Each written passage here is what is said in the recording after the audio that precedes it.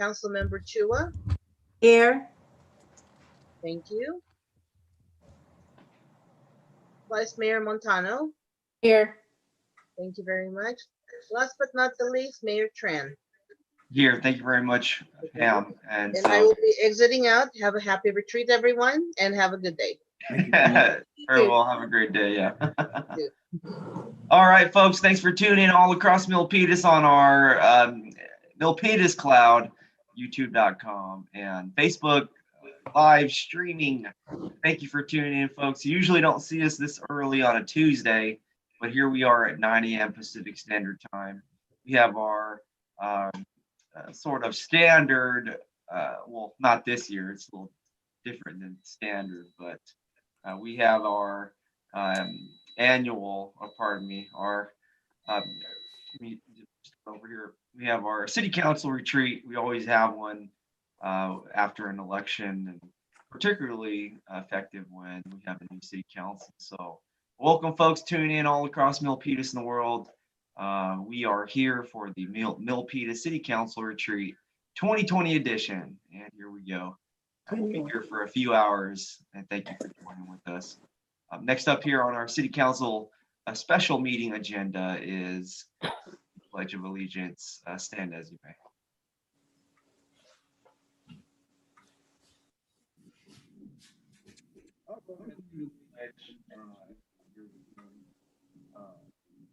This reminds me of being in my old Milpitas Elementary School in the morning when you're doing the pledge. Really great. Again, I pledge allegiance to the flag of the United States of America, and to the republic which it stands, one nation, under God, indivisible, with liberty and justice for all.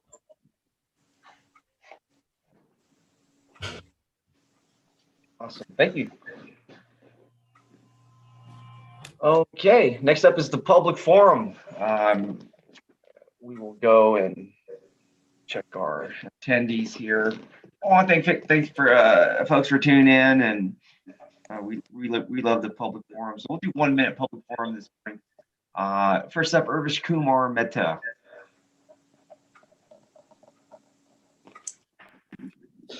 I wanted to mention about the suspension and as well as a restraining order that I've informed to the city attorney, Christopher Diaz, about how the situation transpired since past year with the number of meetings that's been conducted with the open government law that has been implemented as a part of a city council meetings and within the city of Milpitas. With the restraining order and as well as the suspension order is in effect indefinitely. It is to note here that, with the city manager, city attorney, and rest of the staff in present, that with that restraining and the suspension order that is applicable to the entire city of Milpitas, city council, all the rest of the commission, and as well as to the city employee as well, with respect to the misdemeanor and as well as inappropriate behavior shown on the Zoom meeting. I've also informed with the respective bureaus with regards to the same. The matter has been reported to multiple agencies, and I just wanted to mention that it's going to stay there indefinitely until the case is stalled. All right, thank you. Yeah, if that was a little kind of an odd comment, and so if you have any concerns, go ahead and email that to me and or the city council and our city attorney and city manager. I'm just confused there at your public comment. So why don't you go ahead and email me kind of some details if you're looking for me to find a solution for you. Other than that, I can't help you. Okay. All right, let's go public forum here. Thanks, folks, for tuning in. I think that's it for public forum. Thanks so much. Always interesting. Okay. All right, now for the main event for today. I'm actually very happy to be here. I was unable to attend a prior retreat myself due to my previous job with the military, but I'm just here on a Saturday morning, right? Or pardon me, on a Tuesday morning, and so I'm so excited and to be a part of this council. I'm honored to serve alongside each one of my colleagues here.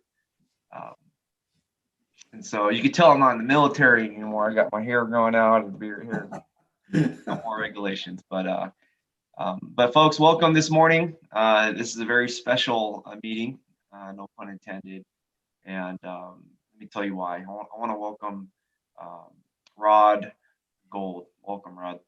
Thank you very much, Mayor. Could we have the PowerPoint, please? All right. Excellent. Next slide, please.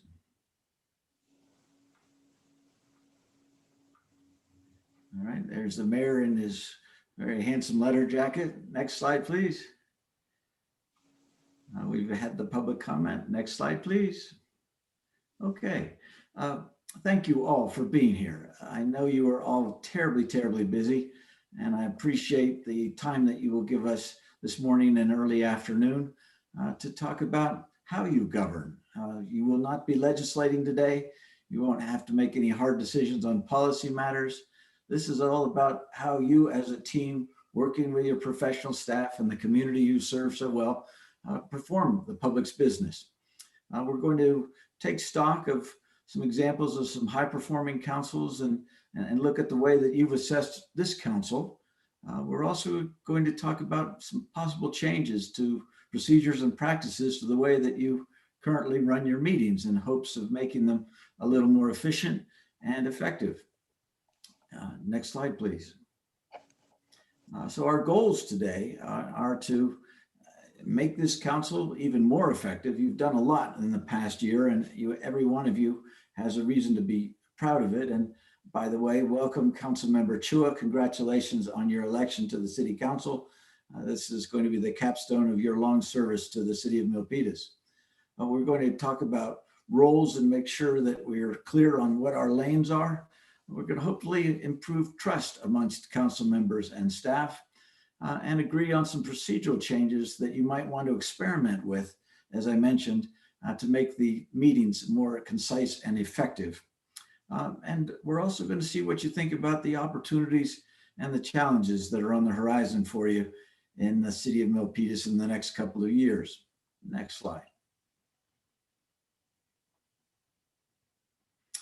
Our ground rules, and you're all familiar with this, but it still bears repeating. Listen to what your colleagues are saying to better understand why they feel the way they do, and it improves the dialogue. Seek consensus wherever possible. Let me know if something's not working for you and I can correct immediately. Assume that everybody's operating with good intentions.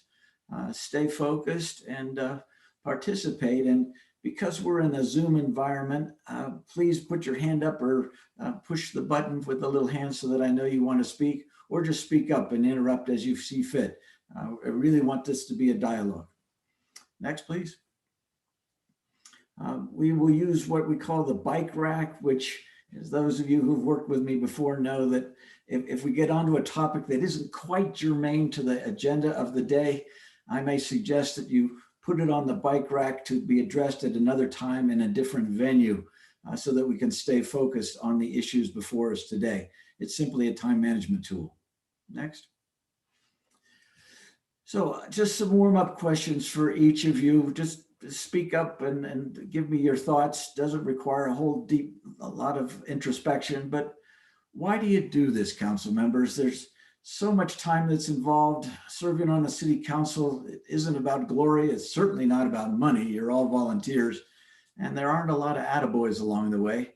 What propels you to serve on the city council in Milpitas? Anybody? I'm trying to get followers on my Instagram. Okay. You got me. You got me. Okay, thank you very much, Councilor Van. All right. Any less facetious reasons why you might want to serve on the city council in Milpitas?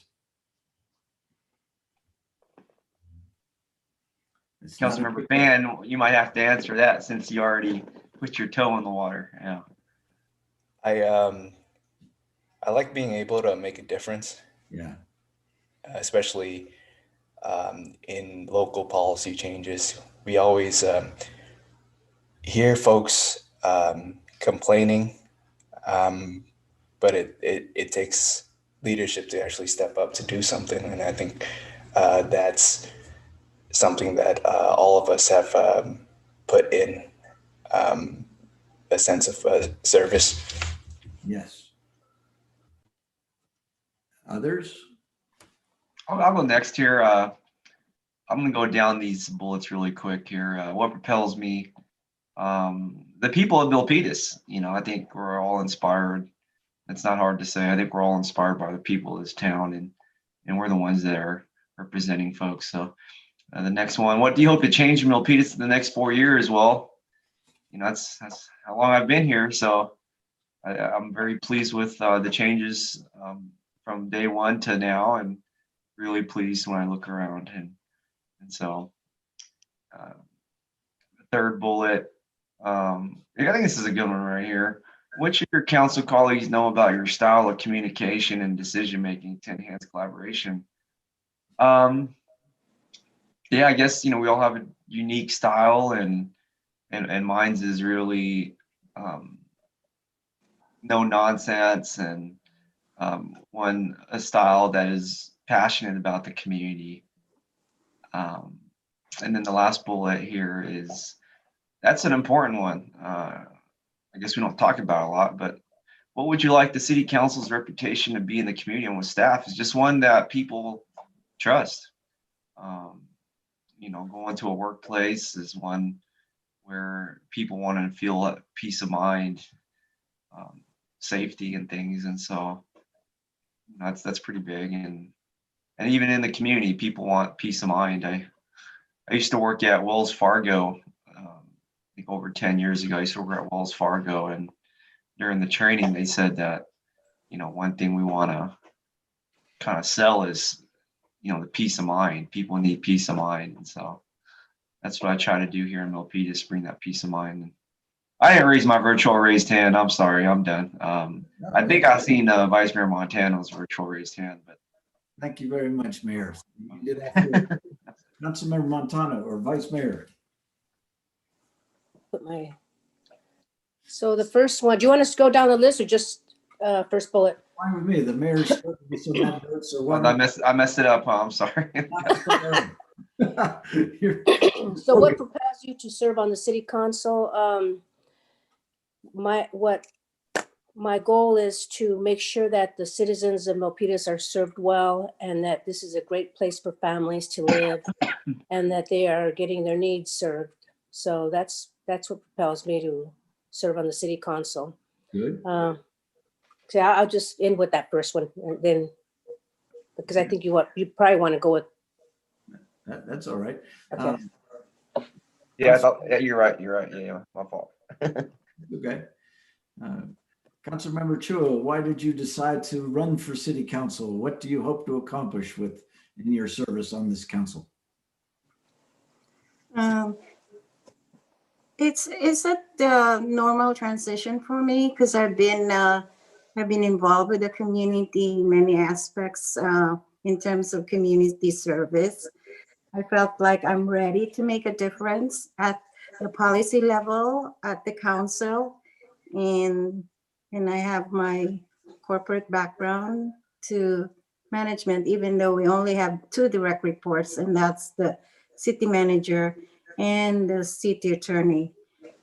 But I feel like at this point, my expertise and my skills and my dedication and commitment are needed at this period in our city. Very good. Thank you. I believe after interviewing you, you're going to be a fantastic addition to this city council. Councilmember Dominguez, why do you spend all these extra hours in your week on top of 2 jobs and raising a child? How do you justify all the time spent on the city council?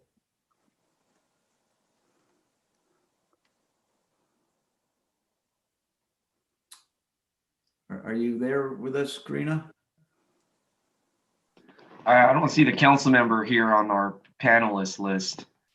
She was with us, and I don't know what's happened.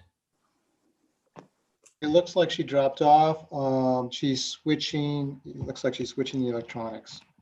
Okay, So we'll return to her. all right.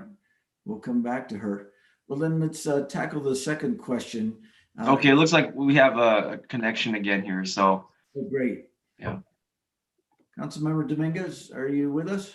I'm back. I got lost in cyberspace. I apologize. That's okay. That's okay. Could you summarize what propels you to want to serve on this council, given all the time and the controversies and so forth that come with service at such a level? Why do you do this? Yeah, my reason for service really is the people. I believe that policy helps strengthen our community and ability to lift every individual that lives in Milpitas up. And so that is my why and why I wake up and do this every single morning. What do I hope to change? The sense of community. I hope that we are more united.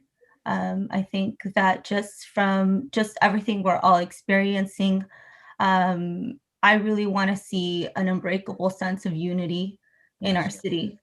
And that's something that I will do whatever I can to make happen. And that's even starting here. And so I'm really excited that we're doing this because I do believe that it starts at the top.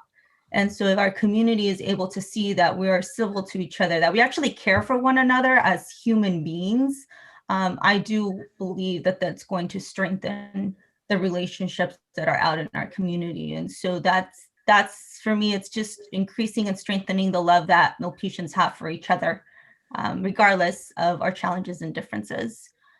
What should your council colleagues know about my style of communication and decision-making to enhance collaboration? I think it's obvious I am very passionate about what I do. And I'm very passionate about people. And so I always tie policy to people. And so I want my colleagues to know that I respect you and I don't like wasting time. And so for me, when we waste time, that's disrespect. And it's not personal. It's just, I don't feel that we, personally, my style of communication is time is production, time is relationships.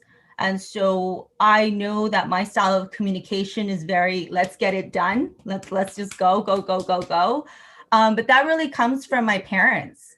My parents worked 3 jobs while I was growing up. And my parents always showed me that work ethic is time. And so if you wanted to respect somebody, that you respected time. So that's not something maybe even my colleagues on this council know, but you know, from a very young age, I had to really help my parents move forward. And time was money in our household, and money was our survival, literally. And so I started working when I was 12 years old. So that concept really got ingrained in my head. And so I know that sometimes that could be different for other people, but I just want folks to know that that's where it comes from. What would you like the council's reputation to be in the community? I would love our city's council's reputation to be that we are unbreakable and that we care about one another. That is what I would love our city council's reputation to be, that we're changing the way that this usually looks like, that we're one family and it starts here. And so that's my hope, that we could have that with our community, with our staff, and with each other. Excellent. Thank you very much, Councilmember Dominguez. Excellent. Councilmember Chua, if you're successful on the council, how would you like to see things change in Milpitas over the next 4 years? What do you hope will change? I hope as part of this council, we'll be able to see more affordable housing, more ADUs, effective long-term and short-term solutions to our homelessness. And I know a lot of us and all of us are passionate to do something about that. Revitalization of Main Street, our being able to to have more ADUs, like I said, and the maintenance of parks, and all the stuff that we as a policymaker should be looking at. And I hope that even transportation, all of these issues, more parks, more recreation for our residents, that, like the mayor said, that they feel safe, they feel happy, they feel that they found a home in Milpitas. Lovely. Thank you. You're a new member of this council. What would you like your colleagues to know about your style of communication and decision making, Councilmember Chua? I'm analytical, so my decisions are based on facts, and I don't make decisions before the hearing. I make all my decisions at the dais. I listen to everybody. I try not to put my thoughts or opinions beforehand. And my communication style is, I'm just direct, and I think I'm funny somehow. You know me better. So, but I'm pretty much a straight shooter. Yes. In my own way. I like that. All right. And what would you like the reputation of this city council to be in the community, Councilmember Chua? How would you like the people to view the five of you doing your jobs? I think it would be good to have a reputation of being credible, like everybody said. Being a credible council members, being a respected council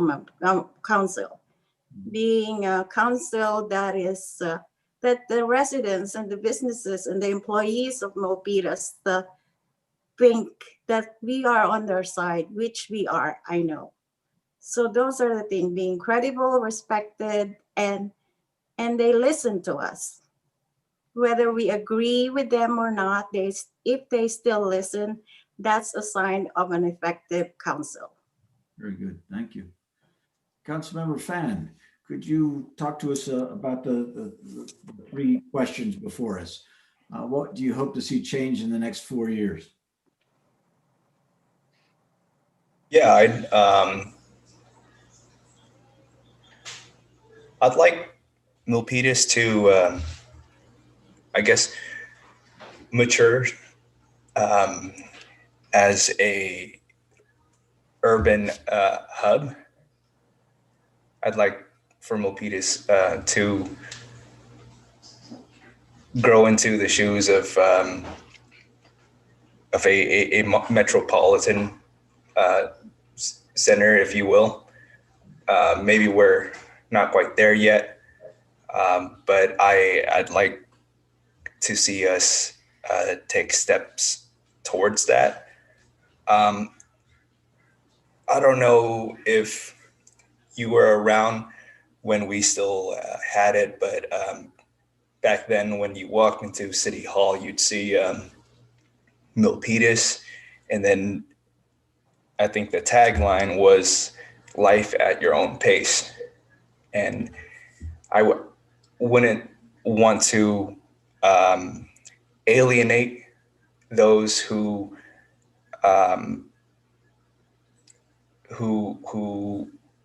believe in that as a model. Certainly, we want to be welcoming for all demographics, but I do think that there's so much potential for innovation for us to really take the charge, and ultimately, when plans were discussed a very long time ago for the transit center, I think a lot was spoken as to the kind of potential that we have here and why people should invest here and why transit should be here.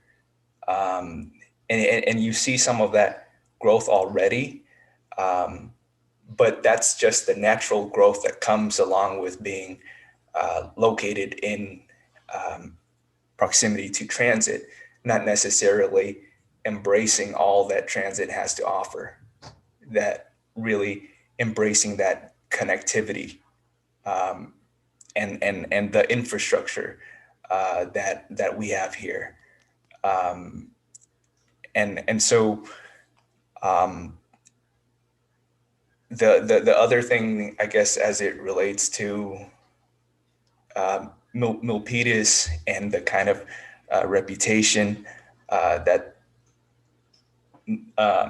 the city council, that the city should be reflecting, because it's interconnected. What the city council does reflects on how people view the city. Because at least for me, when I attend meetings in intergovernmental agencies, and I see other council members, they often refer to cities interchangeably with in the context of city councils. So, you refer to a city in the peninsula, and somebody can go, "Oh, you're doing work in that city. That city council's nuts," and it's even though the context is pertaining to the city as a whole. And so I think that we should really strive to be a proactive city council that actually gets work done. I've seen city councils that have plenty of heated, passionate policy exchanges, but in the end, the debate is actually productive and results in very good public policy where multiple sides are considered, where colleagues can be on the opposite end of the aisle, but still shake hands and eat lunch afterwards. And I see the potential for us to be there. There are glimpses of it from time to time, and every time I catch it, it fills me with optimism. I'd like to hold on to that. So I guess what should my council colleagues know? I am willing and will always be willing to work with anybody who is also willing to work with me. Even if, even when times get really heated, even when we might not see eye to eye on a lot of the big issues, the thing for me is I don't take a lot of the items personally, and I will try to help my colleagues grow and achieve their goals, and be supportive to the extent that it doesn't conflict with my fundamental / philosophical Principles. More and moral compass. Ultimately, if it doesn't conflict all that, or rather, if it doesn't conflict all that much, I'm open to working with you so that we can get something done, so that you can get a win, so that we can all have a win and move forward. And so, with that, I extend that offer to every member on the council. I guess it may take time to be accustomed to my style of leadership, but in time you will come to appreciate it. Right, Rich? I have no doubt. That's great. Thank you very much. Yes, Anthony. Yes, I'm here. Yeah, right on. And just to say a couple words here. Anthony and I have, been with each other now on our 5th year together, and so I don't share that time frame of a relationship with anybody else on the council, just because of the timing of when we came into office. And we've been through a lot. And for Anthony to say all that, he really means it, because we do work together on things we've done. I mean, it's been great. And Anthony, and Councilmember Fan, I applaud you for doing all the things you need to do as a leader respectfully. I appreciate you. So, Rod, yeah. Thank you. All right. Did I get everybody's comments here? Vice Mayor Montano, did you answer all of the questions? I didn't answer them. Okay. So, I only answered the first one. I great. think Evelyn, yeah. So I can answer the second one. Please. So what do you hope will change in Milpitas in the next 4 years? I'd like to see the transit area come to fruition in a balanced, efficient and effective way where it won't impact the residents so much. In terms of traffic, I think we need to have a better traffic circulation in the city.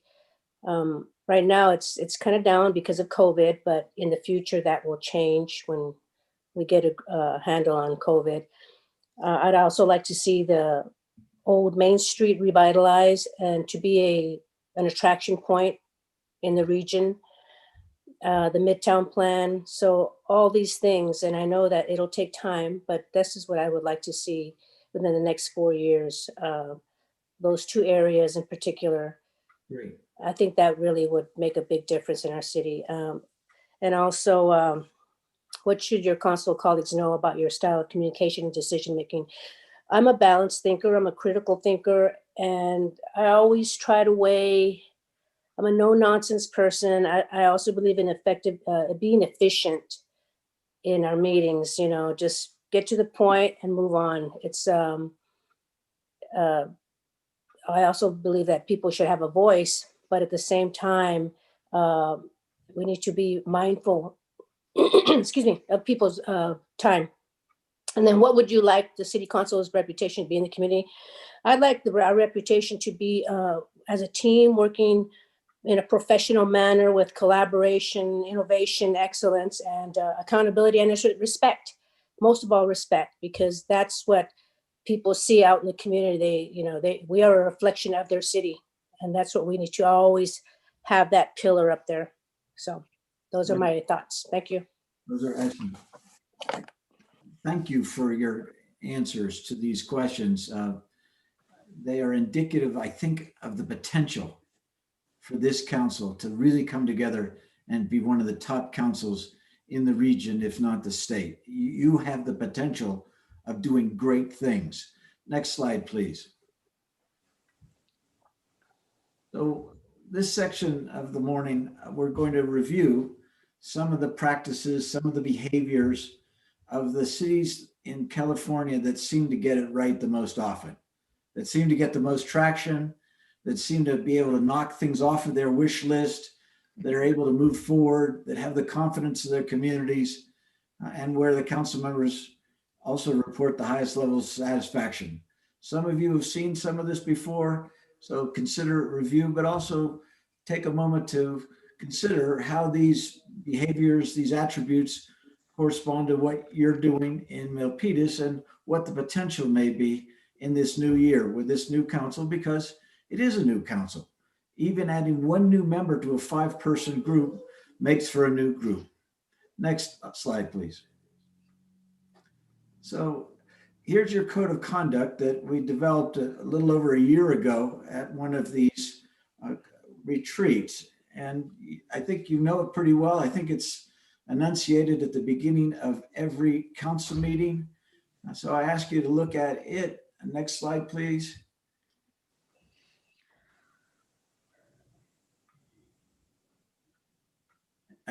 Okay, well, that's fine. So you've seen the code of conduct. Question for the group. Could we go back one slide? how are we doing upholding the code of conduct in the meetings that we're holding currently in this new year? Are we reflective of this code? I'll go ahead here and jump in. Yeah. Thank you for asking the question. I think generally we are. I think it's funny. The first bullet, I'm always on an electronic device, laptop, iPad, iPhone, microwave, but but I get the point of the first bullet. But I don't mind. Obviously, my colleagues, every person maybe, and sometimes we're looking at the agenda on the iPad, and so I don't mind that too much. But yeah, back to you, Rod. Yeah. Mayor, maybe now or a little bit later in the agenda, Chris may have some information for you about a change in the law that makes this item on the code of conduct that much more imperative, and why it's really important that you pay attention to it, because there can be pretty serious ramifications if you don't. And I think you're going to get more and more public records requests that are going to get into this area. So just be real cognizant of this. Rod, and I might share something now just with the council. I mean, the reason this is really on the code of conduct, it is legal compliance. And, I've obviously looking at Zoom, I don't know what every council member is doing on camera, but, sometimes there's that impression that there could be texting going on, emailing going on. Under the Brown Act, when you're in a public meeting, the public has a right to know everything that you are using or learning to base your decision on. On top of that, if you're communicating with council members or staff during the course of a public meeting through text or email, in my opinion, that would be improper, because the public has a right to know everything that's transpiring as part of that public meeting. On top of that, for land use matters where there is a due process issue, where we have to give essentially the property owners involved due process rights, which is notice, an opportunity to be heard, and impartial decision makers. If you are researching, let's say on your device, to learn more information about the project, and you're not sharing that with any of the property owners that are involved in the application, the risk is that somebody could try to overturn whatever decision you make on the basis that you were using extra evidence outside of the hearing to learn information. And anybody could figure this out pretty easily, because all they need to do, as Rod indicated, is make a Public Records Act request to the city, basically asking for all your communications for that period of time during the course of the council meeting. And if there's any evidence you were communicating with a council member, that would be argument to be a Brown Act violation. And then I think if it's a land use matter, you run the risk that somebody could try to overturn our decision. So I think, this is here truly for legal compliance. I think if you wanted to text your family, just look on your personal Facebook just to see what's going on. I mean, all of that is fine. But if you are truly getting into a posture where you are getting extra information outside of the hearing, or you're communicating with your council members or staff during the course of a meeting about an agenda item, it's really legally improper. And I would worry about what the repercussions would be for the city, and then just kind of the optics for the council if somebody was to make an issue out of that in the newspaper. Thank you, Chris. All right. Any other comments on how the code of conduct is being upheld or not at council meetings? Well, I'm sorry, Councilmember Chu, your hand is up. I just want to make sure that I give you the floor. I know if you want to speak before I talk. Oh, thank you. Okay, no worries. I just wanted to definitely acknowledge that. I think personally, the first meeting of this new council actually did really good. I would say we did better. I think we could always get better, but I felt really good after our last council meeting. I did feel that we were applying this new code of conduct in a very different way. And so the energy, I also felt, even if it's through Zoom, that was different. So I'm definitely hopeful that we will continue to keep ourselves accountable. I know I'm trying my best to just put my, those electronics that I don't need, just putting them away. And it's hard sometimes, but just whatever I don't need, just putting it away, and really listening to understand is definitely something that I did see in our last council meeting. So I definitely appreciate all of us doing that. I appreciated each of us really pushing ourselves to say yes in policy issues when people had ideas across the board. So I felt that was different. It's not something that I felt and that has been really practiced before. And I actually appreciate the sense of humor that was at our last council meeting as well, from at some point from all of us. So meeting one, I do believe that this is starting to happen. So I appreciate it. Thank you, Councilmember.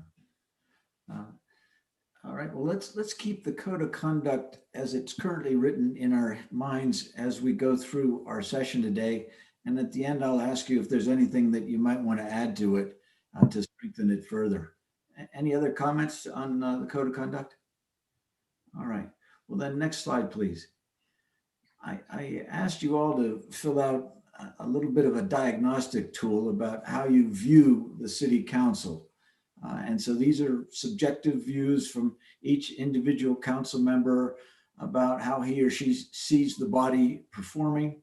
There was quite a variety of views on these attributes of high performing councils. On the question of whether or not the council develops a strong partnership with the city manager to govern, there was disagreement. Some say, yes, we do that all the time. Others say sometimes, others are saying rarely. So there's pretty strong disagreement there. Similarly, about whether or not the council members act with civility and the highest level of professional decorum, pretty strong disagreement with that statement. There's a feeling that not always does this city council show the level of respect and compassion to one another that you would expect, and that some of you have already referred to as your goal, your aspiration. As to whether or not there's clear agreement that it's the council that is in the driver's seat on policy, and that the manager and staff are responsible for carrying out the council's direction through operations. There's more agreement there, but still there's some disagreement about whether or not that division is clearly understood by everyone on the council. And there's also a little disagreement about whether or not the council establishes clear goals and priorities, which is a sign of generally a high performing legislative body. Next.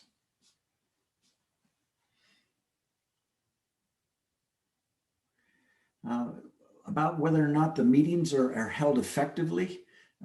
There's a strong sense that the meetings haven't been all that effective in recent months. There's some question about whether or not everyone comes prepared for those meetings, meaning doing the reading, asking the questions ahead of time and so forth. So there's some room for improvement there. Next, please.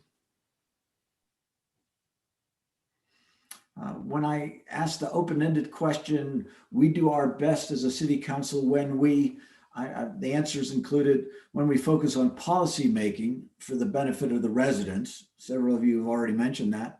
When we leave management and supervision to the city manager and city attorney, and when we treat each other with respect and act as a team, that's when we're at our best. What we could do to improve as a city council, you're telling me it's focusing on issues rather than personalities, and improved communication and preparedness, and again, focus on civility and moving the meetings along to be a little bit more efficient. That's what you tell me. Reactions to what I'm showing you here based on this limited survey of the city council. Anybody surprised?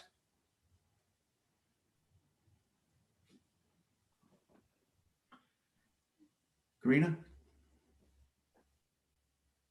You're muted. Sorry, no, not surprised. Anybody else? Anything here jump out at you? I want to tell you that what didn't come out in the survey, but does come out in the interviews that I get to do with you periodically, is that to a person on this council, every one of you is passionate about Milpitas. Everybody really cares about this community. And more importantly, you know that that's true of your colleagues on the city council. You give each other the benefit of the doubt of wanting to do the right thing. You're not about trying to, prepare yourself for the next elected position. You're trying to do the right thing for the community you serve. And you recognize that everybody else on the council is trying to do the same. That's a strength. And I think it's something that you can build upon and will help you in the year to come. Next slide, please. So why is it so important that you develop these relationships in order to govern better? Well, it starts, as somebody said at the top, with the mayor and the city council. And I've found that in my career in 5 cities, it starts and ends with the city council, the elected representatives of the people.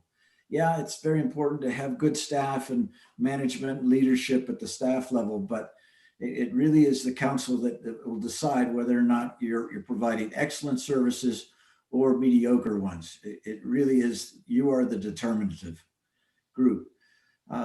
Meaningful communication is honest, direct, respectful, and proactive. That's, I think, self-evident, but it bears repeating. Keeping to your roles and fulfilling your expectations of those roles and staying focused on that is really, really important. When council members start getting into other people's roles, then it creates dissonance in the organization, it wastes time, it creates conflict. Fostering the mutual respect and building the trust that you were talking about earlier, that's essential. And being absolutely strict on ethics and all the laws involving ethical behavior is really important. And then lastly, especially in this time of such turmoil across the nation and in California, to the extent that you can do this job well, that you can govern Milpitas well, you will help build confidence in local representative democracy at a time when democracy is in question, some say even under attack. If you can model for your residents and those in the area a local government that works, then people will give you the benefit of the doubt that, yep, I might not have agreed with that last decision, but they're in it for the right reason. They're trying to do their best. I support my local council and city. Next, please. So here are the 6 attributes of the high-performing cities according to the Institute for Local Government. They've studied the 482 cities in California, and they've tried to figure out which ones have the highest batting average. And here's the secret sauce, folks, and some of you have seen this before. This business that you are really working as a team in partnership with the other members of your city council, with your city manager, and your professional staff to serve the wider community. Instead of individuals jockeying for position, trying to win at the expense of others, or worrying about the next election, instead trying to figure out how we all can get it right for Milpitas, that's absolutely critical. The respect for roles I mentioned, we're going to go into that a little bit later. The civility and respect for one and all, respect for one another, respect for the residents that come forward to speak to you, even sometimes when they can be less than civil, respect for your city staff. We're going to talk about how you can let the manager know if you're not happy with performance of staff, but you certainly don't want to do it at a public meeting. Conducting effective meetings is one of the hallmarks of the cities that seem to get it done. And holding each other and your city manager accountable. That code of conduct that you adopted, Chris can't enforce that. Steve can't enforce it. It's really up to each of you to decide whether or not you're going to hold yourselves and your colleagues accountable to that code of conduct. That's absolutely critical. And then given how much it's moving in local government these days, how the various functions are evolving, the new technologies that are coming out, new issues that are popping up all the time, making sure you take part in trainings, you're learning, you're listening, you're reading, you're on the webinars, you're building your knowledge base. these are the 6 things that make for the top councils in California and across the nation. Next, please. So when you ran for city council, yeah, please. Oh, I thought somebody was making a comment. All right. When you ran for city council, you were involved in an individual sport. It was all about you. You were running to say, good people of Milpitas, if you elect me, I'll get this done. If you elect me, I'll stop this from happening. It's all about me. Well, I think as you all have figured out, none of you can get anything done individually on the city council. 0. You don't have the authority. You have 1 vote. Even the mayor, as the leader of the council, has 1 vote. Unless you figure out how to persuade other members to work with you, you can't, everything is just stalled. It's all individual agendas and it's a lot of noise. So how you work together, how you collaborate, how you build those relationships is absolutely essential. Next. And the good news is that you're getting a lot of stuff done in Milpitas. Your city manager is going to talk a little bit later about some of the things that have been accomplished recently. And again, on the 26th, as part of his performance evaluation, this city is getting a lot done. And the more that you get done, it's success begets success. And everybody can look good. Everyone can bask in it.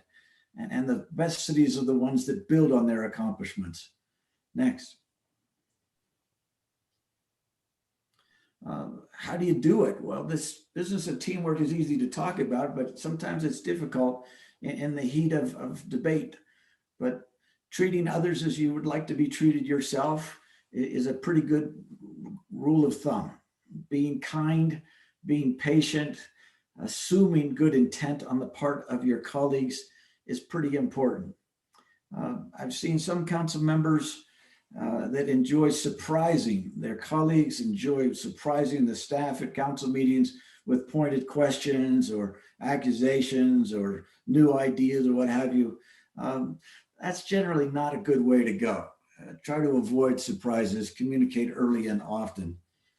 Squabbling and personal attacks just drags down the public dialogue. The public is watching, and if they think that this is the way the council treats each other, then they think that it's fine to come in and attack the council members in person or electronically, and it just coarsens the public dialogue. You don't need it. Try to avoid it at every cost. Stay on the issues. Be hard on the issues. Be gentle on the people. As you often do, stay fairly formal. You know each other. You've all known each other for years, but calling each other by your titles and so forth while you're at the dais, while you're legislating, is considered to be a best practice. It shows respect. Next, please. As you figure out your colleagues and their different ways of absorbing information, of communicating, of decision-making, figure out what it's going to take to help everybody come to a decision. It's small group decision-making in a bubble at the council level.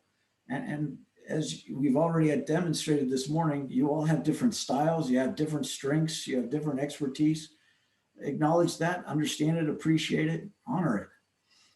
And again, make sure that while you're respecting each other, you respect your specific roles. We'll talk more about that in a bit. Next. I'm speaking for the city attorney here, but listen to your city attorney when he advises you on the laws and the rules regarding ethics. Be patient. Sometimes somebody will say something at a council meeting. Maybe it's during public testimony. Maybe it's somebody says something at the dais that just pushes your button. Bite your tongue, count to 10, recognize that this is not the time to flame the person or to put them in their place, because you've got 6 more issues on the agenda that night and hundreds more in the coming weeks and months. Pick your battles carefully. Be willing to compromise. Councilmember Fan was talking about how he wants to, go along with everybody as long as it doesn't compromise his principles. Take the long view. It's not only about the short-term fires burning in Milpitas, it's about the benefits to the community 4, 6, 10 years out for the next generation. You guys are making big decisions in many cases that will affect a generation or more. So be strategic. Don't just get caught up in the weeds. Think long-term, big picture. And then when you're trying to figure out what to do, and Councilmember Chua says she keeps an open mind. She does her homework, but she keeps an open mind to listen to everybody. That's really good. If you're not sure where to go, if you're not sure how to come down on an issue, think again about the values that you expressed as to why you ran in the first place. And if you put the community first, you're going to do just fine. That's your North Star. It will always guide you. Next, please. If you're new to the council, Councilmember Chua, don't be afraid to ask questions, listen. There's a lot to learn. And you served on the Planning Commission and other commissions. The council is a whole new deal. So get the lay of the land. Each of you could do better to build relations with one another. Now, I recognize that that's hard under the Brown Act. And Chris is right to caution you about too much ex parte discussions. But getting to know one another, trying to appreciate one another will help you when the going gets tough. Be open about why you feel the way you do, but look for opportunities for common ground. I had a mayor once who would drive me crazy as a city manager because sometimes even if there was 4 votes to do something, he would hold off the decision until he could figure out a way to get the 5th person with the group. And I was anxious to get things going all the time, but I began to see that by doing that, taking a little extra time to try to make sure everyone was together, he built the strongest possible team of council members. Even though they were very different politically and personality-wise, he was able to knit them together as a strong team just by looking for ways for mutual wins. And civility is the grease or the oil for the machinery. When we fight, when we insult one another, it's grit in the gears, it grinds, it slows everything down, it can stop things completely. Civility is the opposite. It gets things moving and keeps us together, reminds us of our common humanity. Next, please.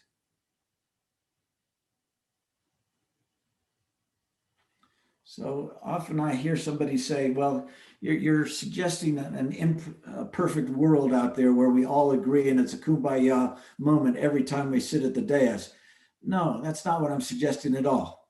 And as some of you have already pointed out in your comments, you can be very passionate about issues. You can disagree vehemently on what the right policy solutions can be to community problems in Milpitas and beyond. But it's how you do it is the critical thing. You know, staying on the issue, acknowledging the dignity of your colleague who may have said something that you just can't understand, can't abide, but you still acknowledge that they're there doing the right thing in their minds for the community you both serve. Making sure that everybody is heard, being as inclusive as possible, finding ways to support people even if they disagree with you, and finding some way in the motion to acknowledge their concern, and always showing respect for each other and the process. That's how you disagree. If you do that, you're going to be well served. It's also going to be more fun, and you're going to show the community that you are together, that you are a team, and that you can disagree, but you do it amicably. Next, please. Here's a big one. How much do you talk as a council member? You know the old saying that brevity is a virtue. It's a double virtue during council meetings because the council meetings go for hours. Everybody's been working all day. They're now tuning in or coming down to the meeting. They want to be heard, but they don't want to listen to every last aspect of a person's thinking. And too often people think that if they repeat themselves, that they somehow make their arguments stronger, or if they increase the volume, that they somehow are more persuasive. It's not true. Being focused, direct, and concise is the way to go. Sometimes if the council's bogging down, asking a question of your colleagues can somehow elucidate why you're stuck and lead to motion. And in a lot of cases, yeah, you'll be able to get to a decision fairly rapidly, but there'll be others that it just takes more time, and democracy is slow, and that's part of the game. But knowing how much to talk is important. I've had new council members say, well, I need to talk on every item so that the public knows why I voted the way I did. Not true. Many of the items that come before your council are fairly routine. And if your colleague has said something you agree with and you don't really need to add anything more, you can simply say, I concur with council member so-and-so. And that can be sufficient. Now, there are certain big issues that rile the community and take a lot of time and discussion. It could be around homelessness or affordable housing or some big gnarly issue like that. When it comes time for a big decision, yeah, each one of you is probably going to want to explain your thinking, but again, tighten it up, get to the main points and get off it. And your colleagues and the public will appreciate it that much more. Questions on this? I appreciate you touching on this topic on this slide here, Rod. I personally think 15 minutes at a time for the microphone, if I may say, at a time is pretty solid enough. And so there have been times in past, that and myself, I could be guilty as well in terms of, kind of stretching the dialogue, particularly in times where there's a very important or sensitive item on the agenda. I feel like there's sometimes a natural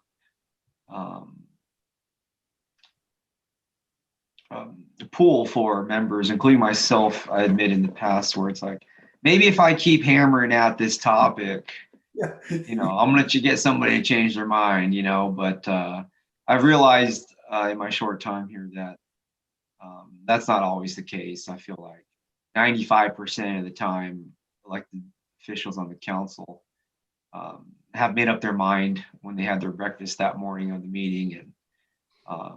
And even as us sitting there on the dais, I think we all have a sense of when there's a person that is in between a decision. And so I would just say, for me and for anybody, if things are kind of set in stone, just kind of let the,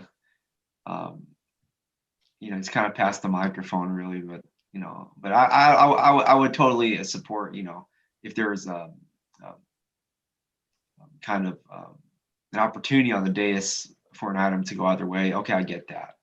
But anything past 15 minutes for me is I don't know. I think it's excessive. But they say quality over quantity, but it's a hard thing. That's what we're talking about right now, because this is our job to put words out there that are meaningful. So it's a hard one. Thanks, Rod.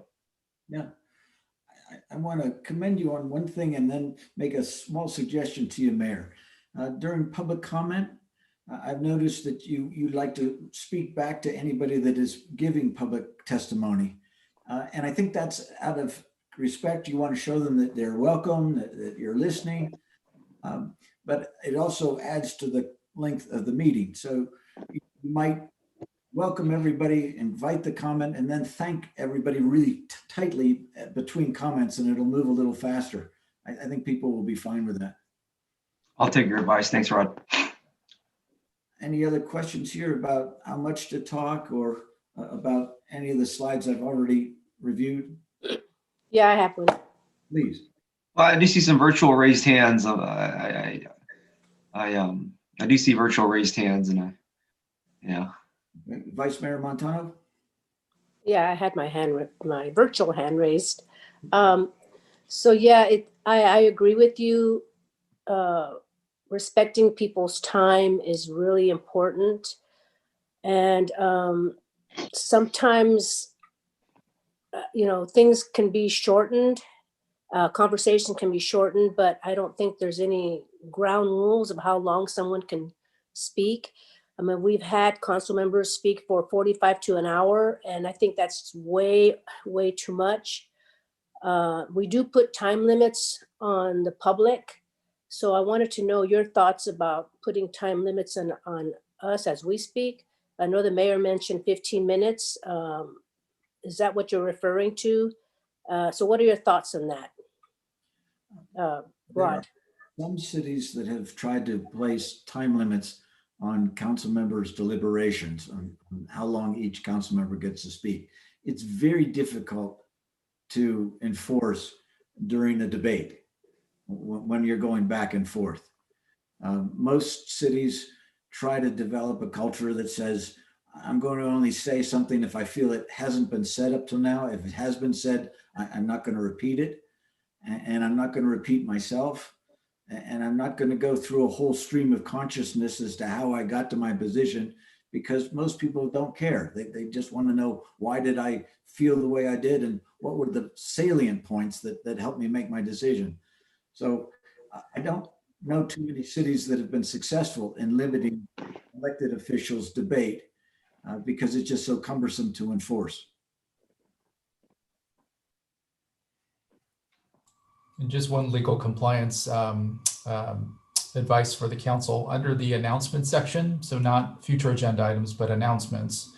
You are limited to the same exact time that you provide for general public comment. So if the mayor reduces the time down, the council under the open government ordinance does need to stick to the same time limit for announcements. But I know this topic is a little bit broader, but I just wanted to note that.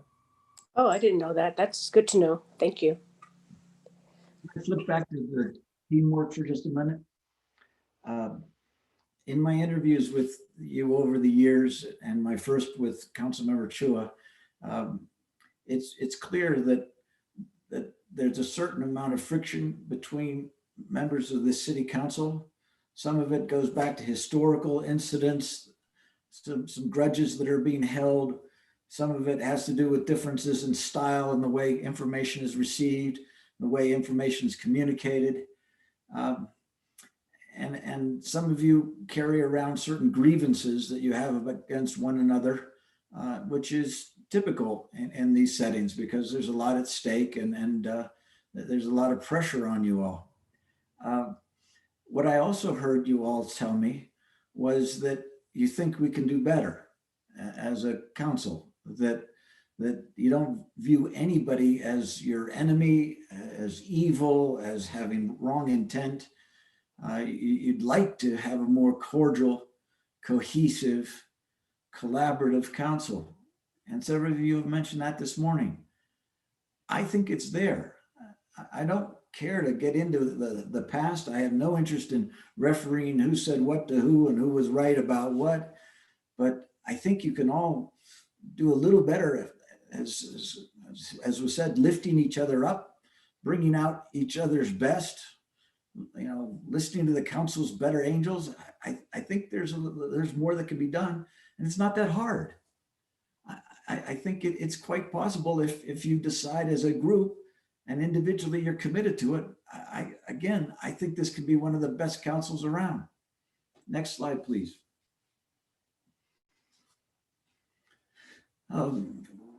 Rather than worrying about what somebody said about you or what appeared in social media, if you focus on the issues, ask clarifying questions, think about how you have joint interest. Too often we get hung up on the means to the end, and we lock down on our position on how it has to happen, rather than accepting that we all want to get to the same place and being open to different ways of getting there. Inventing options that allow everybody to win and not worried so much about whose idea it was and who gets credit. And as several of you said, you make decisions based on objective criteria, on facts. Absolutely. We need more fact-based decision-making in our world, and I'm glad that you are committed to it. Next, please.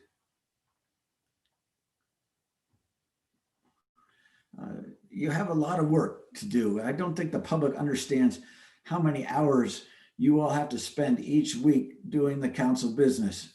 No doubt the council agendas run close to 100 pages with all the attachments and so forth. Then you add all the emails, then you add all of the stuff that's coming across your desk or your laptop each week. It's a lot to read. It's a lot to digest. The best practice, as we've talked about, and is in the case in your code of conduct, is to get your questions to Steve or the staff ahead of time. Get them answered ahead of time. That saves time. It shows respect for the staff because you like being asked the question when the lights aren't on because you could focus a little bit better. We've all goofed up when on camera, when put on the spot and not give our best answers. If we can get our thoughts together, do a little research, give our councils the best answers ahead of the meeting, everybody looks better. Look for alternatives. The one thing that seems to be recommended doesn't always have to be the way it goes. So make sure that the staff reports and the discussion look at the alternatives and be clear about how you want to run your meetings. Have clear rules and policies and procedures. This is something we'll come back to this afternoon. And make sure that when you ask questions of Steve, I'm sure he is committed to making sure that everybody on the council gets the same information. So you're all working from similar information to make your policy decisions. A lot of work here, dozens of hours a week that the public doesn't see. Next.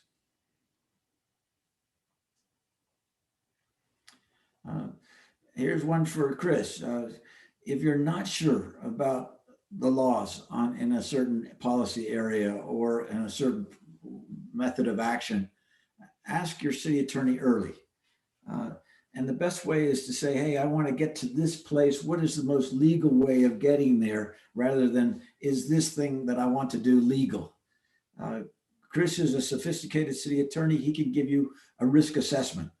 He can look at a range of alternatives and tell you which ones almost guaranteed to get the city sued, which ones are in the gray area but could be defended, and which ones offer very little legal liability. And that's important to listen to as you decide how you want to achieve your policy goals. And as he's already cautioned, be very attentive to the Brown Act. I know it's restrictive. I know it gets in the way of developing strong relations as a council, but the goal is clear. The Brown Act is making sure that the public can see its government in action, can understand how decisions are made. None of this backroom stuff that used to characterize local decision-making in years past. Rod, I would just emphasize with this slide that council, I mean, definitely you're always going to have questions, and I want you to reach out early as the slide indicates, because that's how we can resolve issues before they become problems. And I'm always available. So if there's anything you're contemplating and you just want to make sure that, hey, can I do this or can I not do this? Or, you know, in terms of Rod's perspective, if there's a goal that you want to achieve, definitely reach out, because I'm always here and I'm always happy to talk. He's a critical member of your team. Thank you. Next item, please.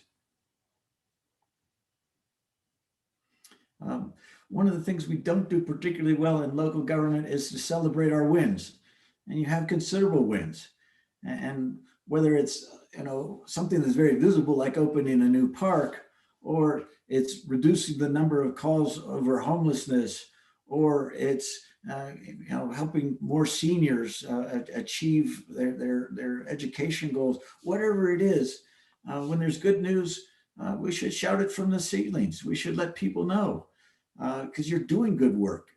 The media is not going to pay attention to your successes.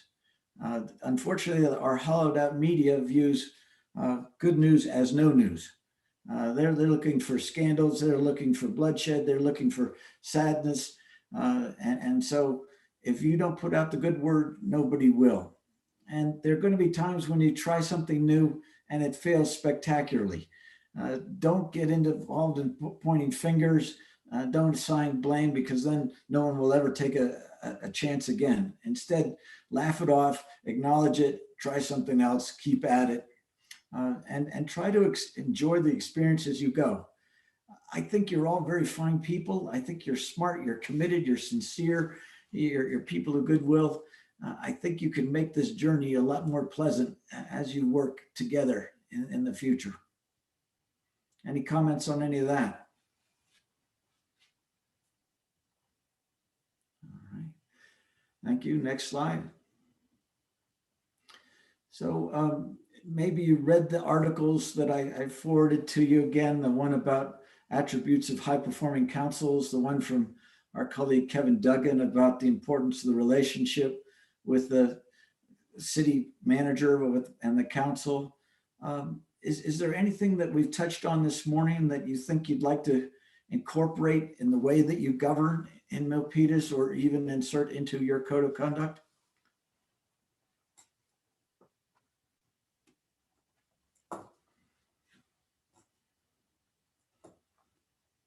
Anthony. Yeah, there's a couple of things I think when it comes to the content that we are, or rather, our process of deliberation.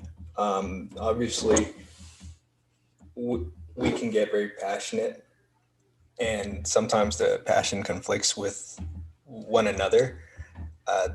That said, I think we should try to make an effort to not interrupt each other. Like, even if we vehemently disagree with them, even if we have been, even if we've spoken too long on an item, or rather, if our colleague has spoken too long on an item, I think going back to, I guess, what Vice Mayor Montano mentioned, about not limiting the duration council members are speaking, but we should be mindful of that ourselves, or try to be. So, if every policy item we set a goal of, let's say arbitrarily 15 minutes, try to keep our discussions within that time frame. But if somebody else goes over it, out of respect, don't interrupt them. And then the other thing is, don't interrupt, but don't interpret either, because I think sometimes that interpretation might be way off, or can come off as disrespectful if it's completely opposite of what our colleague is trying to say. We can all speak for ourselves, and it's we all took the same oath. We can all deliberate. Let's be respectful when it comes to our opinions.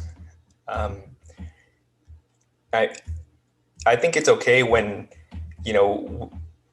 we agree with each other and make or disagree and make references to what one another just said. But there should be a distinction between that and saying what so-and-so, or I think what so-and-so wants to say. Just have them just refer to actually what they said and not interpret it, if that makes sense. And I've caught myself doing this before, and I'll try not to do it. But I hope we can all agree to that, because it sucks when it happens to yourselves. and the other thing is,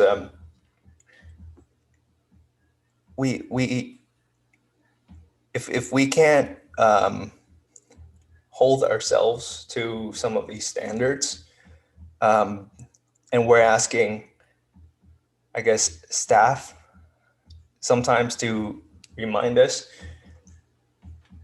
they're objective. We can't get mad at staff for doing their jobs. So if staff chimes in and believes that, you know, what we're saying can, sorry, that's my cat. I don't know if you guys can hear that. But yeah, like if staff is simply trying to guide us to, I guess, follow the code of conduct, you know, let's not get mad at them. But at the same time, let's not ask staff to step in when they can't either, when it's not their role to step in. I don't know if that makes sense. I'm sure you can articulate that better than me. I've only had an hour of sleep, Rod, so bear with me, guys. You're great to be here. Thank you. All right. I think we understand. Councilmember Dominguez, would you like to add? Thank you. Thank you so much, Councilmember Fan, for your comments. As I'm thinking about just some of the experiences that I have had, and I'm listening to you discuss the effectiveness of council, one of the things that I feel for me as one member would be, if you had maybe a list of questions that maybe could help us move in a different direction if we catch ourselves, right? In these little, what I call like potholes, right? That as a team, we understand, for example, right, where like Councilmember Fan just gave an example of, you know, instead of saying, I think that's what she's saying, just literally repeating what that person said and not making an assumption or rephrasing it. I think that's really important because that's important to him, right? And I could relate to that. And I have had to also step back many times and just think, okay, if I say it this way, how is it going to be interpreted? But because we all have different levels of interpretation of anything nowadays, right? A word could mean something different to me than it could be to somebody else on this council. So I was just wondering if, I know like in college, we were able to get some questions, right? Like these are the questions you ask if you get stuck. And I know in your experience, Rod, with council, of maybe, you know, we could see some of the pitfalls that we have had as a council, right? And maybe help us say, okay, if you get stuck, if you want to move in that direction, go back to these questions that could help you enhance that conversation. So then that way, those questions are literal and objective. They're not personal. They're not, and it helps us as council members really, one, take accountability. At least for me, I would like to take accountability, give feedback, and allow me to pause and say, okay, wait, I'm hearing this person say that. I want to move this conversation this way. What is an appropriate question for all five of us that has been presented that's going to be taken in the same contents? Mm-hmm. And I think that would be really helpful because as a member that's been on this council for 2 years and now moving into a third term, I'm learning the different ways of folks because I have different relationships with people. So it's been easier, but it's harder for those that I don't communicate with often, right? So because we don't know each other. So I think for me, it would just be nice to have a question that someone's going to interpret the same way that I'm interpreting it.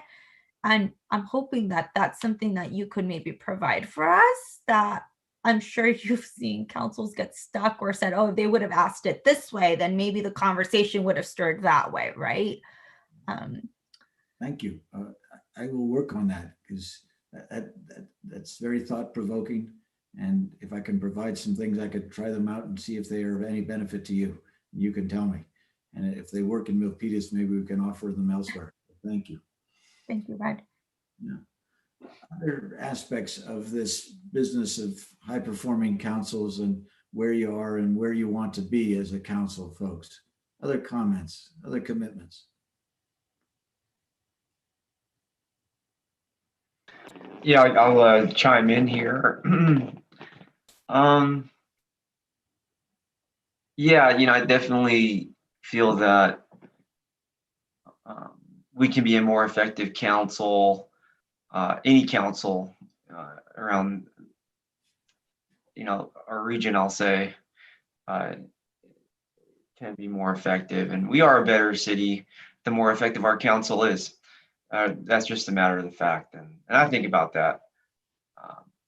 The more effective a council is as one, the better the results for the city. And I've seen councils, I have the unique, I think Councilmember Fan and I have the unique kind of experience where we've seen one, two, we've seen 3 different councils now. We've seen even a city manager position, we've seen more than that, which is interesting.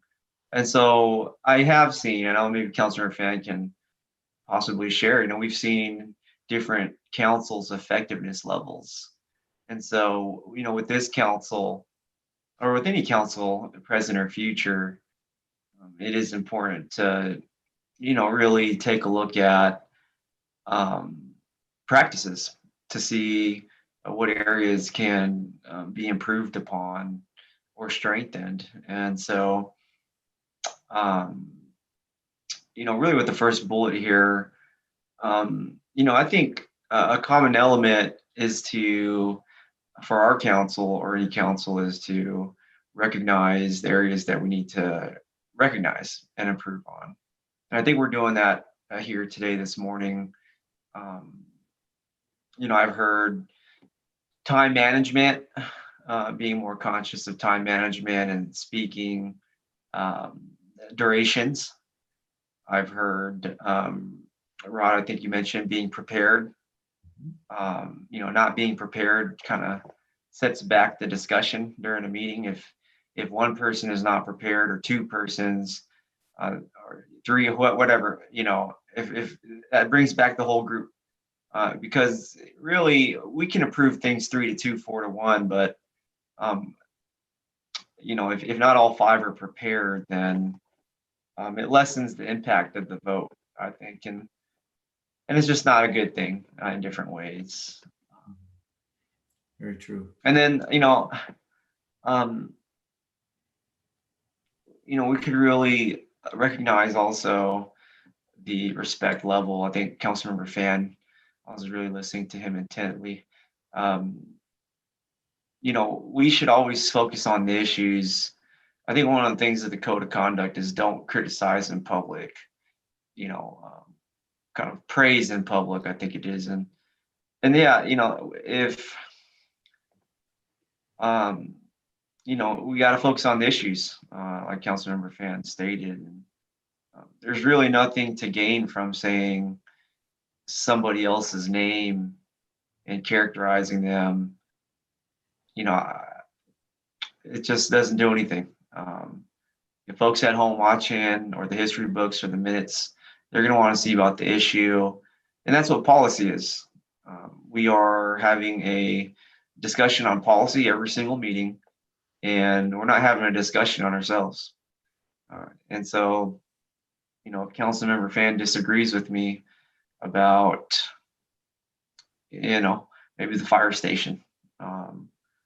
Recently we discussed fire station 2. I'm going to respect Councilmember Fan, and I'm going to hear what he has to say, because it's different from mine. And so anytime something's different from mine, I can always learn to gain. But I'm not going to say Councilmember Fan doesn't care about our, cats that are stuck in trees because we need the fire. because the firefighters are supposed to save the cats and so from the trees. But I'm not going to say that because that's not what Councilmember Fan said. That's not what he said. And he's really focused on the business of the item, and so I think those are the that is one kind of, I think, element of our council and any council. We got to recognize these things, and we have to recognize them and then move forward with something different, a change, an improvement. And then second is here on this presentation, those are the ones I guess that's what I'm talking about. I guess one thing that I would like to incorporate is just, well, it's already in the code of conduct really, but if any of those three aren't in the code of conduct, then maybe it's worth taking a look. In the code of conduct, we can say something about time management, maybe in better words than that, but the other one was praise publicly, criticize, privately. I think that's already there. And then the preparedness part, I think the preparedness part, is that in the code of conduct? If not, I think that should be in there.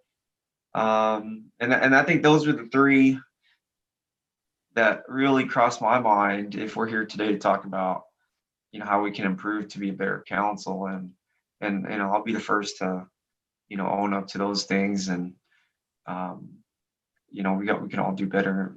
And I know I'll start with myself. So, that's what I hope we can commit to. Rod, thank you. Thank you, Mayor. Others? I see some virtual raised hands, Rod. I'm not sure. I can't see those, so that's not helping me. So if you just speak, I can't see the virtual raised hand, so it's not helping me. All right, I'll go ahead and facilitate here on that end of it. Councilmember Fan. Thank you. Yeah, thank you. I guess something that has sort of helped me navigate is being able to just sort of count the votes as the policy discussion is moving along. And sometimes that is the basis of the duration of time that I plan on devoting to the issue in terms of my own deliberation. So if I see that it's pretty strong support, near unanimous, and I'm opposed to it, I'll likely say very little or nothing at all and just quietly vote against it. That can sometimes be out of respect for my colleagues, because it's an item that I know that they care much more about than me caring against, if you will, or it can simply be that, what Mayor Tran was referring to earlier, where folks already have their minds made up. And I try to read, I guess, between the lines to assess everybody's position on something, because sometimes we'll give clues like, look, I feel very strongly for this, and my position isn't going to change. A phrase like that is, or my position is unlikely to change. A phrase like that can be very helpful to your colleagues. And then, we won't try so hard to change your minds. We'll still make our case, but it's not gonna take like an hour of me going, please, Carmen, please hear me out, and dropping all the bullet points and everything, I, I'll just vote my position. At the end of the day, I think it's also super helpful for us to sort of convey how we feel about a particular issue, and not necessarily just the policy merits. If something is personal to you and you feel super strong about, it's helpful to your colleagues to mention it, so that we don't inadvertently upset you by, uh, speaking against it for a very long time. Because we might be doing that just because we disagree with it, and we didn't know that it meant that much to you.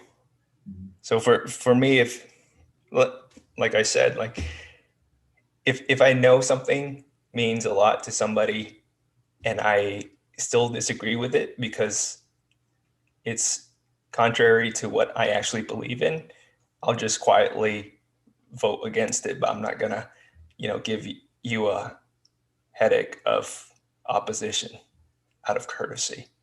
But that's just my personal leadership style. I know everybody else has their own, and it's, I guess, helped me navigate through the different councils we've had in the past.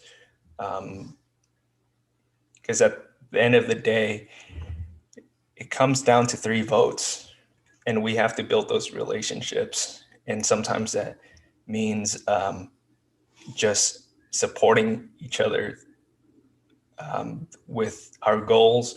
If it doesn't mean all that much, and doesn't, and you can go to sleep knowing that you didn't vote against your values or anything.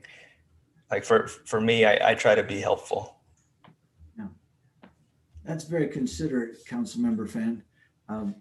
I would just offer, though, that you're all very bright people, and you all see the issues slightly differently, as do members of the public.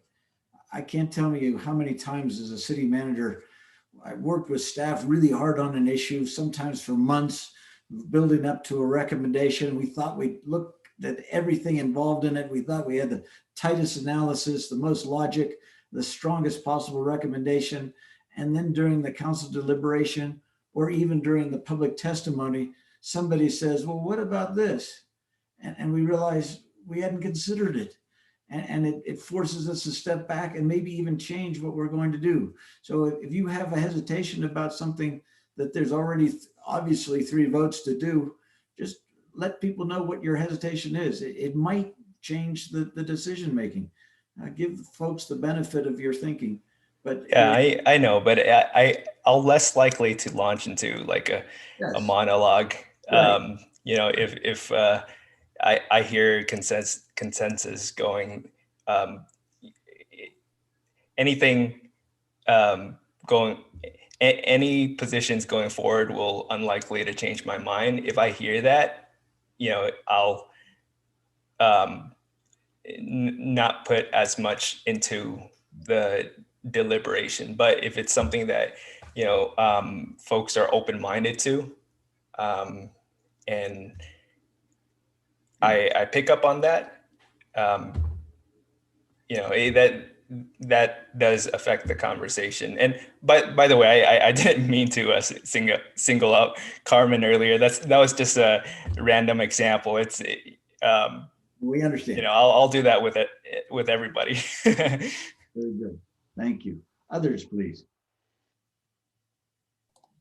Thank you so much. So one of the things that, likewise, I just want to make it clear that for me as one member, I traditionally don't make up my mind before the council meeting. I do try to keep an open mind as much as I can, as long as it's not the item or the conversation is not breaking the law or going against my own moral ethical values.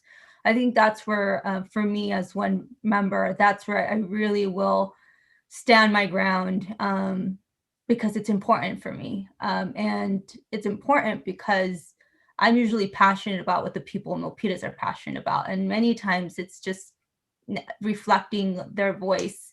Not it's 100% reflecting their voice, but many times when we go into these deep conversations, at least as for me, it's because of the feedback that I have received from Milpitians. And so those are traditionally the only two times that you will see me super passionate about something, is again, when it's, for me, in my eyes, perspective, based on data that it's illegal, or it could get us in trouble in the future as a council body, or that it's going against my ethical moral values. And so with that, one of the things that I do see a void as one member is that in the code of conduct, and this is an exercise that when I used to supervise staff, everybody does things very differently. And so one of the things that I realized is that we have in the code of conduct to praise publicly but criticize critically. But yet we don't have a system for that. Like, what does that look like? Does that look like in an email? Do we agree that if a colleague emails and says, hey, I felt, as a supervisor, and how my supervisor always says, use your I statements, right? To everybody, just use your I statements. So Councilmember Fan, I appreciate your statements because it does help, right? To know what you're thinking and how you're feeling. But one of those things is we're learning accountability for ourselves, is that we can't learn if no one tells us, right? We can't learn if feedback isn't given. So I definitely commit to the code of conduct, but I would also like to know how, as a 5-member council, could we establish some sort of structure where we're going to praise publicly, but if we have to criticize, or if you said something that made me feel a certain way, or how does that get approached? And can we as 5, as a team, adhere to how that's going to happen? Is it going to happen by an email, right? Where that's the way that I have been taught to do, is if something happens, the first thing that I will do is I will send you an email and say, help me understand, what is it that I could do better to help this not happen again in the future, share with me, how is it that you work? So could we maybe as a team establish that if somebody does ask that, you're going to reply back, so that way we could learn what's the model of learning that you want to encounter with this other member? And that's not just for this council. I think that's just with teams in general. I've seen teams when I worked at the state capitol with an assembly member, and this was actually pretty awesome, where what we tried to do is, if somebody did, definitely praise them publicly, but we also did the sticky notes, right? So if one of our colleagues did something good, we would put a sticky note like on their door. And so that just kind of helped. And I know it's hard with COVID, but I also think that maybe sending those emails and saying, hey, I think you did a really good job, doing this. But I also think that there is a gap in that code of conduct because we don't have an agreement, right? It's kind of like when kids at school do the rules for their classroom and they sign them, they take accountability. But I think for me, if you could help us maybe develop, what does criticize look like? How are we as a team gonna agree in doing it? And as a team, out of respect, what is it going to look like in response? And I think that is something that is really missing. And I think if we as 5 of us could figure out how we could make that happen and have a commitment in making it happen, I truly believe this team could elevate into the next level. Because one of the things that all of us is, we work and other things, we have other things to do. but that communication has to continuously happen, and providing that feedback to one another. If we want to make a commitment, a true commitment to that code of conduct, that's where I do see there's a gap in it. And I'm not too sure if maybe you've seen other cities on how they do it, or if there's a suggestion. For me, it's the email, but if you write an email and your colleague doesn't respond, then it's kind of hard, right, to praise publicly and criticize privately if that conversation isn't even happening. Correct. So I'm not too sure how we could fix that. I can give you some ideas, but I saw that Councilmember Fan had his hand up. Anthony, how would you suggest that the council give each other critical feedback when it's necessary? I think there needs to be a forum of, I guess, debrief after council meetings, because ideally, when we feel a certain way, when somebody says something or something happens during a council meeting, we would communicate that with each other, or try to talk it out, and really just express our own thoughts. But because sometimes things can get really contentious, we might avoid those situations. But then if we use an intermediary, say the city manager, that puts him in a awkward position. It's like in the playgrounds when you're mad at your other friend and you go, "Hey Joey, can you tell Andrew to give me my Game Boy back?" And then Joey goes, "But you are literally next to Andrew." So what do? You go to the teacher and Yeah. Right. So if there was a mechanism where we can really just provide feedback, and then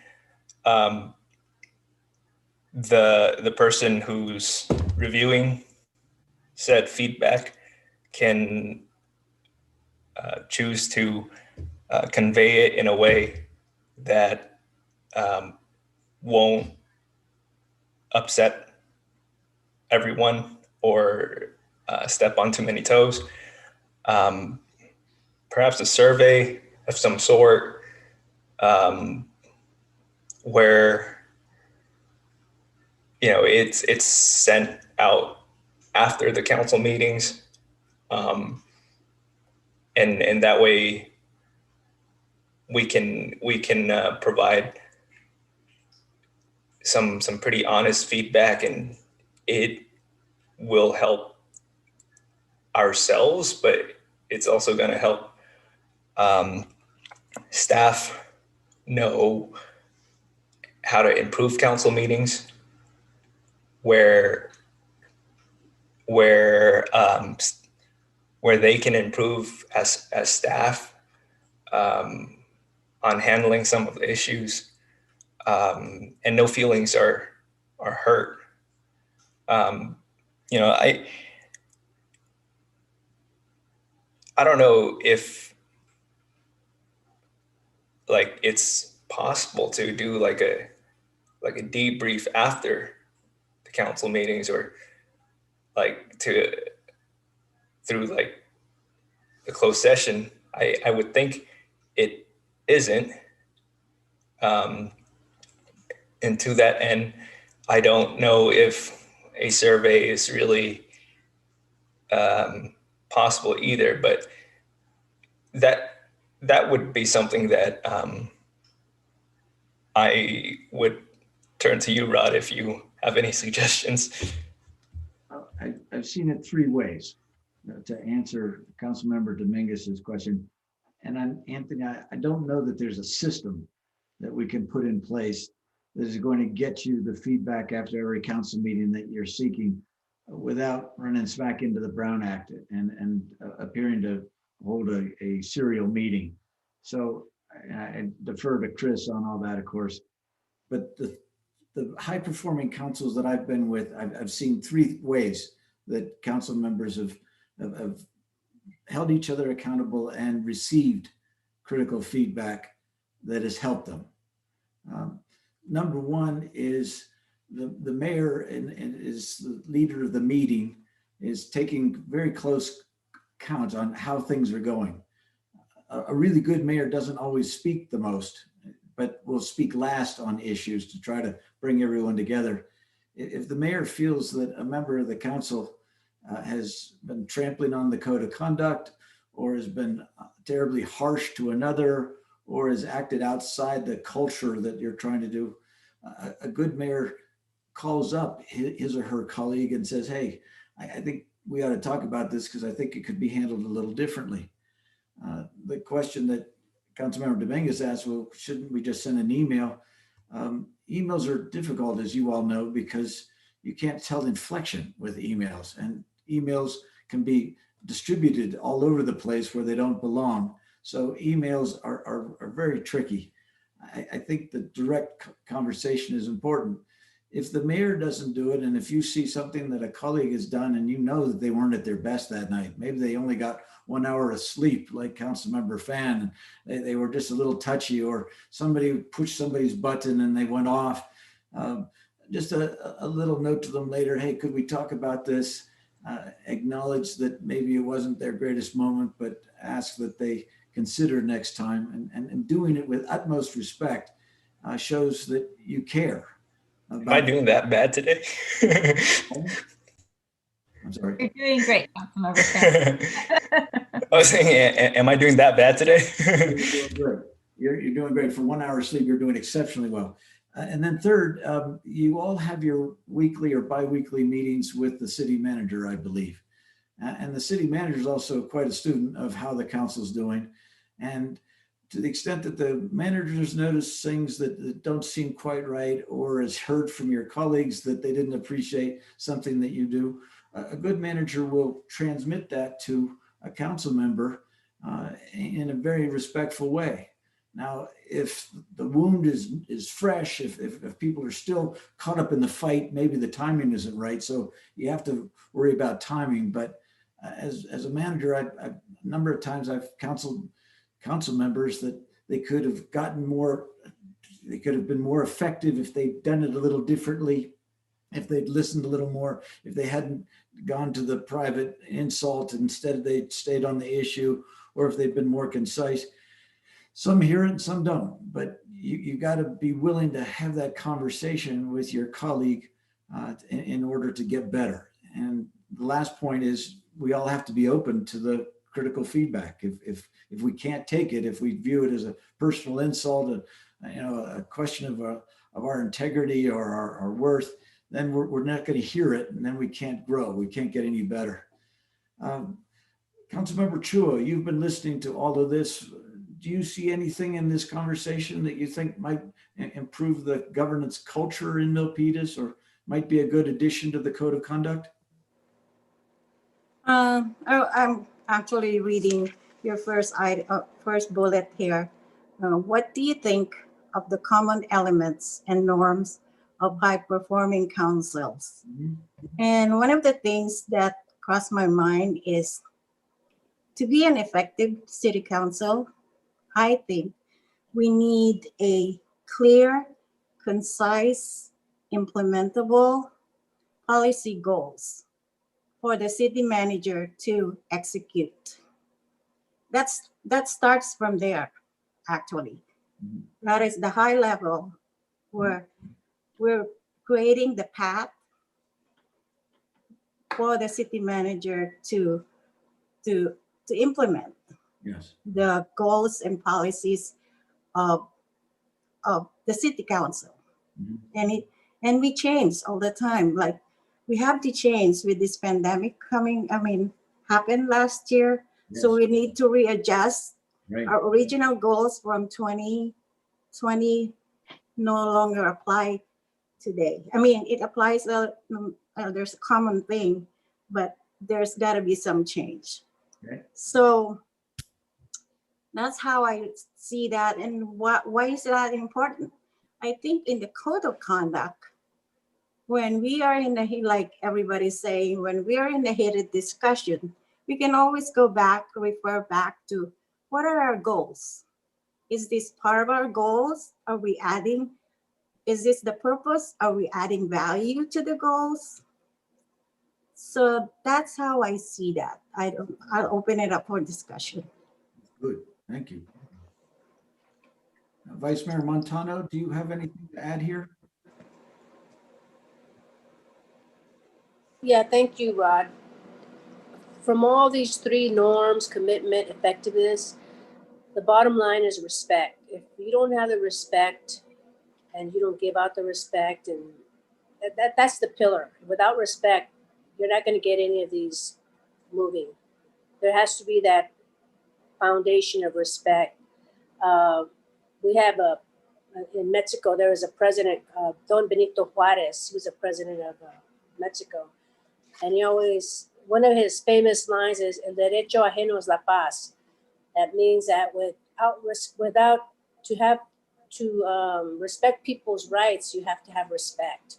And that's the bottom line. So that's how you really make an effective council effective. So that's it. That's great. All right. We've been going 2 hours, folks. Shall we take a 5-minute break? Would that be all right? Yes. Yes, please. Okay, 5 minutes, be back in 5. Okay. Thank you. Say no more. Next slide, please. All right, good. 5-minute break.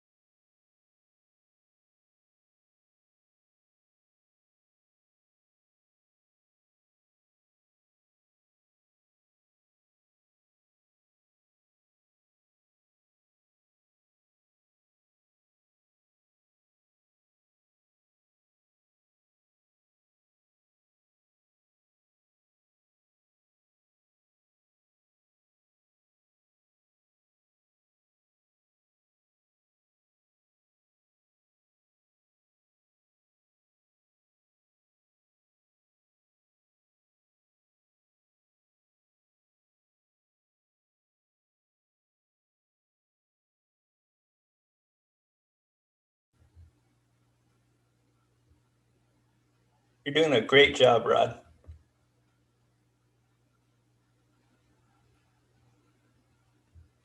Sorry, you're on mute. Thank you, Anthony, and you too, with the 1 hour of sleep last night. You were very cogent, so thank you. Trying my best. Doing great, and thank you, yes, for that. Oh my. I got to make sure that I'm seeing everybody when they want to talk, because I'm missing some folks, so I apologize.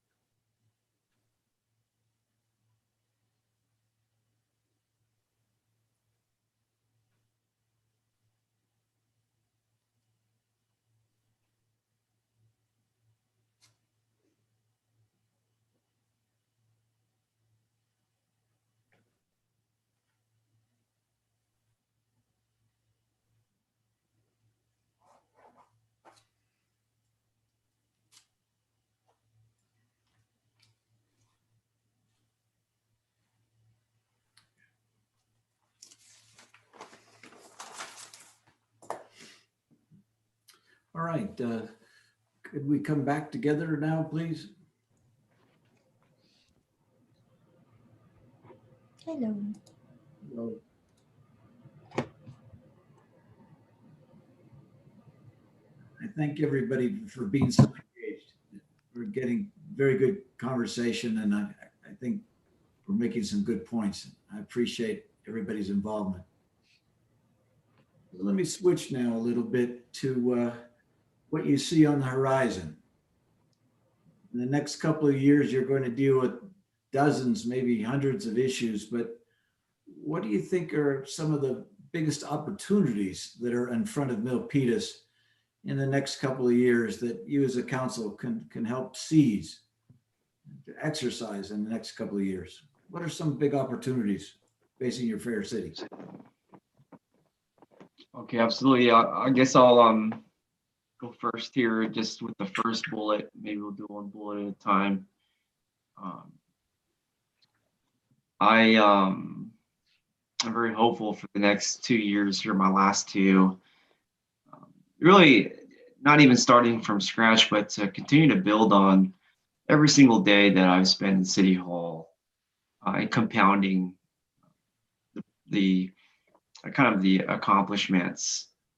I really feel that these next 2 years that we're in is really a prime opportunity to be a leader in public service. Despite COVID, despite the recession, there's always tremendous opportunity in these next 2 years. And I think that's something I wanted to share with the council and the residents that are watching is the pandemic and the recession should not slow us down one bit from accomplishing or taking advantage of those opportunities. In particular, I would say quality of life, what's happening for our residents. I think other areas of our city government are very well squared away, and the quality of life for our residents would be a significant opportunity I'd like to express for our council here today. And that can range from a speed bump policy, looking at different speed bumps, 100 different speed bumps, those sorts of things. My colleague, I think Vice Mayor Montano and Councilor Chu are talking about beautification of the town. And so nothing should stop us from really being strong leaders in regards to the quality of life for our residents. Thank you, Rod. Thank you, Mayor. Other opportunities out there?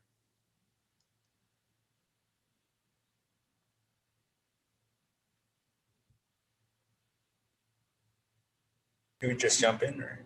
Please. Yeah, if you have your virtual raised hand up, just call on yourself once Rod, Good. passes it along. Just you see where you are with the virtual raised hand, and so go ahead, Councilmember Fan. Sure.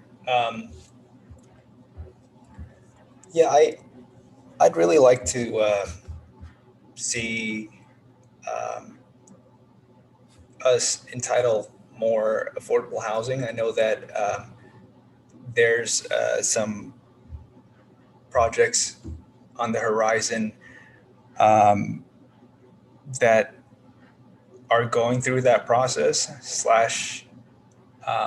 are in the process of getting their permits.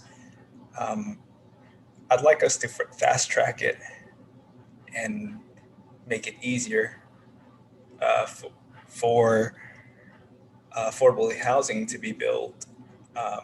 For us to actually, I think for us to be, it might be the only city to meet our RENA numbers, because we're closer than most. We're closer than most cities.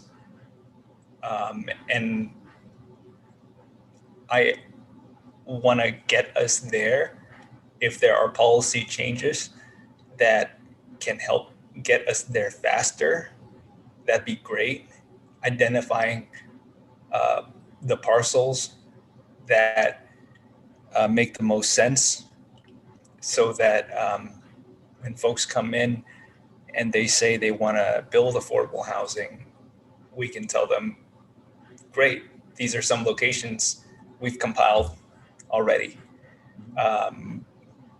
And here are some examples of what you can do with this existing space. So really forward planning to that end. I would like us to actually make the most of our general plan update. Steve, when is that coming back?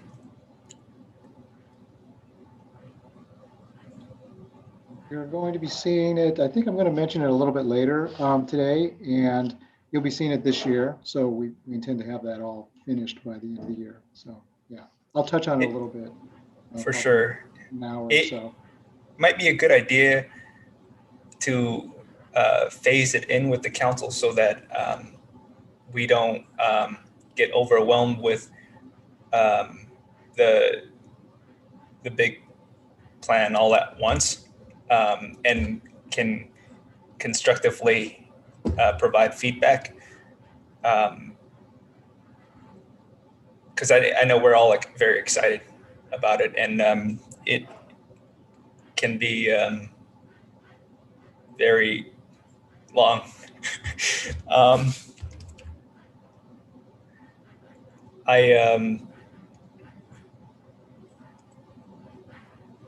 I think one of the things that the pandemic has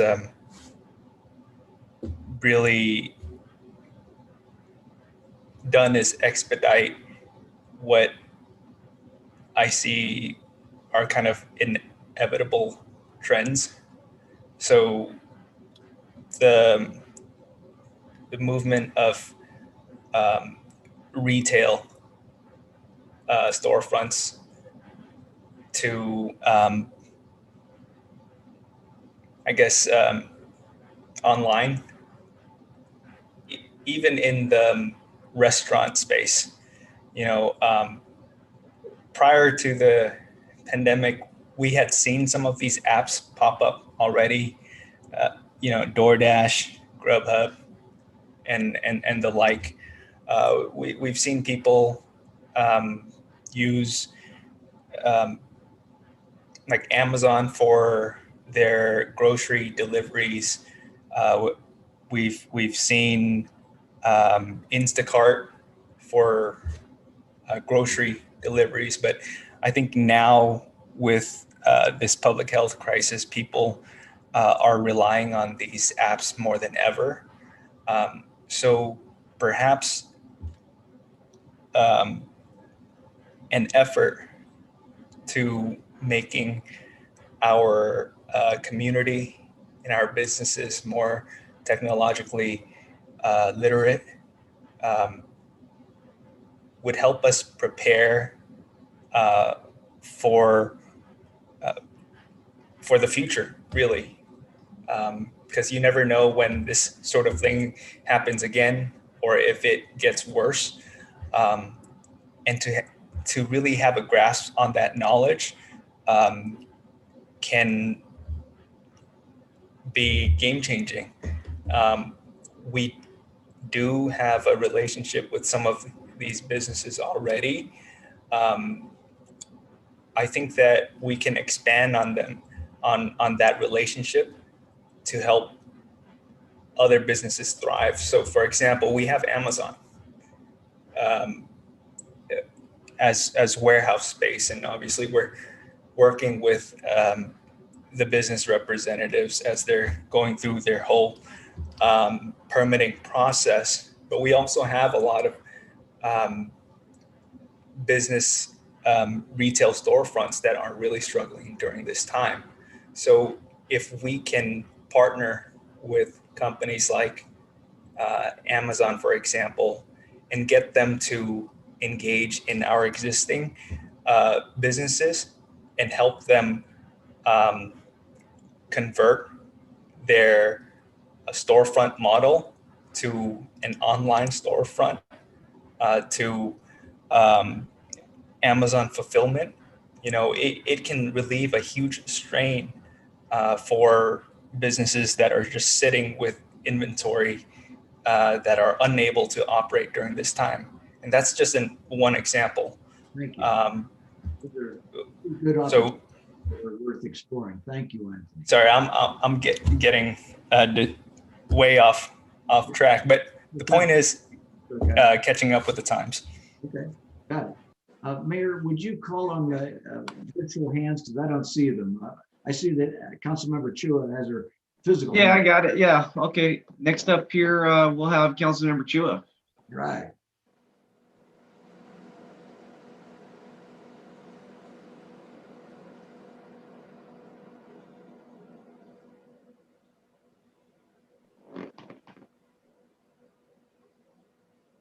And yeah, we'll be mindful of time as we are limited to today. Oops. I see this this one item that I'm going to bring up as an opportunity and and also a challenge for the next 2 years for us is balancing the budget. Yeah. So that's the key. Yeah. I'm not going to expound on that just in respect for the time. Great. I also see an opportunity for us to, as a city, we're one of the biggest, I think, consumers, one of the biggest consumers here in our city. And I would like to increase the number of small businesses, big businesses doing business with us as a city. I would like to see that. Mhm. It not only generates revenue within the city, but it also helps our businesses. All right. I also want to see more policy changes, more amendments to our current ordinances that will generate revenues, reduce costs, and keep our city safe with no or minimal implementation costs. If we can do that, I think those are winners. And in the vision for the next 5 years, I would like to see Milpitas continues to be a vibrant, safe, family-oriented, culturally rich community as we are today. That's it. Fantastic. Thank you. Next up, we have Vice Mayor Montano. Thank you, Mayor. So I want to follow up with Councilmember Fan's comments on Amazon. I wasn't aware of this, but Amazon provides significant sales tax to VTA. Matter of fact, 100%. So just want to give some kudos to Amazon. I'm also glad that because of their e-commerce, Milpitas is on the map because of Amazon. I know there's some folks that don't really appreciate Amazon, but Amazon has been providing jobs in our city.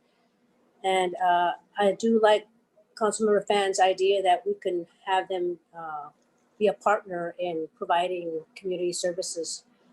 And what I would like to see is an opportunity for the EDC. Hopefully the EDC will move forward and they can start putting some funds into that pot for community services. So I would really, to me, I think that's a really significant opportunity because as you know, our revenues are going down. And without revenues, the city cannot really do what we want to do to serve our residents. The challenges in the next 2 years, as I just mentioned, is the revenues. The revenue stream is not going to be as what it used to. I think it'll take probably the next couple of years for us to really get back on track and start seeing those revenues coming in. So I think that's the biggest challenge. And we need to do right now is start thinking about ways to bring in revenues. And I see the EDC as one of those. And possibly Councilmember Chua's concept of the EDs, what do you call them, the affordable housing, what was it, those EDUs? Yeah, those, the ADUs actually, sorry. So yeah, that's an opportunity to bring in revenue. So I think that's another, those are going to be some of the challenges. what is our common vision for Milpitas in the next 5 years?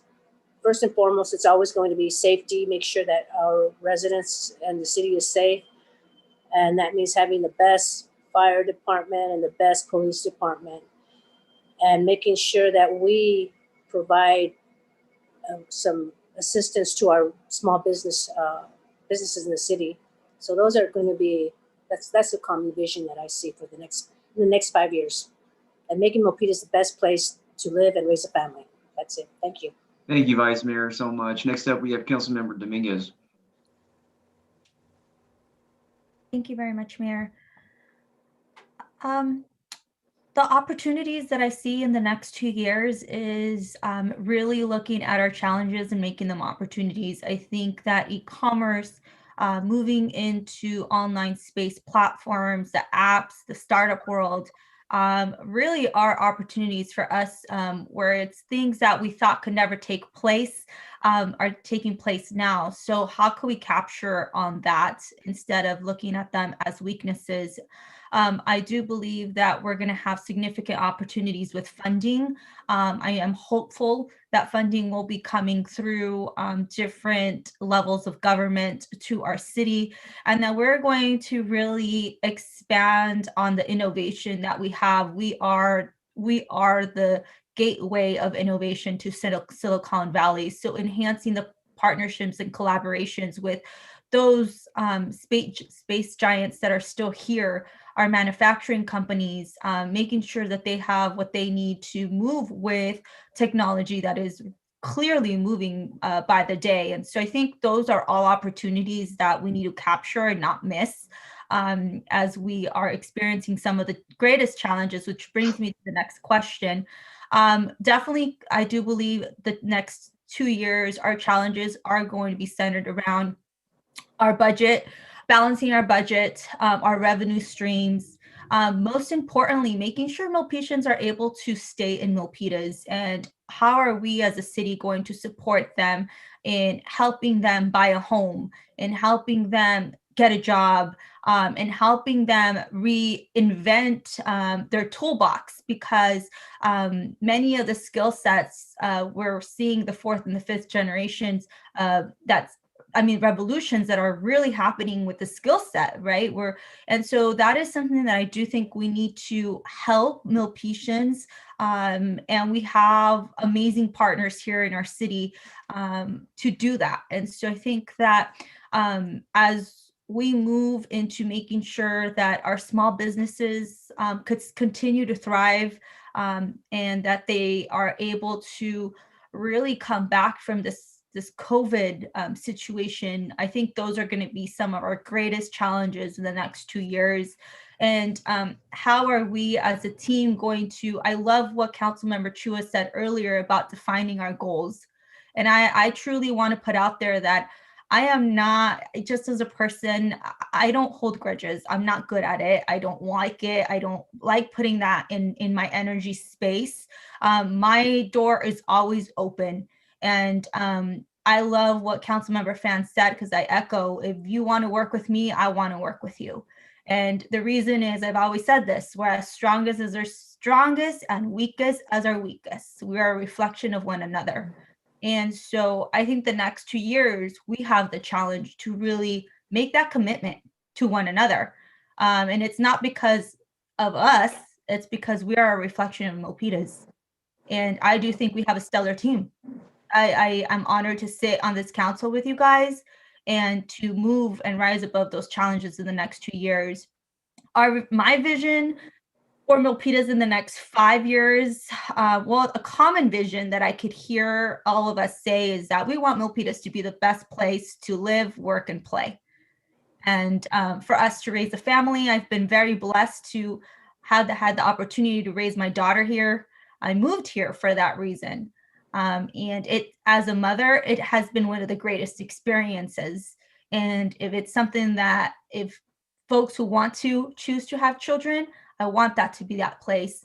If you choose not to have children, I want that to be the place, right? And so I think Milpitas is a very special place for all of us. And I do want to have a vision where The vision includes, I know Councilmember Fan's gonna say yes, because I've heard him say it, and Councilmember and Vice Mayor Montano as well, is I want to be in Milpitas. I don't want to go out and, you know, I want to be able to go to a strip where I could walk through, where I could catch a drink, where I could meet up with friends, where I could take a selfie on a cool background, you know. And I know that there is a lot of small businesses here in town who are starting to do those trends, and that's important to me.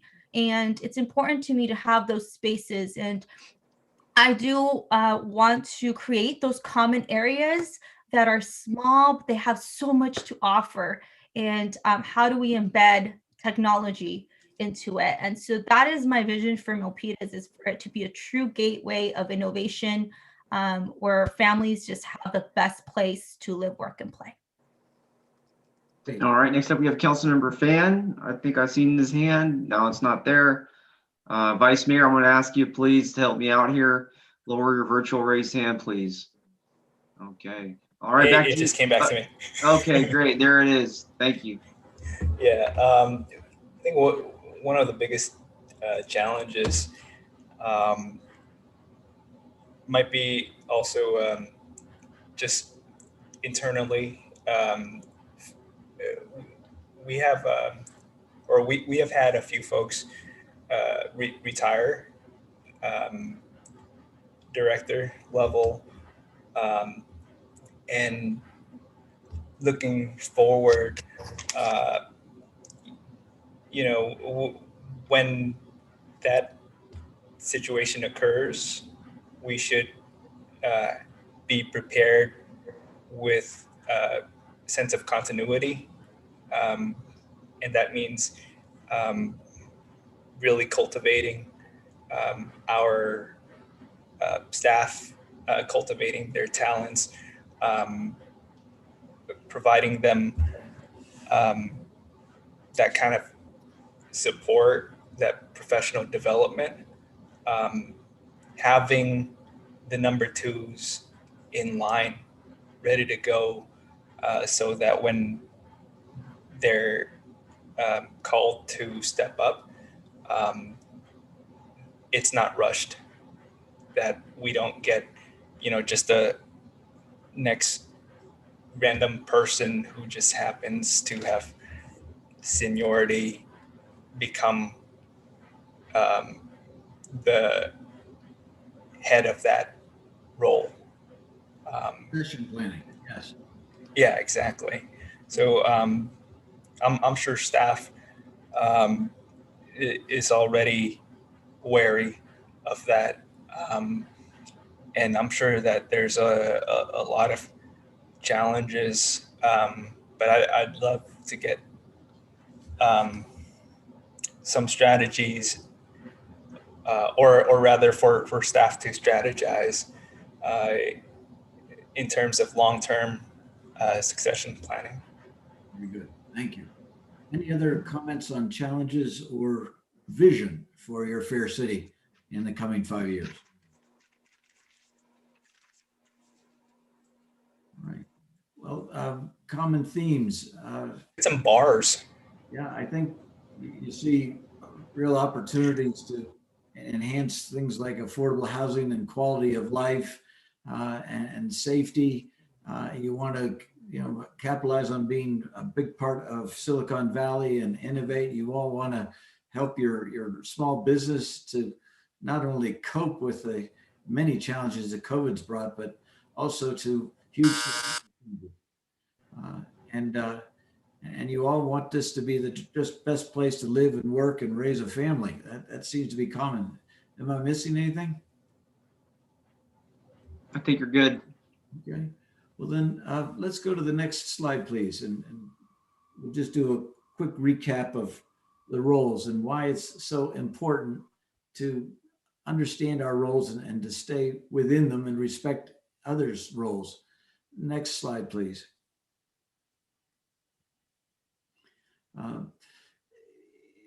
Just a quick history lesson. This council manager form of government that you practice in Milpitas, that is the most common form of government in America at the local level. It came about a little over 100 years ago because America was it was entering the Industrial Revolution, and people were fleeing the farms and the rural areas to come into cities, but cities were horrible places to live.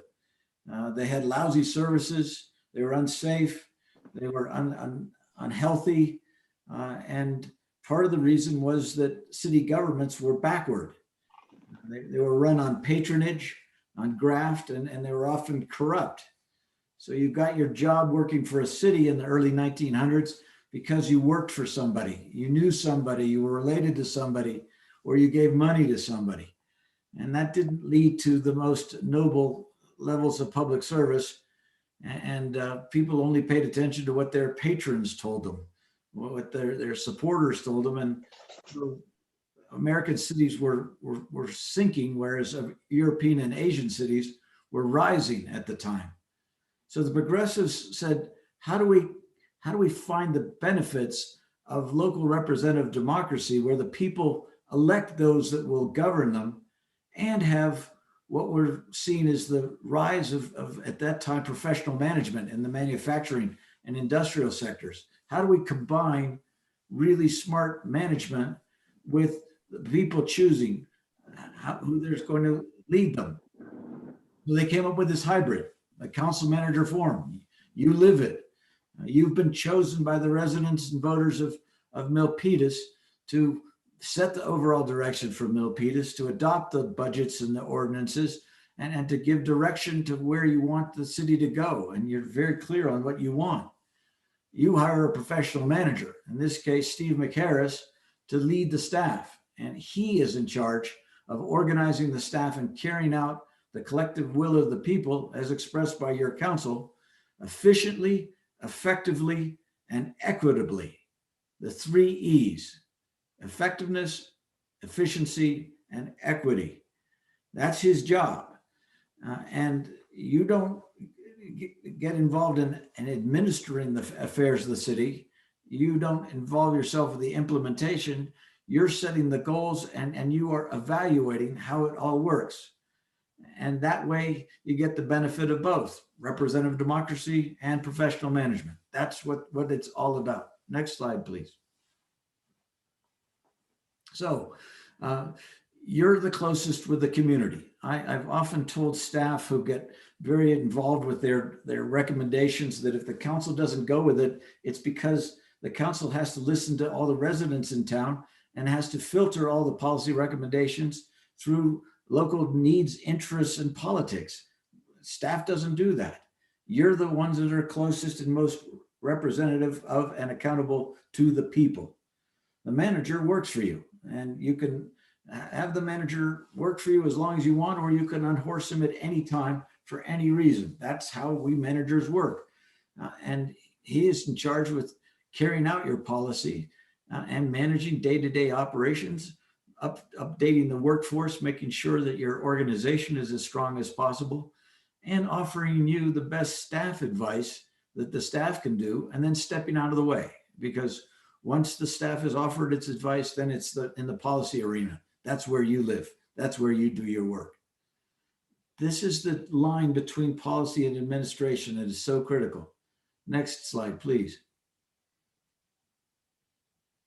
So people say, well, gee, isn't it a little more complicated than simply policy versus administration or policy versus operations? Yeah, sometimes the line is a little fuzzy. But one thing that we have noticed in various cities is that in cities where the council gets into administration, you get confusion over who's in charge, you get divided loyalties, you get special treatment, sometimes it slides into worse. And then the council is doing policy and administration, and councils aren't well set up to do that. That just leads to all kinds of mischief and poor performance, quite frankly. Similarly, if the staff or the city manager get too involved in the policy decisions, if it looks like the council is just taking the cues from the manager all day, that's no good either. So the manager makes recommendations and steps back and will carry out the decisions of the council as enthusiastically if the council disagrees with them as when you do. So staying in your lanes, paying attention to that line is critically important.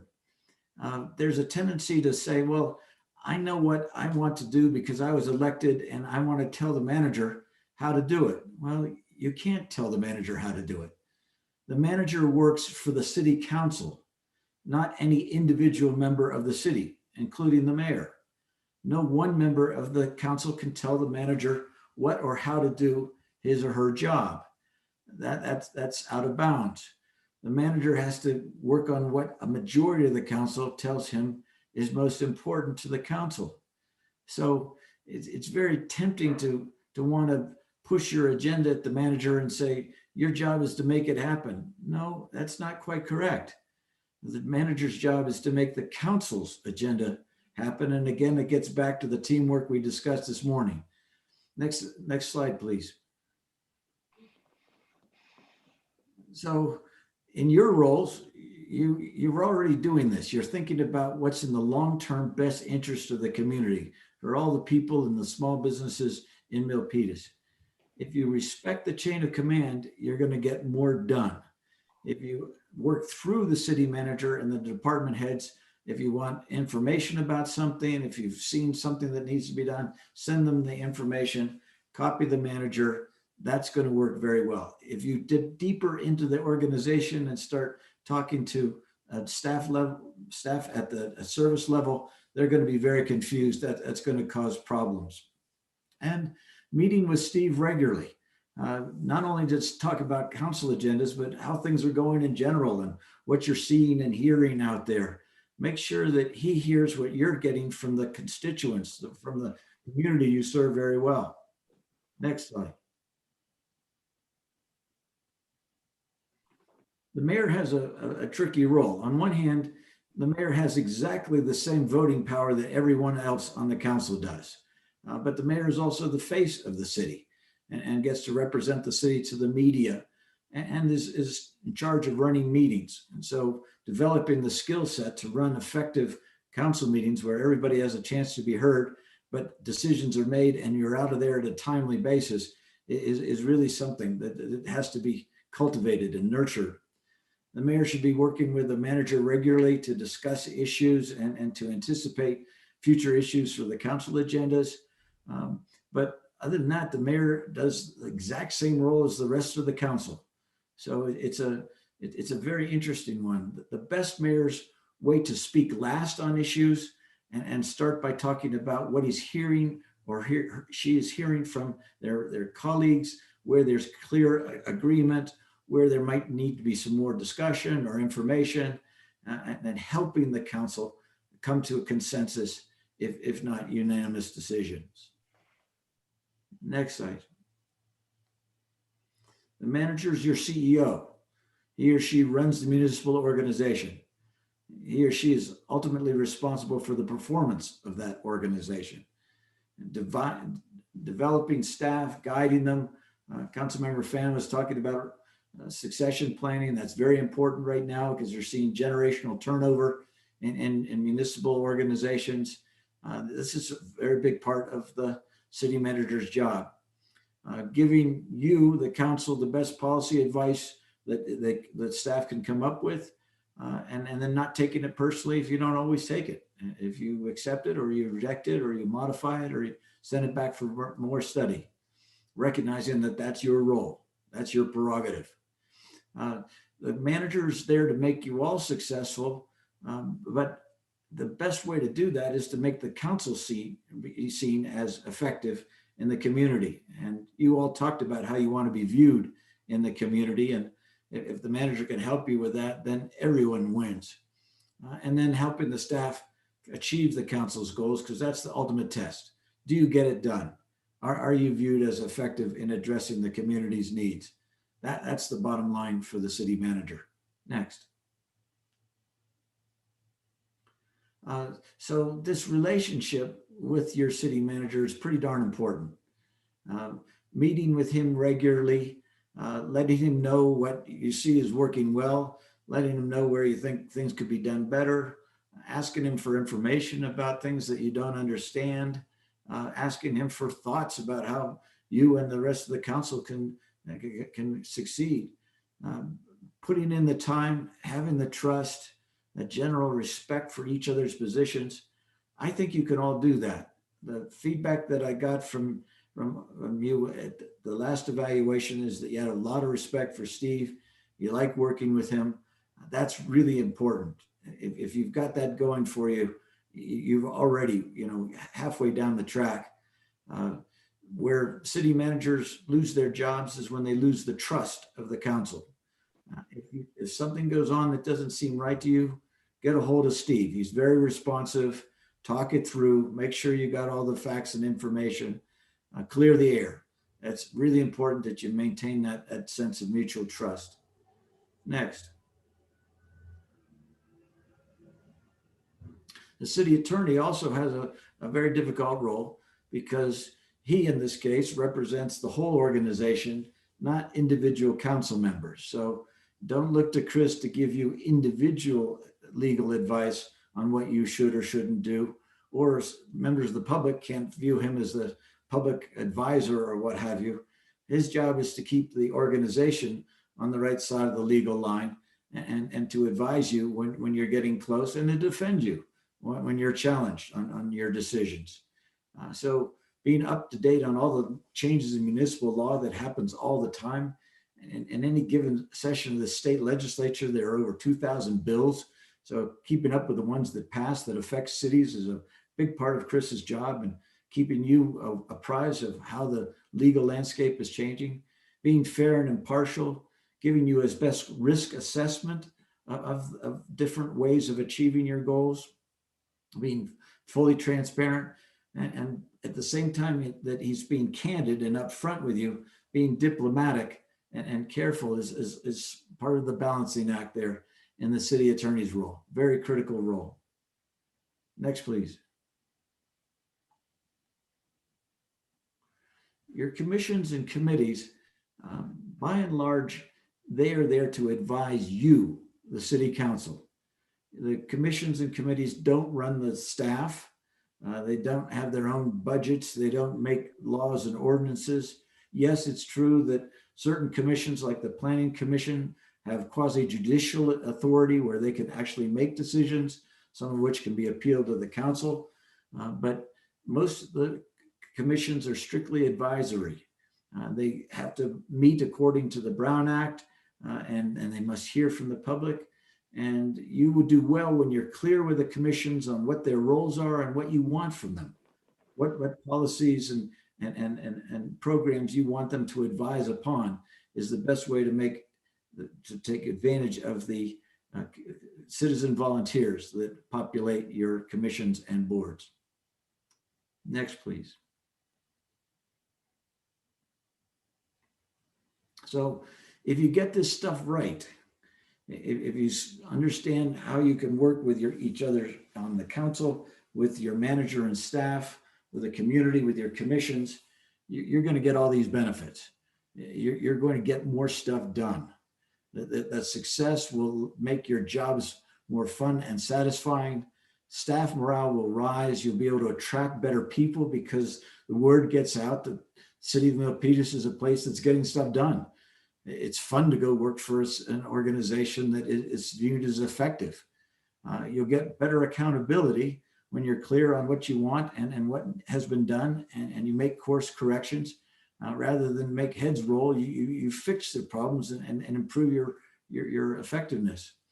You get more community confidence, which is good because there are going to be times when things just go horribly bad, and the community has to give you the benefit of the doubt. Having watched you over the years, they've got to know that whatever hole you've gotten into, you're going to get yourselves out of, and it's okay. And with that comes the quality of life, the safety, the sustainability that you've been talking about as part of your vision for Milpitas. Next slide. So if you develop that sense of team that we talked about, if you work collaboratively with a high degree of respect, which several of you have emphasized this morning, trust and openness, if you value your differences in style and perspective and ways of thinking, that's a powerful impetus for progress. If you stay with your roles and responsibilities and think again as what's best for the team rather than what's best for you, if you communicate regularly with your city manager, and if you build and nurture trust, you could get tremendous things done despite the many challenges facing cities in California these days. And it's almost overwhelming. You could still not only keep your heads above water, but you can make headway. Next slide. Here are the pitfalls. Here's what can get in your way. You don't get to control who gets elected, and you may have come onto the council before the manager was chosen. So the manager may not be your choice. You've got to work with who you've got. That's just part of the deal. If you don't appreciate what is expected of others in their jobs, you're going to be frustrated. Why doesn't this thing work the way I think it should? Why aren't people doing what I tell them? That breeds frustration all around. Sometimes people just don't have the best interpersonal skills, and they don't mean to, but they step on all kinds of toes and leave broken glass everywhere. Not putting in the time to work on relationships means that you are more at risk of misinterpreting what somebody said or done, which can lead to broken relationships. Not understanding the perspective of everybody in their different roles or appreciating it also can lead to frustration. Sometimes there's a member or two on the council that just enjoy being the naysayers, always like to be on the outside, criticizing the city, the rest of the council, the staff, just like being the outlier. Those folks just make life more miserable for everyone. And as several of you have pointed out, without trust, there isn't much else that's going to work for you. This system breaks down rapidly when there is no trust. New paragraph, next item. So some of the ways to foster better relations and communications, when new council members are elected, there ought to be a very good orientation program for them that helps them get up to speed on how the system works, what the operating departments are doing, how decisions are made. That ought to be just rolled out every time you've had a new election. All council members get the same information. Create processes and protocols to try to avoid bad outcomes, to try to avoid clashes and unnecessary fights. And meeting regularly with your city manager is a very good way of staying informed and staying on track with special briefings on special topics that require additional time. It takes time, but if you do these things, you'll be in better shape. Next item. Questions on roles. There was a whole lot there that I went through very rapidly. Does any of this not make sense? Is there anything that you'd like to discuss further, folks, based on your experience or what you? Yeah, thank you, Rod. I'll jump in here. I want to participate as much as I can here today. You're doing great. great. I really appreciate your discussion on roles. I think that's a huge topic here as long as I've been here. Understanding those roles, because we all have a role, and if we all do our role kind of appropriately or to the best of our ability, that helps out everybody else. I think being a part of a team when someone does not fulfill their role or takes their role to a place where it shouldn't be, that's when it can have a negative impact on others. And so it's just so critical for us to understand our roles. And one thing I do want to say before I stop talking here is, we should all as individuals, and it starts with myself, and I can only really be myself, is to really wake up every morning or look in the mirror and say, everything I can do today is really within my role. I really don't waste a second in trying to play someone else's role at the same time, or even playing someone else's role and kind of neglecting my role. And so that would be my bit of advice for anybody on this council or anybody at home watching that wants to be on the city council. Just, I believe if each of us or as individuals, we play our role to the best of our abilities or exceeding what we can believe ourselves to be, then, that really transcends and really overflows to the rest of the council naturally. So thank you, Rod, for bringing up the topic of our roles. And that's kind of my deeper look into what our role, I think, means. Thanks. Great, thank you. I think Vice Mayor Montano, do you have a comment? Thank you, Rod. Yeah, I do agree with the mayor. Our roles are very critical in the way the public perceives us, in the way the region perceives us. We have a role to work together, to respect one another, and to try to do the best things for our city and our residents and to make the best decisions possible. I know it's going to be a challenge with COVID and the revenue stream not coming in, but that's when we have to try to work harder to get along with each other and to have mutual respect. And that's our biggest role, is to be the best that we can be on the city council for our citizens. Thank you. Very good, thank you. Councilmember Chua, did I see your hand up?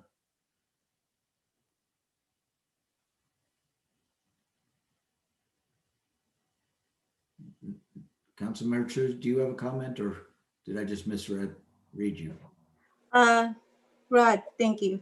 In terms of roles, I think one of the biggest roles of a city council is to evaluate the performance of a city manager. Those are the two direct reports we have, the city manager and the city attorney. That being said, we have to be specific. We have to give the city manager a specific, measurable, accountable, relevant, and timely goals and objectives. And that, I think, is very critical to the success of the policies that we gave him or her to execute.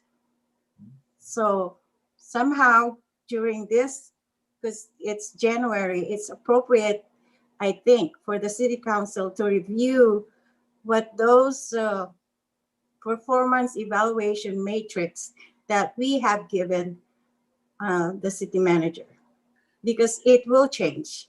Yes. Because of the pandemic. You're very right. In fact, your city manager's contract requires him to receive 6 months feedback from the city council. And that's scheduled on the 26th of this month.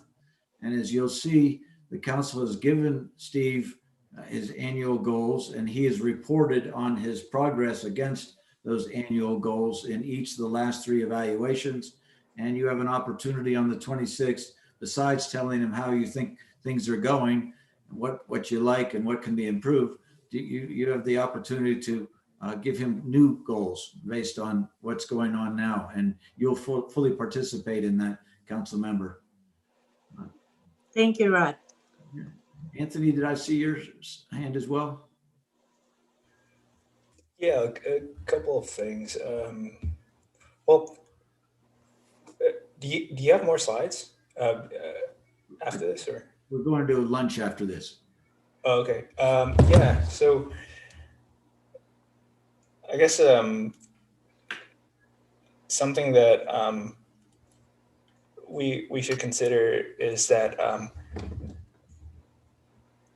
yes, we are a council manager form of government, but there's other things that also affect our governing structure and our ability to implement policy, such as other government agencies. So perhaps it might be helpful for us to regularly get an update from our state and county, federal representatives, because every now and then we're limited in terms of our policy scope by these other bodies and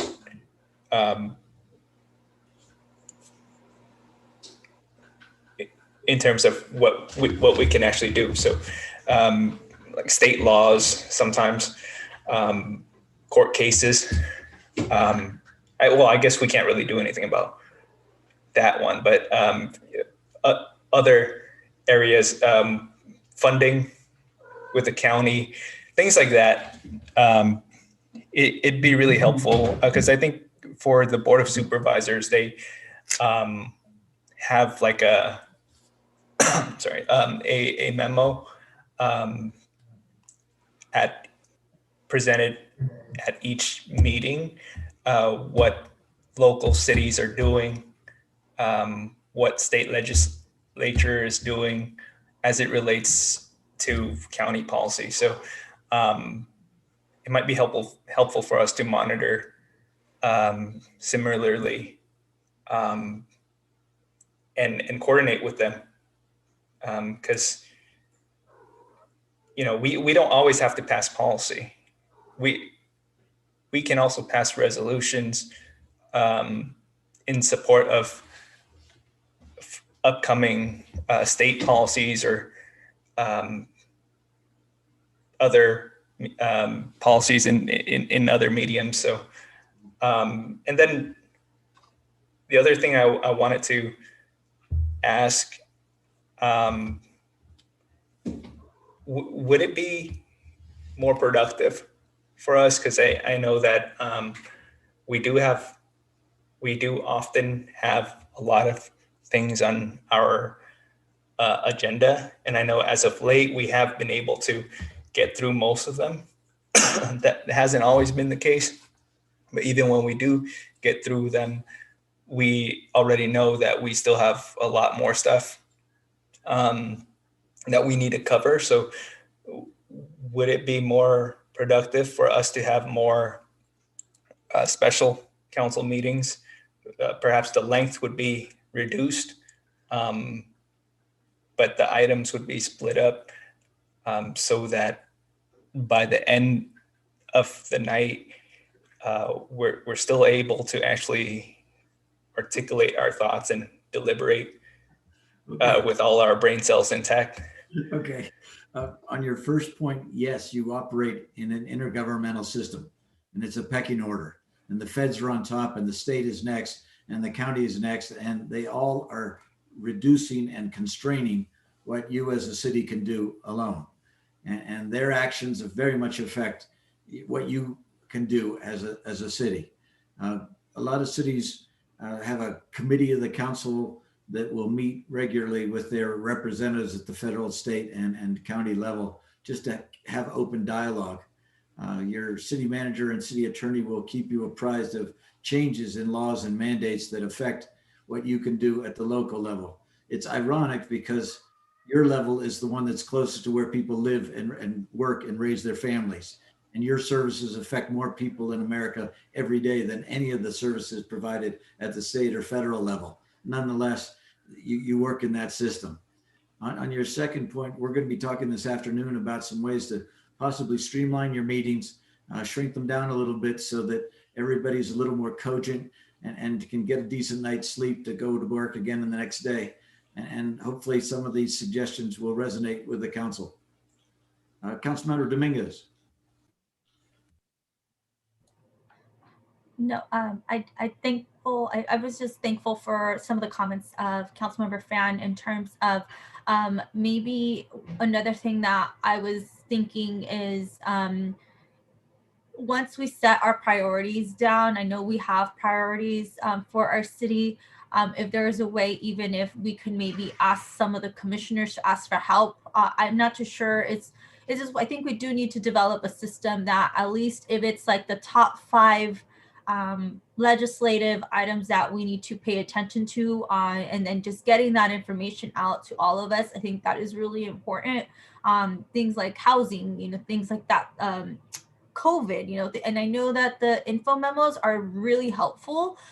So I definitely would support having something along the lines of what Councilmember Fan has brought up, because I do think there is some things that unfortunately happen in our city we just don't have any control over, but it is our responsibility to educate our community and to also for us to be watching those items come through. And I know many of us join other meetings, and it's just nearly impossible being a part-time council member to go to all the supervisor meetings, to go to all the assembly hearings and their committee hearings. But I think if we somehow develop, again, a system that is proactive versus reactive, I think that's going to only help us also in our time in our council meetings. Because yes, we don't always have to pass a policy. We could pass a support letter, especially if it's an umbrella of a policy that's coming down from a different jurisdiction above us. So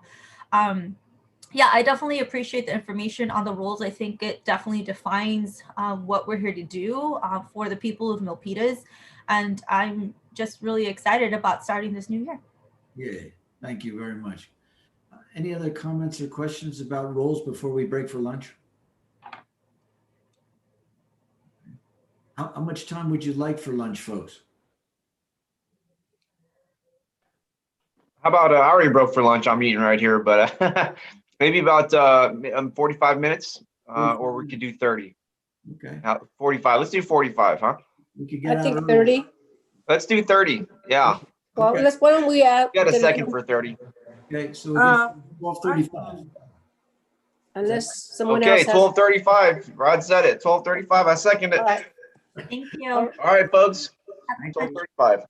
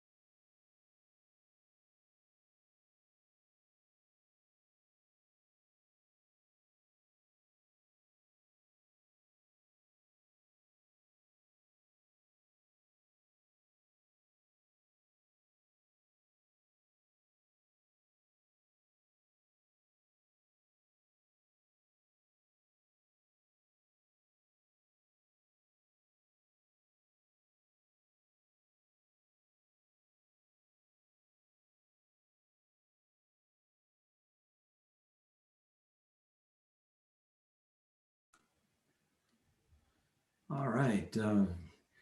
Could we come back to order, please, if you've had a chance to have some lunch?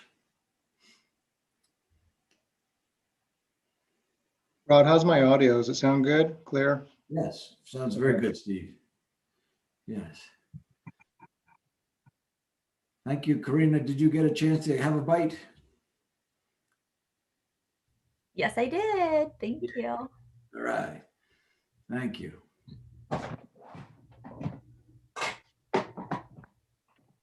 There's Anthony. There's the mayor. Yep. Let's see, you need Councilmember Montano and Councilmember Chua, and we'll be ready to go. Could we have the next slide while we wait? Okay.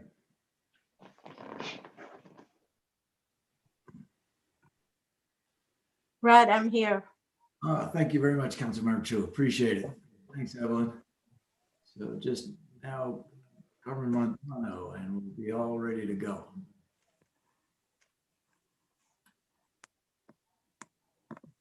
Just another 30 seconds.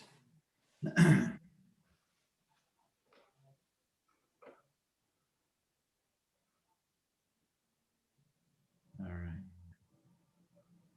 I need to apologize for this picture. The title of this slide is View from the Bridge, and this looks like a view from the bluff. Got some rough waters out there lately, Rod. We got to be very careful at the shore now. Indeed, you're right there. Thanks. That the picture I see right now still has a lunch break up. Uh-oh. Well, But I know the picture. mine switched, so I see Rod's. So if we Rod, have are you our, doing okay? Do you need a hug? okay. Well, I believe that Councilmember Montano will join us shortly. oh, she's on. I'm here. Oh, wonderful. Thank you very much. Thanks for the quick lunch break. It means that we will be able to finish a little earlier and you can get back to your busy lives. This next section is a chance for your city manager to give you a quick briefing on how the organization is doing, progress against major goals, which is Councilmember Chua's point, a little bit on the financial outlook and how you'll go about developing your budget for 21, 22, and current workloads of your city staff. So Steve, I leave it to you. Sure, thank you, Rod. Can we get the next slide up?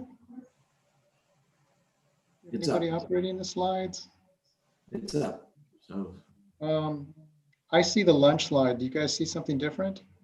Yes. Yes. Different. now Are you in the right window? Boy, I haven't changed anything. That's odd. I see everybody here. Hmm. Would be nice if I could see the slides. I could proceed with. we're looking at the one that has 3 bullet points: the state of the organization, staff efforts, and workload and budget updates. Steve. Yeah. Okay. Let me switch my views around. See if anything changes. Standard. No. Very strange. Okay. I'm just going to, let's see, Rochelle's checking in with me. Just bear with me here.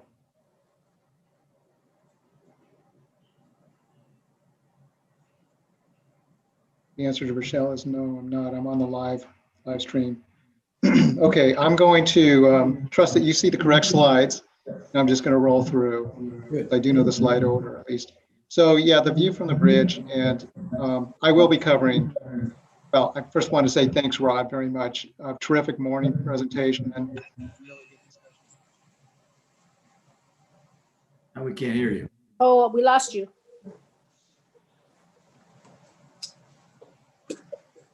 you can't hear me now? Oh, we can. Yeah. Yeah. Yeah. Something's going on. I'm wondering if I should log back in. You know, I might want to log out and log back in. There's something up. I'm going to hate to break this up in the middle of the presentation here. Okay, what I'll do is if we could just take a few minutes, I'm going to log out and then come back in the meeting.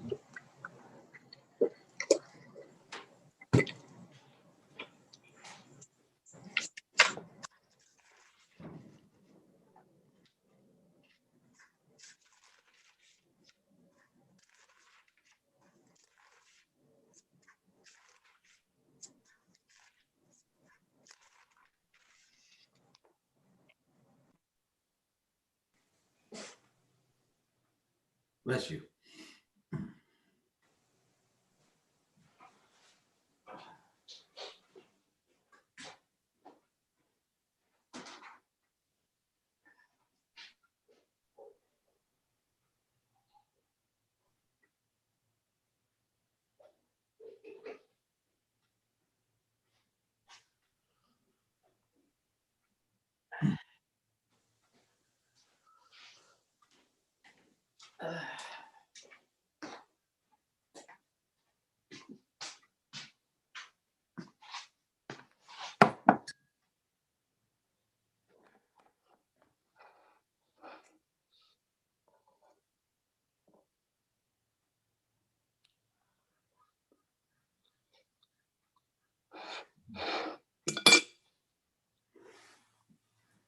Anthony, I see you're a Mandalorian fan.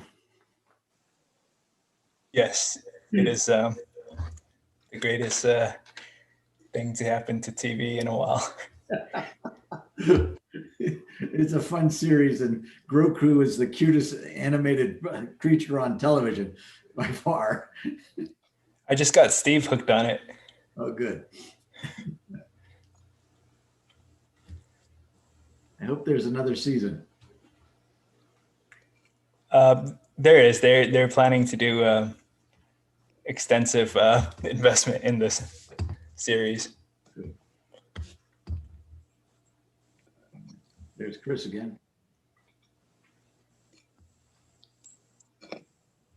We're just waiting for Steve to log back on. He was having trouble with the slides and audio.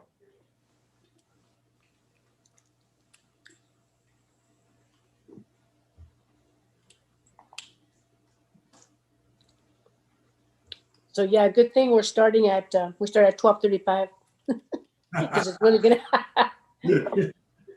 Best laid plans. I had to factor that in.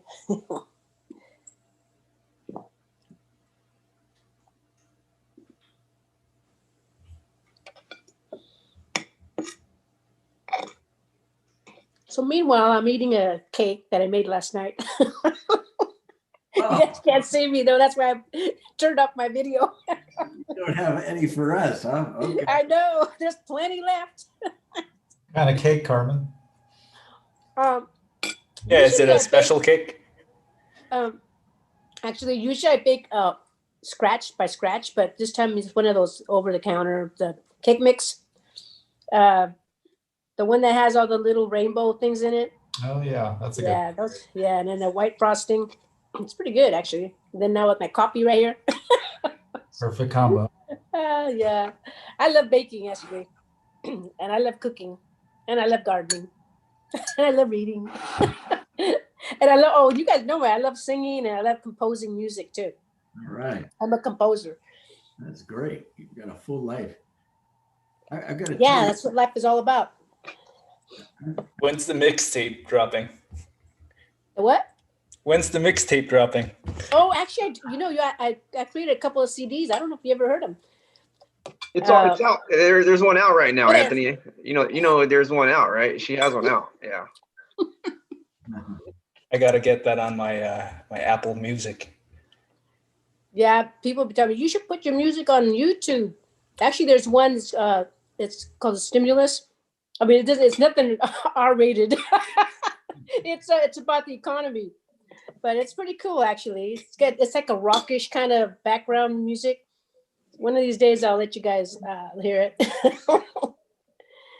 But yeah, you got to be creative, and that's what life is all about. Just using the gifts that God gave you and using them to entertain others.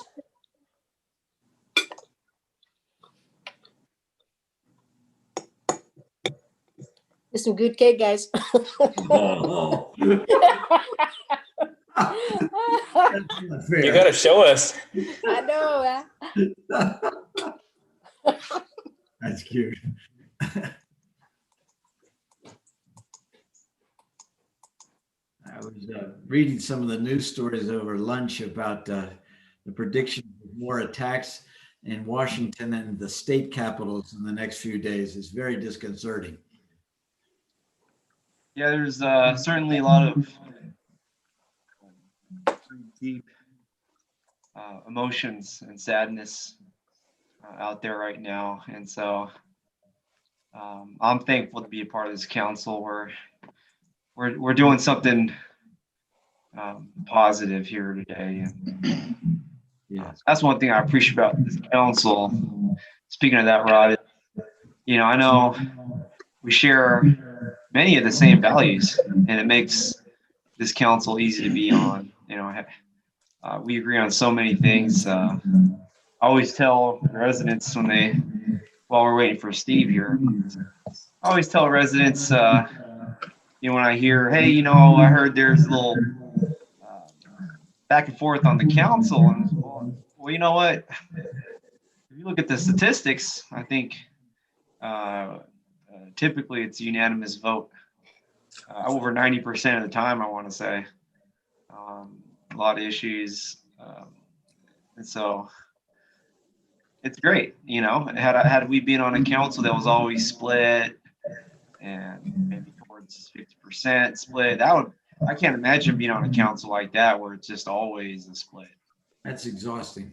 Yeah, I can't imagine it at all. And so I'm thankful for this community and community of council members. It's just, it's really not hard being on this council. Good. Because the values are there for the community. Well, that comes through every time I talk to you guys individually. This council is very committed to public service, very committed to the community you serve, takes the work very seriously. And so I think you're right, Mayor. Yeah, I remember, and I could see it in different ways. I remember when I first started, I think I was the only person on Facebook, diving out there on the internet, trying to connect with residents. And I'm so happy that my colleagues are going above and beyond and doing that right now. Everybody here has a internet presence, and that really helps during times like this where we're going through just a 100-year pandemic, and knowing that everybody on the council is going above and beyond to be that voice for somebody out there. It's just, I can't imagine all the concerns and issues and reports that we've resolved. I know we all get contacted for different issues in town, and we're able to be the best customer service reps in a way. Yeah. And I'm thankful for the council to provide that level, that very higher level of public service. It's just, I know other councils across the region, they maybe not have that same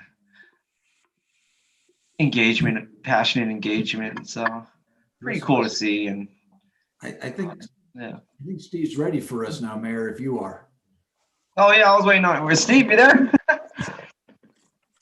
Yes, Mayor, I'm here. I'm just listening to you. So whenever you're ready. Yeah, you better stop me because all right, I didn't want to interrupt. It sounded good. So all right. Well, thank you folks tuning in at home on Facebook or YouTube.com. We are at our routine city council retreat here, especially when a new council comes in. We have a really great retreat, and we're doing that now, and it's been a great day. And so now we're back from lunch. It was a quick one, and we'll go to our city manager, Stephen Curtis. great. Thank you, Mayor Tran. And good afternoon, Mayor and members of the council. And Rod, thank you very much for a fantastic morning with us. I'm going to spend a little bit of time with you, then Rod will pick up after me. So with this, you see with this slide, I'm going to talk to you about the city manager's view. So it's a little different angle to what we've been discussing about the council and the council's work. I'm going to be really covering how the organization is faring today, staff's efforts and our workload, and a little bit about the budget process and how that's shaping up. Next slide. So in regards to the city organization, there's several things here I wanted to review with you. Over the last couple of years, we really have shifted from a state of transition in terms of the organization, especially the leadership side of the organization. An organization is both stable and focused. We've embraced change with 11 new leadership positions. I know that was brought up a little earlier this morning with retirements and how we were dealing with that. So that has been ongoing, and a lot has actually been achieved. We feel. I hear some feedback. I don't know. Is that just me? I think that's Like It an sounds like it's echo. coming from somebody else. Is somebody, if everybody The can mute, echo. maybe? Is it from Okay. me? Let me mute. Okay, it might have been from somebody else. Okay, because I heard that too, Vice Mayor. So I just want to point out that we have had 11 new leadership positions change. We filled those. That touched 8 of our 13 executive departments or offices. So it's quite a bit of change.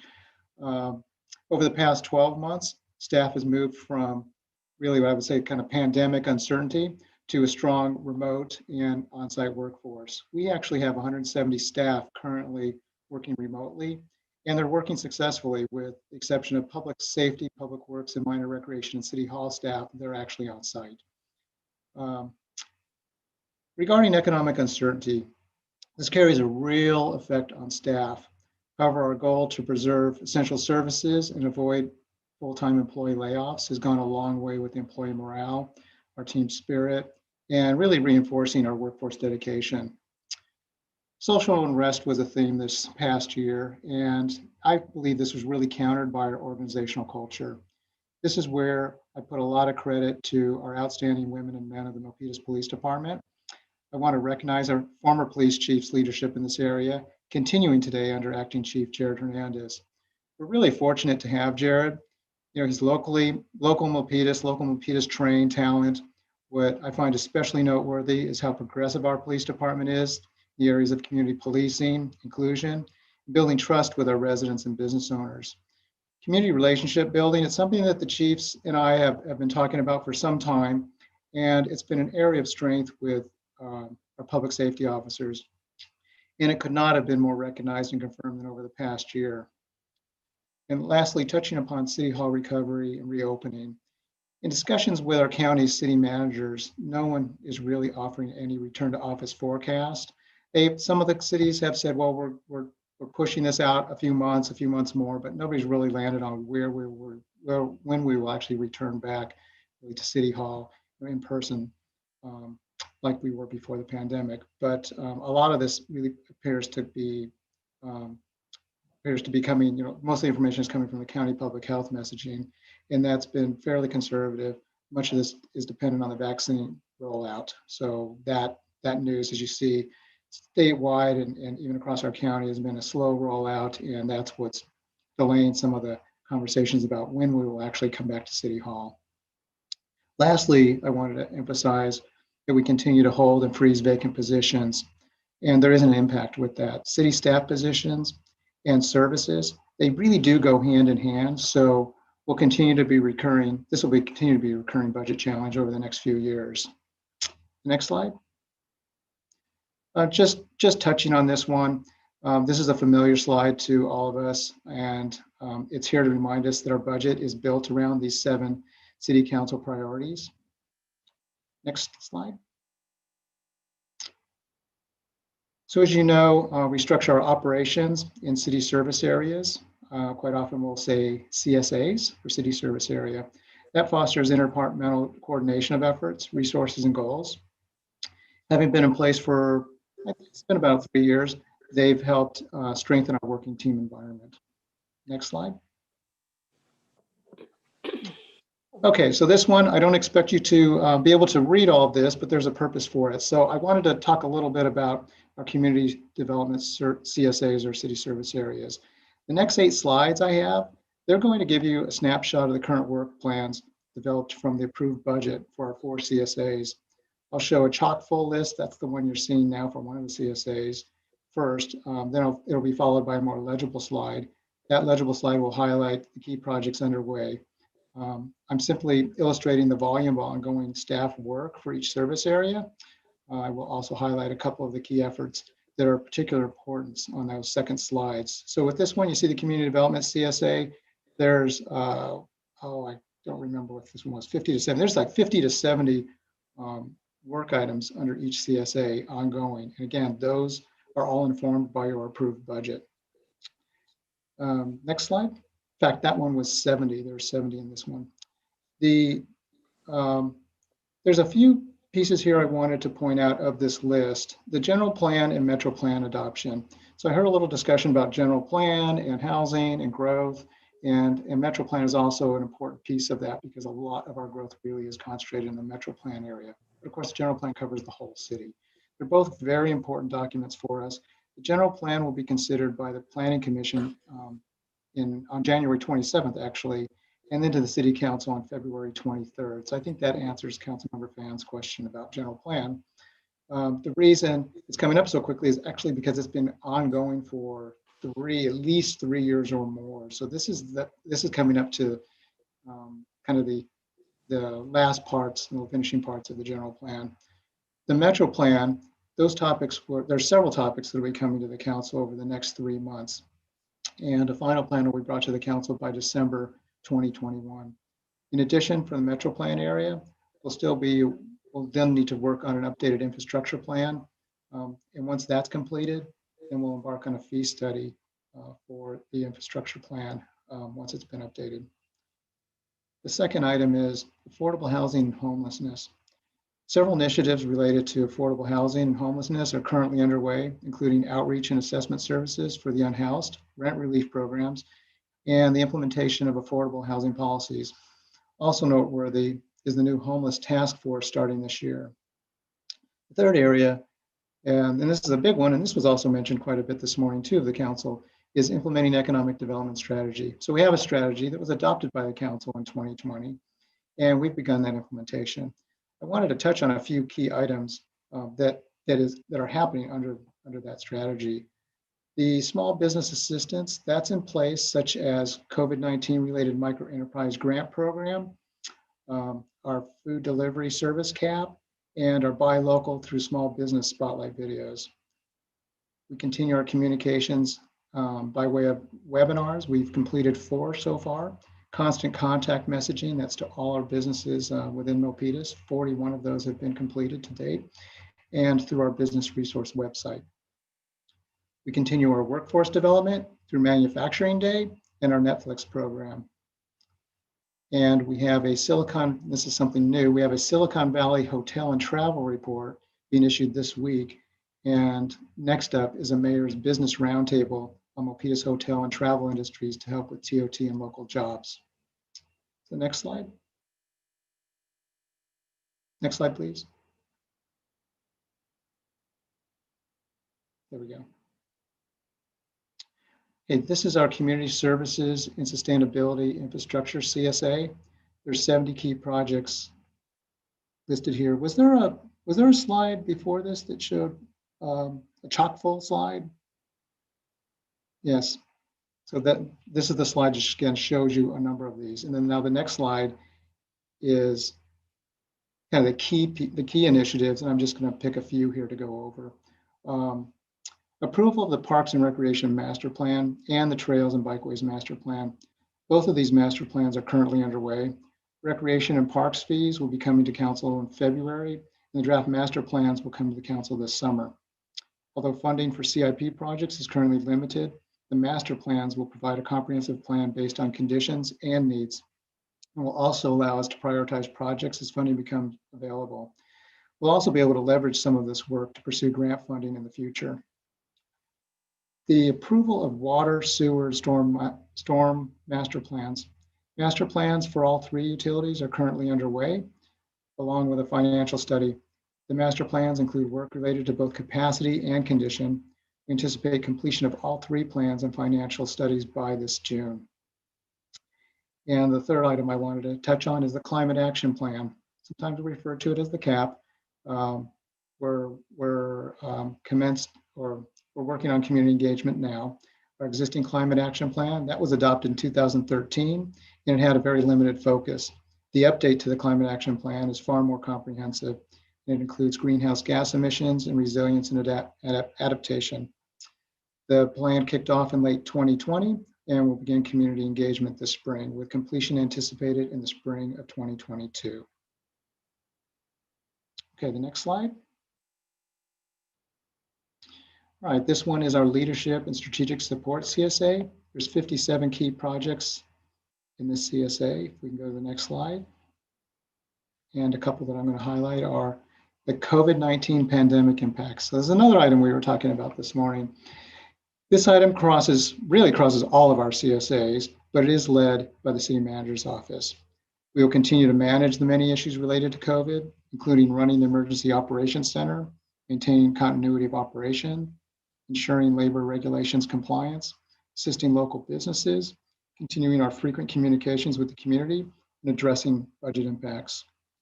The second area, which is, I'm not sure which one is more important, they're both hand in hand, is balancing the budget and addressing structural budget deficit, another item we talked about this morning. As you know, we'll kick off budget discussions on January 26th, and we'll be engaging the council and our labor groups over the next several months, addressing our structural budget deficit and balancing not only the fiscal year 21-22, but also fiscal year 22-23 budgets. I have a bit more on this topic in some upcoming slides. Go to the next slide. Okay, and this is the last of the 4 chock-full CSA budget slides. This is public safety. There's 53 key projects going on between fire and police. And I'm just going to touch on something that I've been working on. The council is aware, the 4 council members are aware, and Councilmember Chua, this is something that's been a priority of mine, is implementing an emergency management plan. We, as you know, we've had this as a high priority in my office, city manager's office. The plan was adopted by council in 2020. We've begun implementation. An emergency operations plan update will be brought forward to the council by this June. Next slide. Last year with public safety, we had a record number. Actually, let's move on to the next slide. There we go. Yeah, last year we had a record number of city council meetings in the first 6 months. This touches a little bit on Councilmember Fan's comment on adding council meetings. The slide showing what we had last year, 48 regular and special council meetings. This year we have scheduled 31 meetings, and those are your regular meetings and then special meeting slots as well. So that would probably be fairly normal, about 30 meetings. So last year was a record year. What I wanted to remind the council of is that for staff, each meeting is a major production. It carries a body of work for the departments, the city clerk, city attorney, and the city manager's office. I'm just noting this as our staff resource levels are programmed based on the amount of meetings we have scheduled. So as meeting frequencies increase, our capacity really is stretched. So last year, yes, we had the pandemic. There were a number of meetings because of the pandemic, but there are also a number of meetings because of lots of discussion over a number of items, lots of new items being brought up, many of which were related to the COVID pandemic, and many were just related to services provided by the city. So as a result, we really ran thin, and we ran hard, and the council felt it as well. So I think we all agreed that by July, we really did need a break, and we took that break and came back more refreshed. So hoping to keep close to the schedule, but understanding that if we do need special meetings, certainly city manager will ask for those, and I understand that council will, but just being mindful of how many we do have. Next slide. Okay, so into the budget, a little bit on the budget update. So on January 26th, that really is the time and place where we will have an update to the financial forecast and considerable city council engagement. At that time, we'll be discussing the council's priority areas and special council goals. I can say at present, we continue to work on the forecasted 4.4 million structural deficit. We will have ways to help this fiscal year deficit. Some of them are savings from this year and transfers from last year, labor concessions from police, fire, executive staff thus far. Maybe pointing that out too, that fire just yesterday I was informed, fire did approve their agreement with us, their concession agreement. So I've added fire into this mix. Hopeful similar concessions from the LIUNA labor groups, ongoing vacant position savings, and the current frozen position savings. Next slide. So in regards to engagement, so there's a few areas here I'm going to touch on. Community survey. I mentioned that in our last council meeting under announcements. We're conducting our community survey to measure our residents' attitudes regarding city services. It reflects a random sample of residents. We will have the results in time for the January 26th study session. The second thing, our town hall survey. Once we have council priorities and goals, staff will start the town halls. That'll probably be February, but definitely by March. This will be the same as we've done in the previous years, but of course this year they will be held virtually. And the third piece is employee engagement. So that's been ongoing, but it will ramp up. We are launching citywide this month an engagement program. Some of the departments have already started, and we'll also be looking at further streamlining of work. So next slide. So key balancing approaches for our budget. Position reductions. Yes, we will have savings, but we also need to keep in mind positions are programmed 100% to specific city services.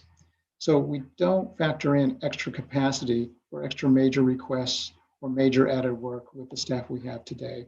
So in other words, we never program in extra capacity. If we did, we'd have employees not working. So this is why when I say often that position reduction equals less capacity.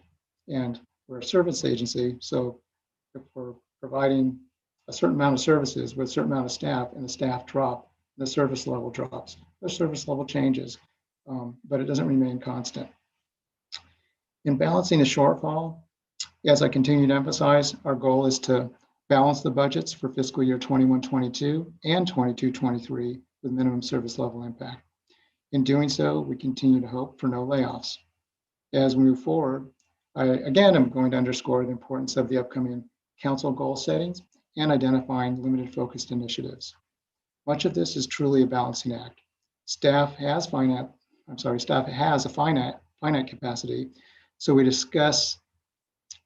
we discuss or put forward new services, the balance also requires consideration of what existing services to put off or eliminate altogether. A common example is if we want to free up staff for a new special request. That may be fine, but staff will still need to put off or eliminate the work they're currently doing. It's like how we might forego or eliminate weed removal in a street median to free up staff time for some other new work request. Next slide. And this is my last slide. This is just showing the budget update, budget calendar for fiscal year 2021. This is my last slide, pointing out two of the most important upcoming budget dates to look forward to. And that's January 2026, which is the budget study session that I mentioned. And also, I know there's a lot of interest in the CIP program. So February 11th will be where we study this CIP, which is the Capital Improvement Program. And that concludes the information I wanted to review with you today. Go to the next slide. Thank you, Steve. I think that's evidence of a very active city that you lead, Council, with a lot of major projects on tap for the coming year. One of the things that I heard from all of you when I interviewed you about how things were going was a sense that your council meetings go too long, that they go deep into the night, sometimes there was the thought that we need to do something about that. There was also evidence in the interviews that a lot of you are putting forward new policy and project ideas, trying to get them on future agendas, that there may be some competition there to see who can get the most items on and get the most credit. But that all of that is diffusing staff away from your priorities and day-to-day services. So in consultation with your city manager, assistant, and deputy, I'd like to propose some procedural changes for your council meetings, not permanently, but for a 6-month trial, just to see if they work for you. And believe me, I'm going to put 7 or 8 of them up on the board for you here. And if some of these don't work for you, you just tell us. But I suggest that you attempt these changes because they are consistent with cities that are managing their meetings pretty well. You could call them best practices. So I'd like to go through each one, explain the rationale, and get your take on whether or not it's worth experimenting with for the next half year. Next slide, please. First of all, this one is just enforcing one of the rules that's currently on the books. You have what's called a 4-hour rule. It's very common for cities. And it basically says that if any of you have a new idea, a policy, a program that you've read about or heard about, or you'd like to have it thought about, you give it to the city manager. And if it takes no more than half a day's worth of work for one of the staff members, he can just do it. Doesn't require additional consultation with the council, doesn't require a vote, doesn't require any budget adjustments. This is just giving you some basic information about a new policy or initiative that may be of interest to you. What I'm understanding from the staff is that this has not always been enforced. So I'm suggesting that you use it and hold to it. So 4-hour rule for analysis of new ideas that are coming forward. And it's a good thing to get new ideas. But when you go beyond just suggesting a new idea, it becomes part of the workload. And please know that if you suggest something as a different way of doing business or an augment to current policies or programs, and the manager can say that they are consistent with current council direction and can be accomplished within work plans and budget, he can just order it and it can just be done. So these are two ways to get things done that you need, that you think are important. However, to the extent that you have a new policy or project idea that is not currently part of the council direction or is outside of the work plan or would require additional budgeting, we're suggesting that you have to bring that idea forward and it must win the support of a majority of the city council. And further, you have quite a list of ideas and items for future agendas that have been developed over time. It's somewhere between 40 and 50 items. And we suggest that rather than try to work away at those willy-nilly, that twice a year the council hold a study session and prioritize them. The staff can tell you which ones are easy and can be done within current workloads and staffing, but the ones that require more, or we're going to require trade-offs, as the manager says, or going to require setting aside work in order to do them, think that the council ought to decide what's first, second, and third, and what must wait, what must be postponed. So you do this twice a year in open session so that the staff gets clear direction on what you want to have done. Now, this is different than what you're doing now. Currently, you're adding new ideas at every council meeting. They go on the list. It's not clear how the staff is to prioritize them. And a lot of stuff is waiting. So what we're suggesting is you come up with a process whereby twice a year you decide, given current capacity and your priorities, what do you want to work on? And then the staff will go do it. Let me stop here and ask for comments and questions about this recommendation. The 4-hour rule, making your suggestions on things that can be done currently within budget, and then the stuff that cannot, prioritizing them twice a year. Thank you very much, Rod. I'll go here first. Yeah, some of these ideas here are things that are already in place. Yes. The 4-hour rule, that was a big thing I learned about when I first started. It seems that for one reason or another, the city council meeting agendas have gotten away from the exploration of 4 hours, but yeah, I'd like to see that more formalized on our agenda. The second bullet we have here, yeah, I know that at least the future agenda items that I've proposed are really under the council priorities that were set on the previous slide. We have outlined through the city manager's slide our priorities. And, I think a lot of the ideas I see from the council and myself kind of go under those priorities. And so anytime there's a future agenda item proposal that's not within those priorities that have been set, then, I think, Rod, you may have a good kind of point. Maybe we should take a little stronger look at those future agenda item proposals, just to put some more thought into how much of a priority it is. And then the last bullet here, yeah, I mean, the majority of the council rules. That's just how it's always been since 1954, and it will be like that until 3054 or 10,054. And so I'm not sure what kind of improvement we can implement here further than just really emphasizing these frameworks that we have in place. All right. Well, may I react, Mayor? Please. On the first point, on the 4-hour rule, this has little to do with council meetings.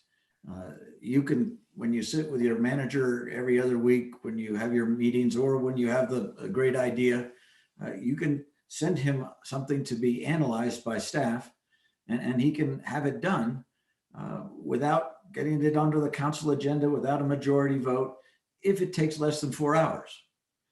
And so you don't have to wait for an agenda. Right. No, that's where I'm at. Yeah. And I know you've been recommending that the council give good ideas to the staff. And, for a first blush analysis, if it can be done under half a day, boy, you could do it. Doesn't require further process.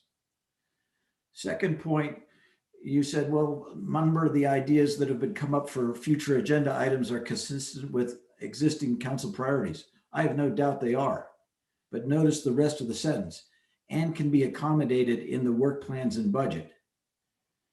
To the extent that they require more extensive work than 4 hours, to the extent that they require more money than is currently allocated in the budget, then you need to have some type of council decision making. And in that case, I'm suggesting that a majority has to vote at a council meeting to put it on the list.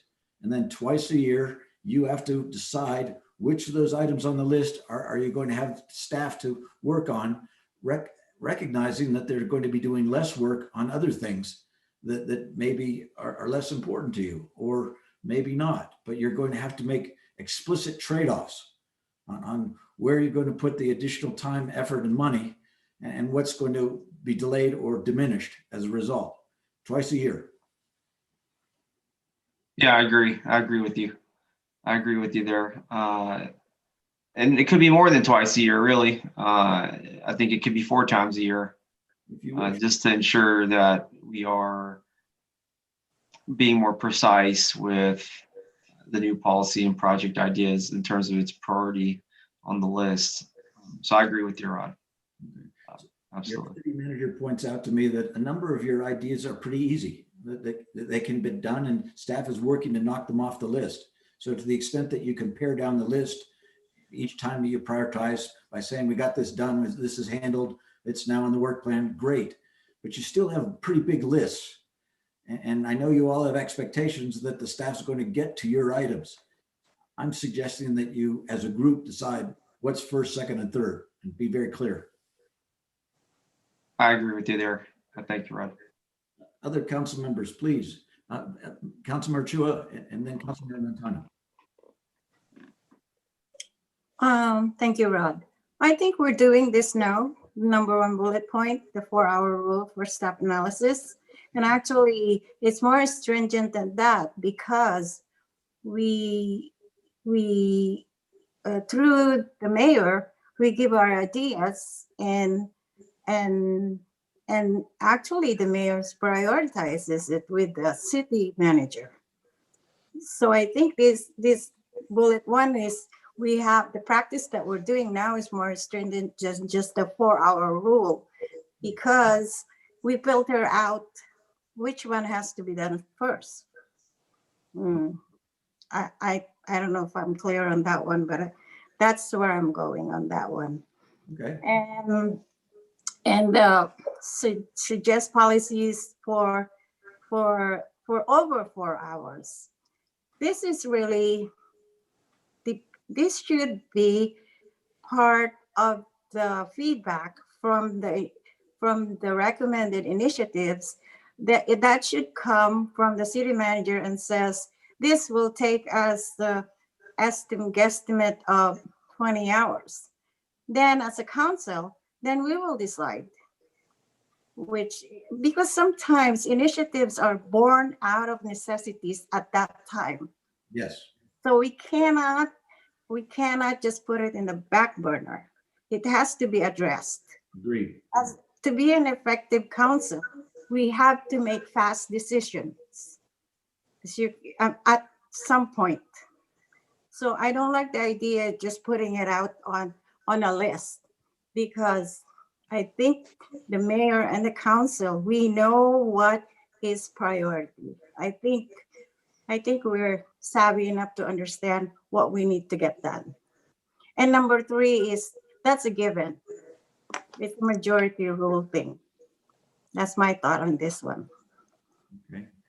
All right. Thank you. I didn't realize that you're currently giving your suggestions through the mayor, who is then prioritizing them for the 4-hour staff work. I didn't realize that that's the process.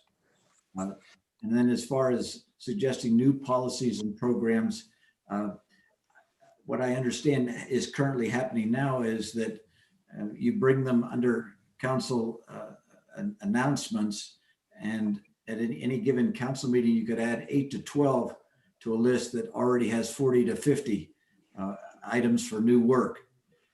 And so the list is growing. And so it's not always clear to the staff what the council really thinks is most important. They just know that there's a huge list out there and they need some guidance from you.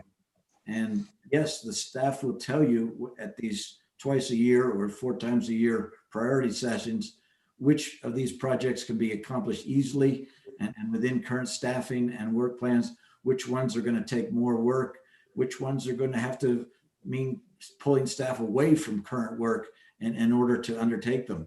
And the council can give its direction accordingly. Councilmember Montano? Thank you. Thank you, Rod. I think this is it's a good start for best practices, but I do believe that we need to come up with a good process. And enforcing the 4-hour rule, that is, it's always been like that since I can recall, when I was previously on the council. And speaking about being previously on the council, this is totally different than when the process is totally different than when I was on there. Before, we used to, when we had an idea or we wanted something to be looked into, we would give it to the city manager. We all did that. All the council members did that. And then the city manager would, kind of gauge to see if this is something that could be done right away or if it's going to take the 4-hour rule. And then he would put it on the agenda whenever it was good time where there was time to do it. So before, we used to, during announcements, we used to actually do announcements like, oh, this, we went to this event or that event. It wasn't, during announcements has totally changed than when I was in the council. Now it's when we're putting in our ideas, and I've always thought that was kind of odd, but every council is different. So I thought maybe that it did change, but I don't know when it changed. But yeah, it used to be before where the announcements were actually community announcements. It wasn't the time for us to put in ideas. That was done with a memo to the city manager, and then the city manager will get back to the council member and then go from there. But I do think that we need some policy changes or some process changes, actually.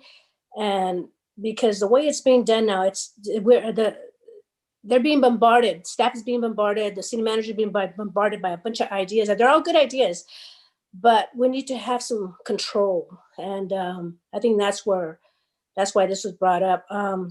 As far as twice a year, I agree with the mayor. It should be 4 times a year, every 3 months, because we are representing the citizens, and if the citizens think that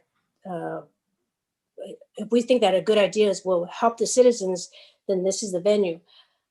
So that's where I'm coming from. I do think it's a good start, and I don't know if this is the time to put these practices in place, or if we're just throwing out some ideas. So those are my thoughts. Thank you. I think you're right. The current practice of injecting ideas during announcements, I think came as an outgrowth of the fact that the Rules Committee was not functioning. And now you've sunset the Rules Committee as I understand it. I think it's important now to decide if that didn't work as a way of setting agenda items and deciding which ones went first, second, and third. You got to come up with another process. I'm suggesting that you experiment with this one for 6 months. Try it. See if it works for you. If it doesn't work, drop it, do something else, or modify it. But try something else, because the current system, I think, is just loading up the list. It's demoralizing the staff. And I think it's just going to lead to frustration all around. So I'm hoping that something like this will sit well with the council. Yeah, I agree. Any others on these recommendations? Because I have a bunch more. Yeah, can I jump in? Yeah, could I? Oh, I'm sorry. Go ahead. I didn't see you. Yeah, no worries. Thank you, Councilmember Fan. I absolutely agree with this. The introduction of ideas and announcements was introduced when the vice mayor changed last year. And this is where it became very, very different. And so I do see, I've been stressing that our stress on staff is concerning, because that list is just getting bigger and bigger. And I honestly don't sometimes know when we're enforcing the 4-hour rule or not. It just feels like it just depends on who's introducing the idea and when the idea is being introduced. And so I think this is a new opportunity for this council to go back to what Councilmember Chua said, right? What are our goals as a council?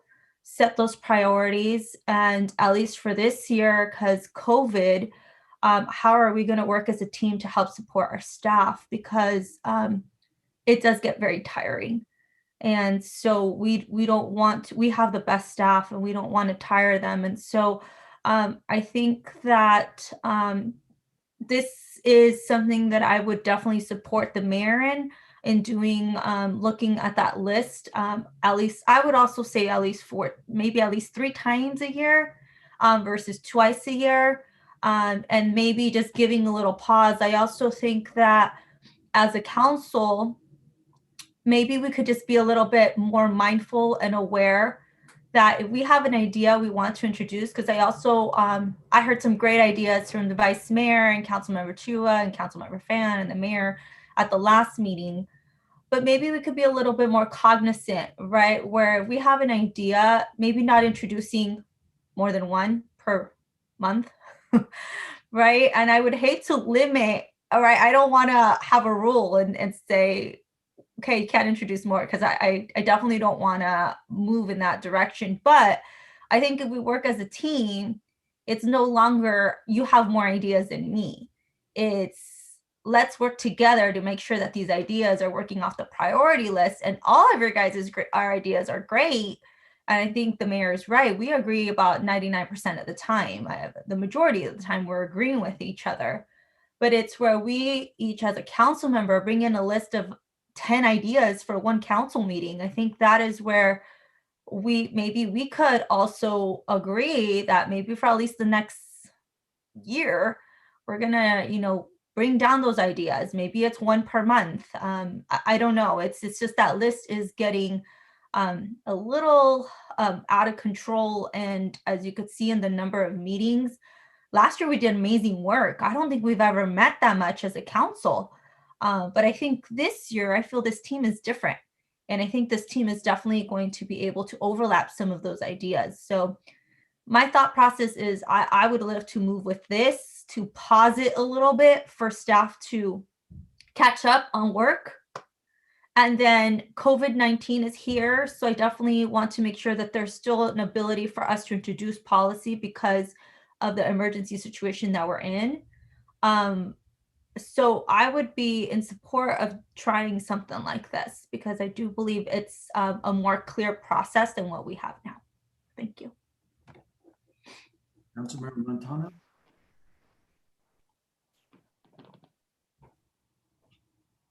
Okay, folks, you want to lower your virtual raised hands if you still have them up to allow for Rod to better manage this or facilitate this meeting. Yeah, I'm looking at the slide here, and that doesn't look any different from what we're doing right now, or what we have been doing. I know that former Vice Mayor Bob Nunez had ideas as well, and he would request sometimes for items to come back immediately, and I supported it sometimes. And so it just depends on the item, but I have full faith in our staff. I've seen our bandwidth over the last 4 years. I've seen one city manager and how they were able to accomplish a lot of requests from the council. And I understand that bandwidth and how that was able to operate. And I understand, or I've experienced what it's like to have 3 city managers. We got a lot of money in that office, $1 million, more than that. And so,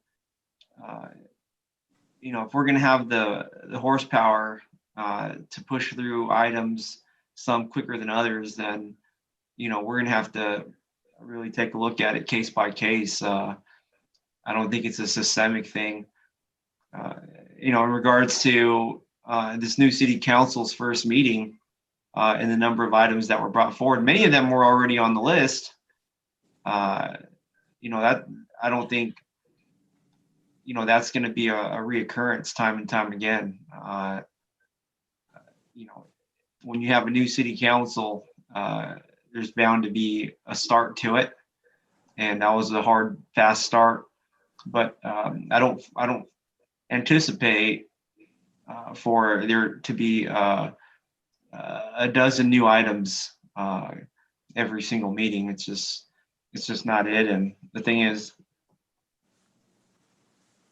I do meet with the city manager every week, every single Monday at 1 p.m.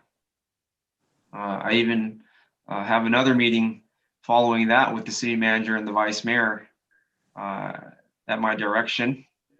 And at any time I do hear that there are any concerns about the workload, I'm going to respect it and acknowledge it and respond to it in a supportive way. So even to this point, I'm looking at this slide right here, and that's things that we've already been doing from my very first day on the job, really. And so, I'm fine with the slide and those recommendations because that's no different than what we're doing right now. It really isn't. Rod? Let me be clear, because I don't want there to be a misunderstanding here. This is different than what you have been doing, Mayor, in that if you were to accept this, you can still put in new ideas at council meetings that can't be done in 4 hours, but they're going to go on the list, and no action is going to be taken until 3 months later or 4 months later. The council looks at the list and says, we're taking 1, 7, 9, and 11 and doing them now, and we're going to wait on the others. So it takes explicit decision-making by the council. Currently, as I understand it, and please correct me if I'm wrong, you put items on and sometimes you even put deadlines on it. I want this back at the next meeting. I want this in a month. And staff can't accommodate all of those expectations.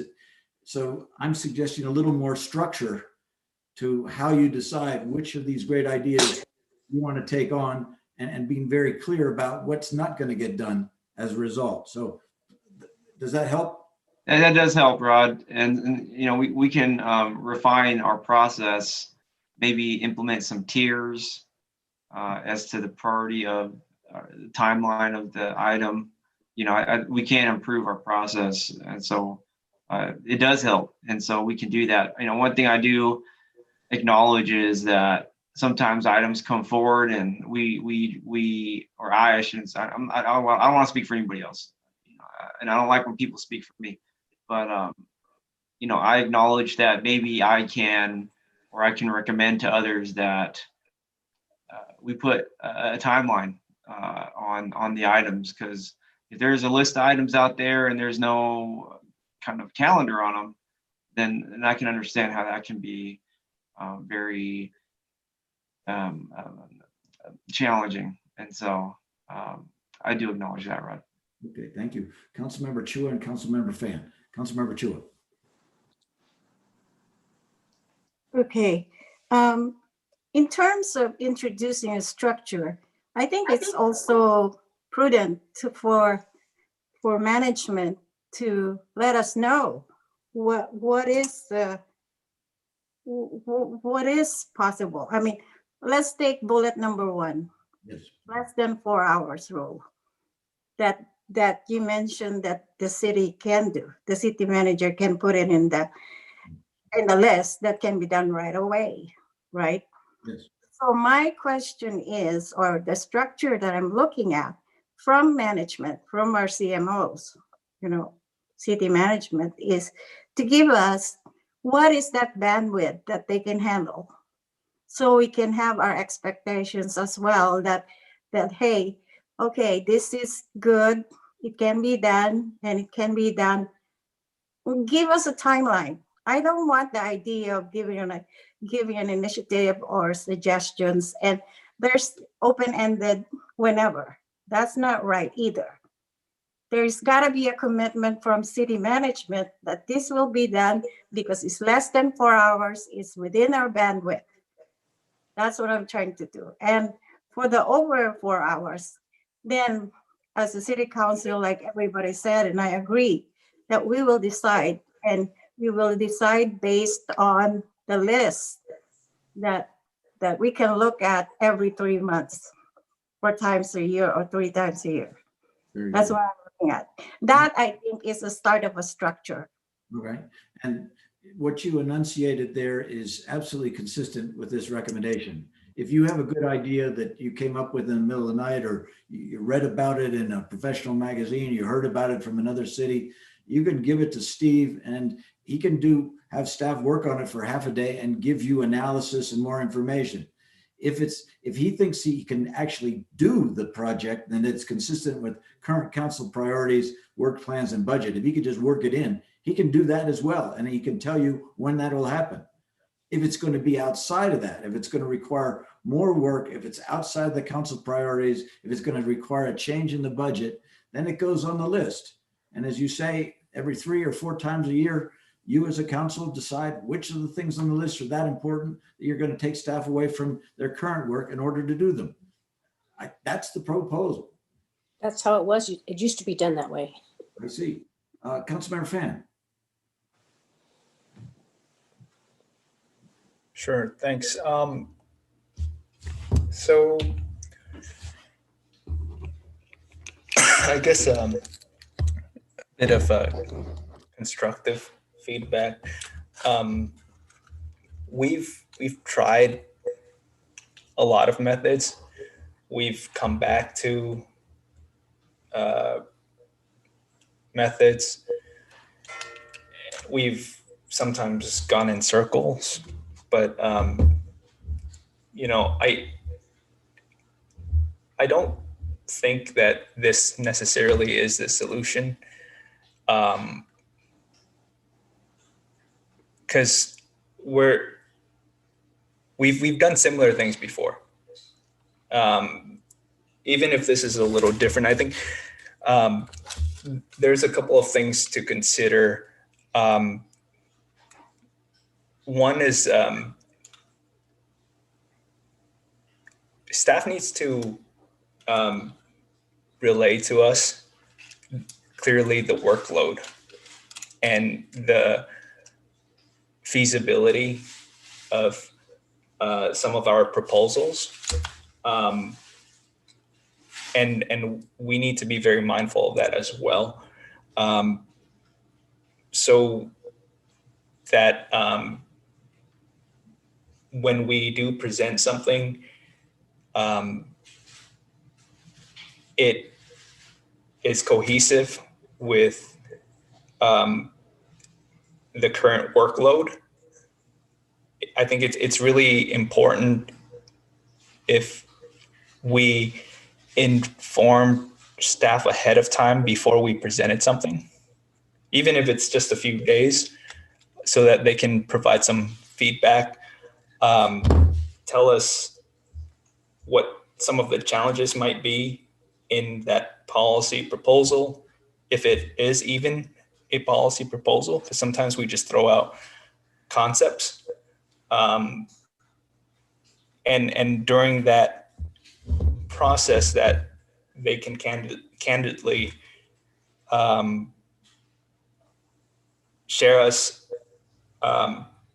some of the hurdles that we could anticipate. When we present it, it should be that we're able to do so covering all the checkboxes precisely. That and we can only do that really with staff support. So I think that there needs to be like a sense of preliminary staff support prior to that 4-hour rule, if you will. And I guess not necessarily support, but more so just feedback, more so just questions, as in, what do you really mean by this? You know, when you're proposing XYZ policy. Because oftentimes when we do actually present something, we might be able to get the votes to move it forward, but we don't, but staff and others amongst the council might not necessarily know what exactly we just voted on. And that's why sometimes you see us giving direction on an item only for that item to come back over and over, because there's a disconnect in terms of what exactly that direction was. Yes. So if we can address all that prior to that, or not all of it, but like as much as we can prior to that item being proposed, it would go a long way. You know, we've tried the rules committee, and that didn't quite work out. But essentially, the concept was that we're able to sort of break down a policy proposal and see where it fits in as it relates to our current work plan, as it relates to our budget appropriations, and go through all of the different mediums available prior to it actually getting to an agenda. Because not everything needs to be necessarily voted on as policy, because sometimes things are programs that just comes before us. And it doesn't actually require like an ordinance or a second reading. And that's why really, for staff to understand what it is we're proposing, what it would entail, it needs to be an exchange between staff and that council member, where you're going back and forth. You know, you suggest something and staff would say, well, let me have so-and-so director of so-and-so contact you because this is their policy area and they can help you navigate. Yes. I think that's the key term here, navigate. How do you navigate from an idea to an actual item that makes it to the council agenda? Yes. And the best way to expedite it. I agree. Point is well taken, Councilmember Fan. Well within that 4-hour rule, the staff can give you some reactions to your idea, help you shape it, ask you some questions that you may not have considered. Some ideas are easier than others. Let's say you've got a community COVID testing center and a council member says, I'd like to see a banner up on Main Street telling people how and when they can get tested and what number to call. That doesn't take a whole lot of analysis. Staff knows how to get a banner up, knows what that costs, and the manager can say, yep, we can do that. That doesn't require a lot of debate. On the other hand, if a council member says, I really think we need an economic development corporation, let's get that going, bring that back right away. That brings a whole host of questions because you're creating a whole new agency, a whole new mission. We already have that agency established. Okay. I'm just using it as an example, Mayor. Okay. It's a whole different level of work and analysis necessary to pull that off than creating a banner. So what the council member is saying, as I understand it, please correct me, is any of you has a good idea, bring it to the manager. He can have staff work on it, help you develop it. Maybe it can just be done. Maybe after you've analyzed it a bit, you decided, well, maybe it wasn't that great an idea. Maybe it is that much more important after you have analyzed it and you want to bring it forward, but you'll have better ideas of what it's going to take to get it done. And again, you've got 40 to 50 items on the current list. And you need to prioritize it systematically because the worst thing for staff is not to have clear staff council direction. The worst thing for staff is they get caught when a council member says, hey, I put in that idea 6 months ago and I don't see you working on it. Well, that puts you in an awful position. The council needs to support the staff by giving clear direction on what's most important to you and what can wait and what needs to be postponed because you've now got staff working on the new ideas. That's all I'm begging for here. I hear you. I hear you. Sir. Councilmember Chua. Oh, I just, excuse me for a second. I just heard the door knock. There was a door knocking at my door, and I just want to thank Mayor Tran. I got beautiful bouquet of flowers. Oh, Happy belated birthday. Yeah. Thank you so much. That's beautiful. My birthday's I next thought Tuesday. I called my husband. I said, "Can you open the door? I'm on a retreat." And he goes, "Oh, there are flowers." Okay, thank you. that's wonderful. Get back on track here. Okay, okay, back on track. So Okay. I think this is another thought after all the deliberations that we just did. First of all, I think in order to address this, we need to define our goals. Once we have defined our goals, we need to revisit the old list and prioritize them. And for new ideas, we can do what's on this slide and go from there. Okay. How's that? Yes, yes. And I want to follow. I hate to follow. I hope I'm not following folks too much, but I want to follow there and agree with Rod. I think we can have a better, I think I can have a better set of eyes, and I'd like for the council to have a better set of eyes on this particular aspect of our policy making, and it would, as well as the city manager, to just communicate to us any type of concerns and things. And for a item maybe like the Economic Development Corporation, I know that efficiency and getting things done expeditiously is always a neat thing. But at the same time, I think it's pretty easy.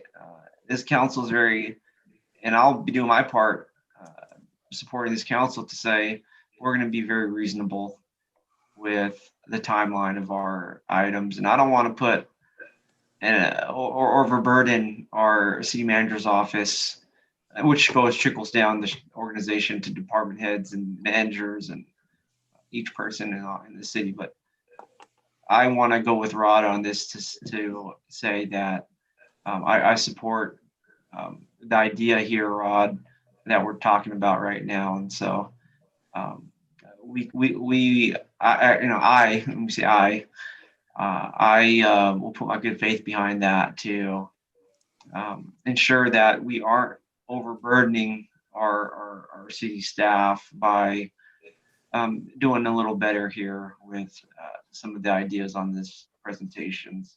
Thank you. Rod. May I ask for some thumb voting then from the council?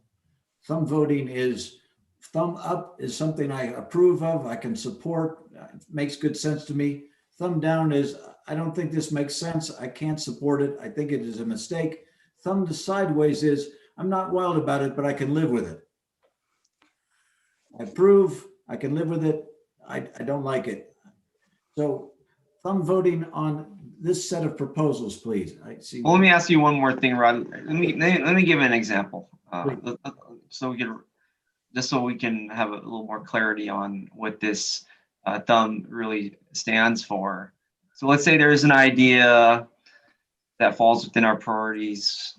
Let's say it's public safety. Let's say it's crossing guards. I'll use the crossing guards. You know, everybody loves crossing guards. And the idea is to, although there are no crossing guards out right now due to COVID, but just saying here, let's say the idea is to, let's say a council member comes to the council during the meeting, future agenda item, they want to propose 4-hour rule. They want to propose, we want to hire 5 more additional crossing guards. Let's say that. Okay, so with this new idea before us now, and the council majority is behind it, Rod, take us through how this, I guess, policy would be made. Okay. You could make that suggestion to the city manager in your weekly meeting, or you could bring it up at a council meeting, whatever you wanted. The manager would say, all right, let me do a little analysis on this. He talks with finance and HR, comes back and says, 4 crossing guards is going to cost X dollars. It's going to require a change in the MOU. It's going to require some additional equipment and supervision. So all told, this is what this package costs. It's currently not in the budget. So council, if you want to do it, you're going to have to decide to amend the budget. You could put it on the list, and then when you prioritize your new ideas, you could decide whether you want to spend that sum from the budget on the new crossing guards, recognizing that if the budget is currently balanced, you're going to unbalance it, meaning you're going to have to subtract something in order to put in this new program and staffing. You just do so in a very clear and transparent way. If the majority of the council says, yep, those additional 5 crossing guards are more important than, I don't know, median maintenance or senior rec programs or whatever else you're going to have to cut to create space for it, then you adjust the budget and you go. And the staff tells you how long it'll take to ramp up to the new program and when you can expect it to be implemented. That's how it would work. Okay. Yeah. Okay. That sounds good. That sounds, it makes sense to me. And so, so Rod, I know you requested some thumbs. Yeah. I want to go to the council real quick. If you can lower your virtual raised hand, unless you want it up, and then we'll go to Rod. Rod, do you want to call for the thumbs? Yes. Could I see your thumbs, please? Up, down, or sideways? I see one up. I'll do it up. Up. Thank you. Don't see it. Councilmember Fan, you're sideways. Is that correct? Okay. Councilmember Chua? Okay. I'm thumbs up with the caveat that I would know what the bandwidth is. Okay, very good. And I can't see you, Councilmember Montano, Vice Mayor Montano, can you show yourself so I can see what your vote is? Or just tell us? You're muted. Yeah, thumbs up. Okay, thank you. But that's with the not just with the two times a year. I think that. 4 times, yeah. Yeah. You want 4 times or 3 times? 4. Four. 3. Four. Okay. All Rod, right. I'll change it to a thumbs up, just because you put in a lot of effort into this. All right. I hear the council say you want to do this quarterly. So, okay. Then 3 times a year you will, or 4 times a year, you'll order your list and give your direction. Okay. Next slide, please. Got some more ideas here for you. Here's one that you may not like, but I think it makes sense. Move council announcements and future agenda items to the end of the agenda, or just combine it with the mayor and council reports. The thinking here is that the community is there to watch you conduct the business that's on the agenda. They're a little less interested in the new ideas you're pursuing or whatever meetings you attended lately. So put that toward the end of the agenda. So that's idea number 1. Yeah. Maybe we do the thumbs. Maybe we do the thumbs for 1 by 1. Okay. Okay. All right. I do want to comment there. I had to beg to differ there, just because, for example, the homelessness task force, that's an important priority for our city and our residents. And when we're proposing a future agenda item about the homelessness task force, we got a whole bunch of residents tuning in actually to see that happen. Because it all had started with discussions in the community, in our neighborhoods. And, if a council member is going to say to a resident, hey, I'm going to take your idea that you're proposing and the resident will ask, when is this task force happening? And so I could tell the task force or any elected official at any time can say, we're going to propose it tonight. So that resident's going to tune in, and one of the big things we want to do, whether it's in person or on Zoom, is to clear items for our residents. And I thought we were able to do that in the beginning of the meeting, and residents were very pleased with that. And I think it's important that the announcements are going to stay for sure, because residents need. It's really a place for residents to kind of see their expectations become realized. Okay, so you want to keep the council announcements and future agenda items at the beginning of the meeting? Yeah, and we could do a timer too. Due to the Brown Act, we can't be having too many discussions about items not on the agenda. So we got a timer here on the Zoom, and we got to limit the time. We just have to on the discussion. So we could run the timer there. That'd be my idea to ensure that there's a control mechanism. Okay, so for the effectiveness of the meeting. Okay. What other cities have found is that when they put the council announcements up front, it becomes a little bit competitive, and no council member wants to keep his mouth shut and appear that you aren't busy. So suddenly everybody's commenting on every meeting that they've attended, and it eats up a huge amount of the time. The public. Yeah, well, the rule is you can't sound off that much. That's just the rule. And as a presiding official over the meeting, I'll enforce it, as I always have. And we have our city attorney, and so the competitive part, that's on whoever the elected official is, wherever they're at, whatever council it may be. So I don't, that can be seen, but I really don't think that's, if you limit the time is the time. And no future agenda item should be discussed more than really a minute. And that's something that folks can really take accountability for. Let me go through the rest of the suggestions and then come back for the thumb votes. Is that all right? Okay. The next one runs counter to your current procedures. And I'm suggesting that the staff develop agendas that are designed to end at 10:30 p.m. The reason that I suggest this is that brain science and sleep research indicates that after we've been up a full day and we're into the evening, our cognitive abilities fall off pretty radically at 10:30. We can do passive things like watch TV or fold laundry, but past 10:30, especially if we've worked a full day, taking care of kids for a full day, what have you, the ability to make thoughtful decisions beyond that point begins to get quite limited. Further, your public signs off. They're not going to watch beyond that very often. So you're making decisions without a whole lot of public being present at that time. So the top councils out there generally finish their meetings around 10:30 at night, but that means actively managing and setting your agendas with that goal in mind. Rod, Please.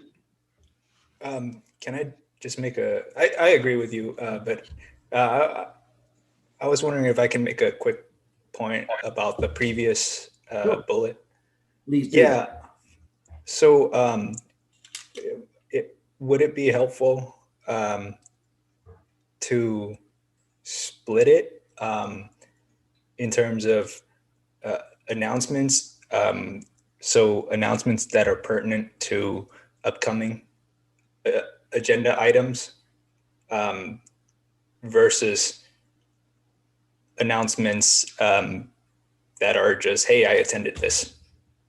You know, like if we split the lower priority announcements for the end, and then if it's a item that you know we feel very attached to, that we have to announce to the community, we can choose to do so, but with discretion. Or is this making things too confusing? The agenda items up front, and we're going to hold regular announcements to the end. That's an option. Okay, and then the other thing is, if we design it for the council agendas to end at that time, I think we should also design the agendas to start by a certain time, because I've seen occasions where we don't officially start like the first item on the agenda until like 2-3 hours later. You know, that's after flag salute, pledge of allegiance, and all of that. Because the intro shouldn't take longer than the actual substance of the meeting. And I have no idea how to control that. It's always been something that I've been concerned about, though. Yes. Maybe the celebrations we do on a separate day, if even needed, or earlier. Yes. Well, if you want to do the celebrations and things prior to the actual start of the meeting, design those into the agenda and be very clear how much time you're actually going to take on the celebration, with an eye towards still finishing on or around 10:30. I'm going to go further and suggest that at 10 o'clock, the mayor calls a timeout, you know, not mid-sentence, but when somebody's finished, and that as a council, you decide what, if anything, you're going to take up for the remainder of the meeting in order to adjourn at 10:30. So you make a conscious decision when you're getting at around 10 o'clock about what you're still going to try to do before you finish for the evening.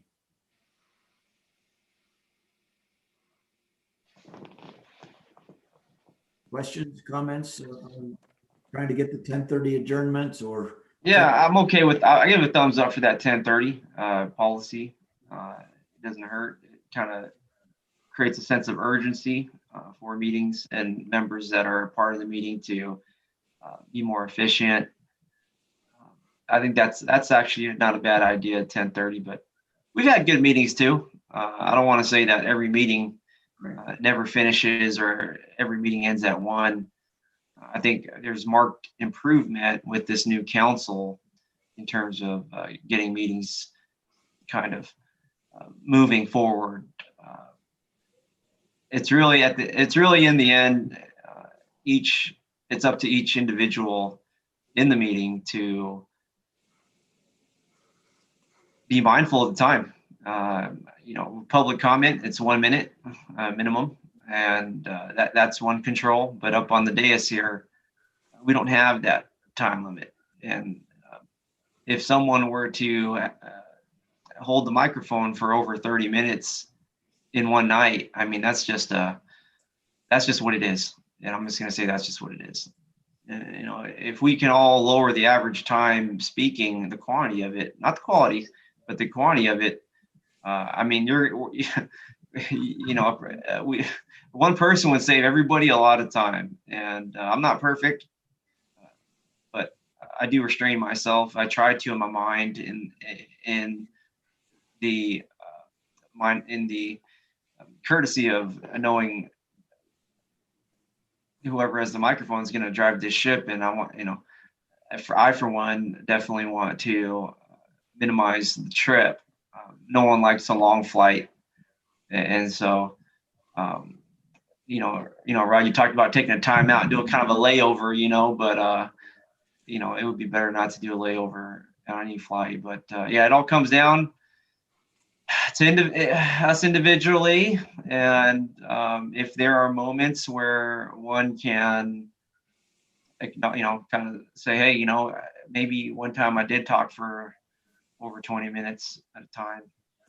And those are the areas that would make the most enhancement of the meeting effectiveness, really. Sure. And so it's really more simple than that. We can look here and there and here and there and here and there and in between. But I think the major step we can take individually is to minimize the time with the microphone. I mean, well, that's it. I mean, I think we need a sergeant of arms. As mayor, you have a special duty to facilitate the meeting. You've got to find that balancing act to make sure that everybody gets a chance to be heard and deliberation is done on an expedited basis and you can get to a decision. You've got to have it both ways. I will. Yeah, just don't be mad at me, folks.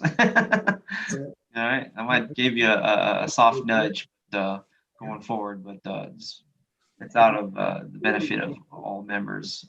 Yeah. Somebody's had the microphone for 15 minutes. You might say, council member, could you summarize your point? We're with you, but could you shrink it down to your bottom line? Council member. Yep. Yeah.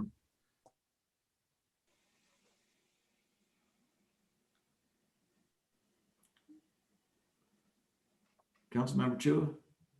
Oh, is it me? Yes. Oh, thank you, Rod. On 2 points. Number one, I agree with the mayor that all announcements should be at the beginning of the agenda because we're catering to. I mean, we're mostly this announcements mostly for our residents as well. And for bullet number 2 on the check-in at 10 o'clock, I agree with both Councilmember Fan and Mayor Tran. That's it. Any other comments on trying to end around 10:30 and being very deliberative about it? Yeah, I first and foremost love this conversation. So thank you to my colleagues and the mayor for getting us here. I think this is a great start in how we're gonna structure and facilitate these meetings. I am all for the 10:30 adjournment. And please, as one member, I appreciate feedback. And if it was one thing that I did appreciate from former Vice Mayor Bob Nunez was just our ability to provide that feedback to each other. And it really helped. And so if at any time, if I could do better, I am not perfect.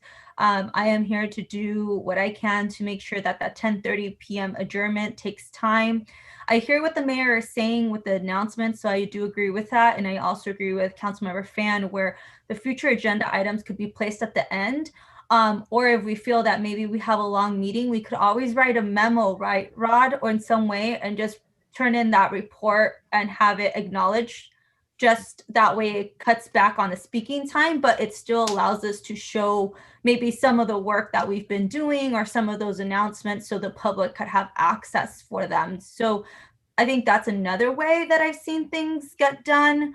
I personally would really appreciate that 10:30 p.m. adjournment. I think after like 11, a lot of us, you could just see it. It just, the energy gets down. We're a lot shorter with each other.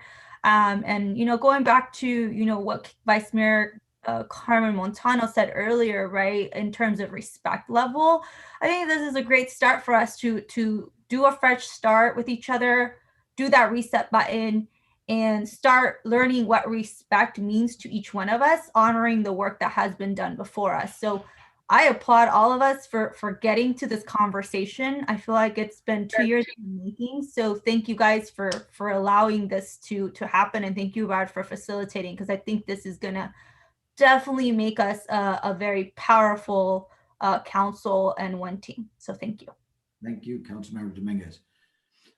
The next suggestion, unless you want to talk some more about the timing. Let's keep it moving. Yeah. The next suggestion is to make good use of the consent calendar. You have a consent calendar and you do make good use of it. However, I've noticed that a lot of items get pulled off the consent calendar and get discussed and debated for a great deal of time. The consent calendar, as you all know, is there for fairly routine council decision-making. You know, you've got to re-up a contract that you've had for years, and it's still the best deal that the city can do. You put it on the consent. You are going to, you know, repaint the curbs and gutters in a certain area, and you require a contract to do it because you don't have adequate staff. Consent. This is stuff that the community is generally less concerned about, and it's trusting that you're going to take care of the city's business in doing. Consent calendars work if the council members will read the consent items and give the staff a chance to answer their questions ahead of the council meetings so that the items don't necessarily have to be pulled and debated for a great deal of time. If a member of the public wants you to pull an item, you can do so as well. But make good use of the consent calendar is essentially what I'm recommending here. What do you think? Absolutely. Yeah, and you know, we don't have to pull an item off the consent calendar to ask a question real quick. And so, yeah, I think that's, you know, I don't think there, I believe there's no objection to that bullet. So unless there is. And my point, Mayor, is ask the question ahead of the council meeting. Don't take time at the council meeting to ask the question. Get it answered ahead of time. I love it. I love it. Yeah. I'm not objecting, but can I add on to that? Please. Yeah. So, you know, like I try to add on to the consent calendar whenever I can. And sometimes I found myself at conflict with my former colleague, Bob Nunez. But at the end of the day, I guess the period to do so is early on in the beginning. However, I've come to find that you know, there are some items that make it to the I guess the bigger agenda, the traditional agenda, that don't necessarily require a lengthy presentation.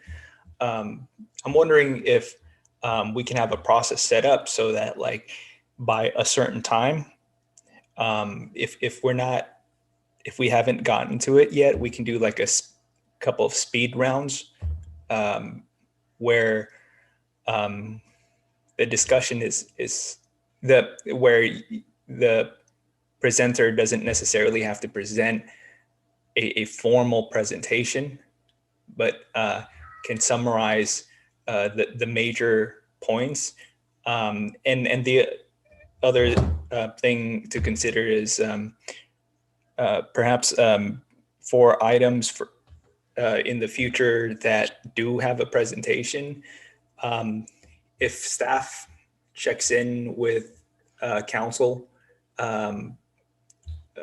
individually ahead of time to see if we may have any reservations or concerns about it, so that we're fully aware, and we don't necessarily need to hear the presentation.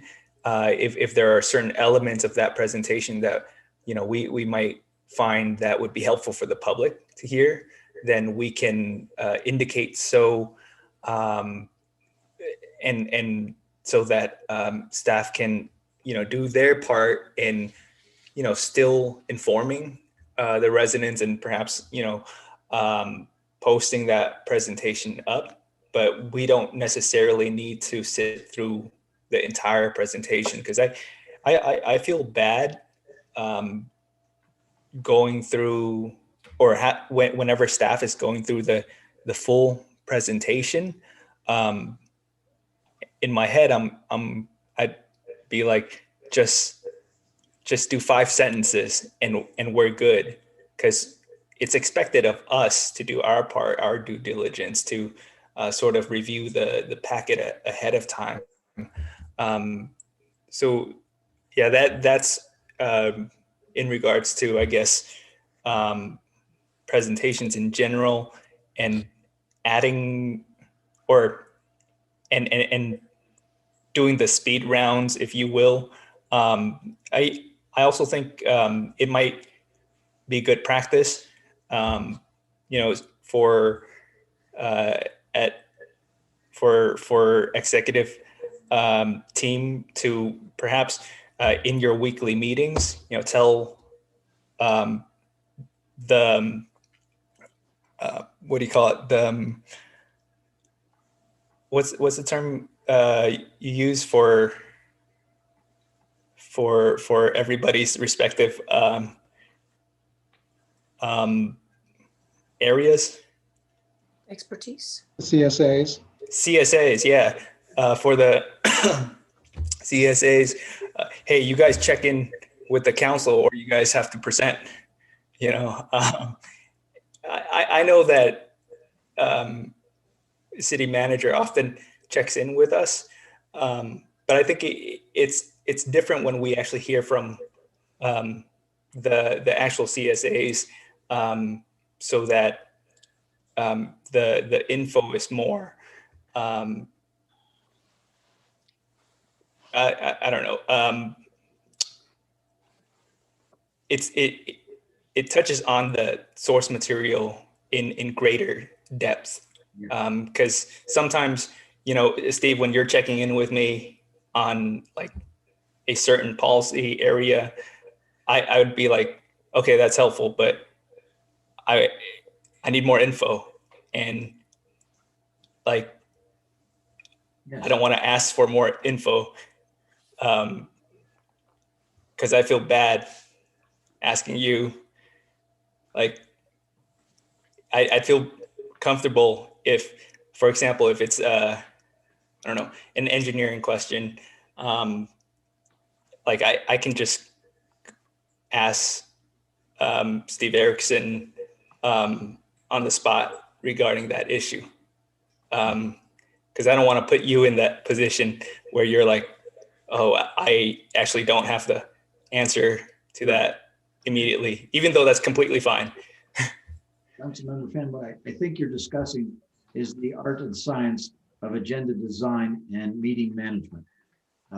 When Steve works with the staff to put together the agenda, they have to make guesses about what items are not going to be controversial, are not going to require a lot of discussion. The council's going to be comfortable because it's pretty obvious what the next step should be, and put those on consent.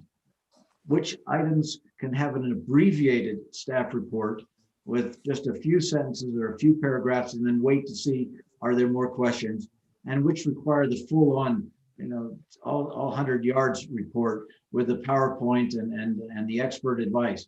and you guess. And sometimes you guess correctly and sometimes you don't. During meetings, especially with a 10 o'clock check-in, say you've got 3 items left on the agenda that evening. You could check with your colleagues, and if number 3 is not controversial, you knock that out right away before you adjourn. Number 2 is going to take a lot more discussion. That waits to another agenda. So you can mix and match, but there are ways to kind of shrink it down. Sometimes people will show up at a council meeting all fired up about something that you thought was routine, and you're off to the races. That happens. But you're right, you can shrink sometimes the presentation without cheating the public's need to understand, still giving the public adequate information so that they know that their council is acting wisely. So yes, I agree with everything. Councilmember Chua? I think I agree with, I think one of the good, I mean, one of the things that we're doing well, I think, is managing our consent calendar. And I don't see a point of changing anything. We're very cognizant that we either pull it for a specific question, or we don't pull it just to make a comment. Good. And I think I agree with Councilmember Fan on that one. I think that's one of the things that we do real well on the last few meetings that I've been, the consent calendar. And all I'm recommending is you get your questions answered ahead of the council meeting, not just the consent, but other items that helps move things forward. Second to last item, there are certain public events that the city supports each year. Sometimes you give money, sometimes you waive fees, sometimes you provide staff support, and they make requests and they come onto agendas. The city managers provided you with a memo of the events that have routinely received council support in the past. One way to slightly streamline your agenda is to decide which events you're going to continue to support annually and not require them to be on the agenda. But if they're requiring additional support, or they're a new event or something like that, then they have to come through and get full council approval. But that you approve a list of events that the city traditionally supports each year. And that shortcuts some of the council time. What do you think?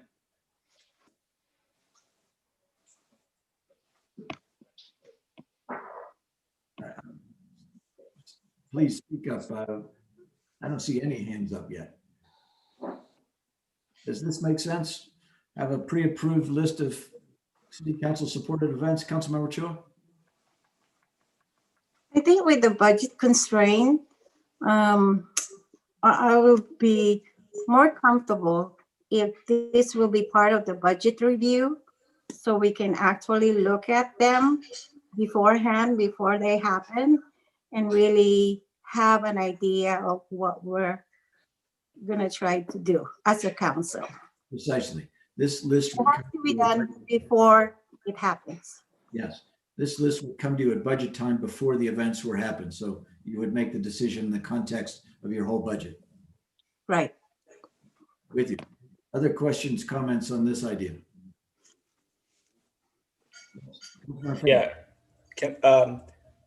Yeah, I agree with Councilmember Chua.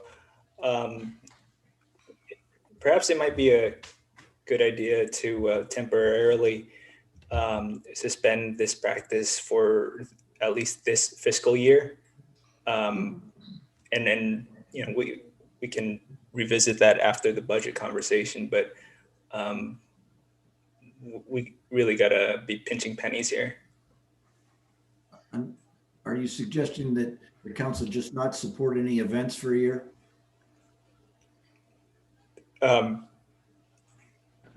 Yeah. Well, I mean, this is an emergency event, food distribution or something like that. Yeah. Sure. Yeah, we'll call it elective events. We'll suspend elective Yeah, event. there you go. Mm-hmm. There's no harm there whatsoever. Okay, a moratorium on city support of elective events. Mm-hmm. Okay. Okay, that's an easy one. So I have a question on that. So when you, Rod, when you say elected events, what do you mean by that? what? That was my statement. Elective events are ones that are, it's kind of like elective surgery, which is still important, but you know, it'd be an emergency event, very much a priority event. You know, an elective event, I guess I can give an example or two, would be maybe, you know, the Oktoberfest or the car show, the veterans car show, respect to my veterans. You know, those sort of things where it's not essential, in other words.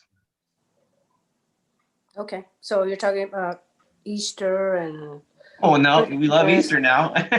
Christmas and all the those. Easter egg hunt, the Easter Well, I egg guess- hunt. Yeah, I guess we could come up with a list and decide from there. I admire the fiscal austerity. I admire the discipline. I can just imagine though, as these groups come to you throughout the year to say, Council, you're going to support our Easter egg hunt or our crab feed or our homeowners association meeting as you always have. And you say, sorry, not this year. Things are too tight. I just imagine that there's going to be some angst over it. But if that's where a council wants to be and say, unless it's a mandatory public safety thing, we're just not going to provide that support this year until things stabilize. I get it. I think that's good. It's only, you know, the fiscal year it's kind of rounding towards the end of the fiscal year. So temporary suspension. Okay. All right. I have a comment. So I know that this was also pertaining to one of the memos that we brought to this particular forum. That memo, I definitely agree. I think that we are in a financial crisis, and I agree with what my colleagues have stated. One of the things that has been brought up to my attention, and it's when an organization wants to collaborate with the city and it's a free event. For example, a food drive or a blanket, you know, collection, or there's so many events, but really having the city logo on these events really justifies really shows the partnership between the city and either that nonprofit organization or that faith-based organization that is hosting an event to help serve those that we serve. So for free events, would the memo to request, I guess this is where some people, including myself, we don't have a process. So if organization wanted to collaborate with the city and have the city logo on a flyer or on a marketing to work with the city, would that then just be a memo to come through council during announcements, or does that have to be placed on the agenda to be adopted as a city funded event, or does that go through the city manager?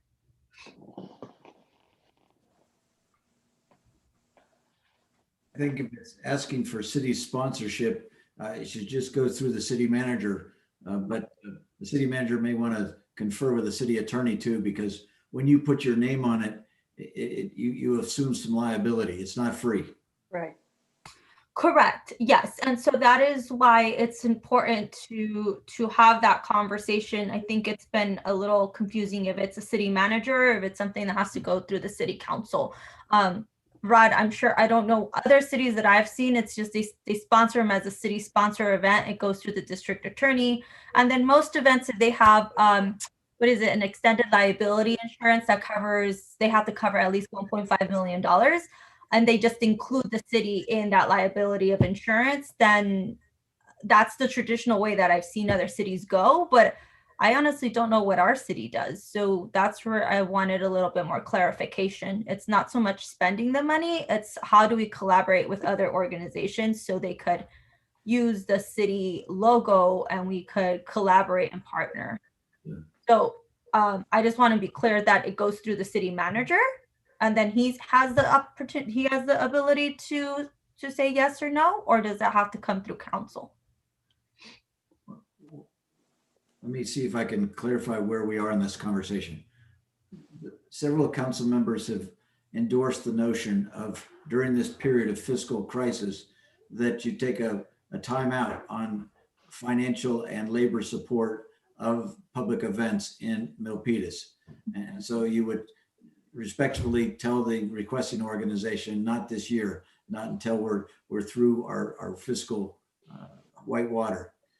Your question is, well, what about those that don't require money or don't require city staff involvement, where they're just looking to put the city's name on the event to give it additional authority?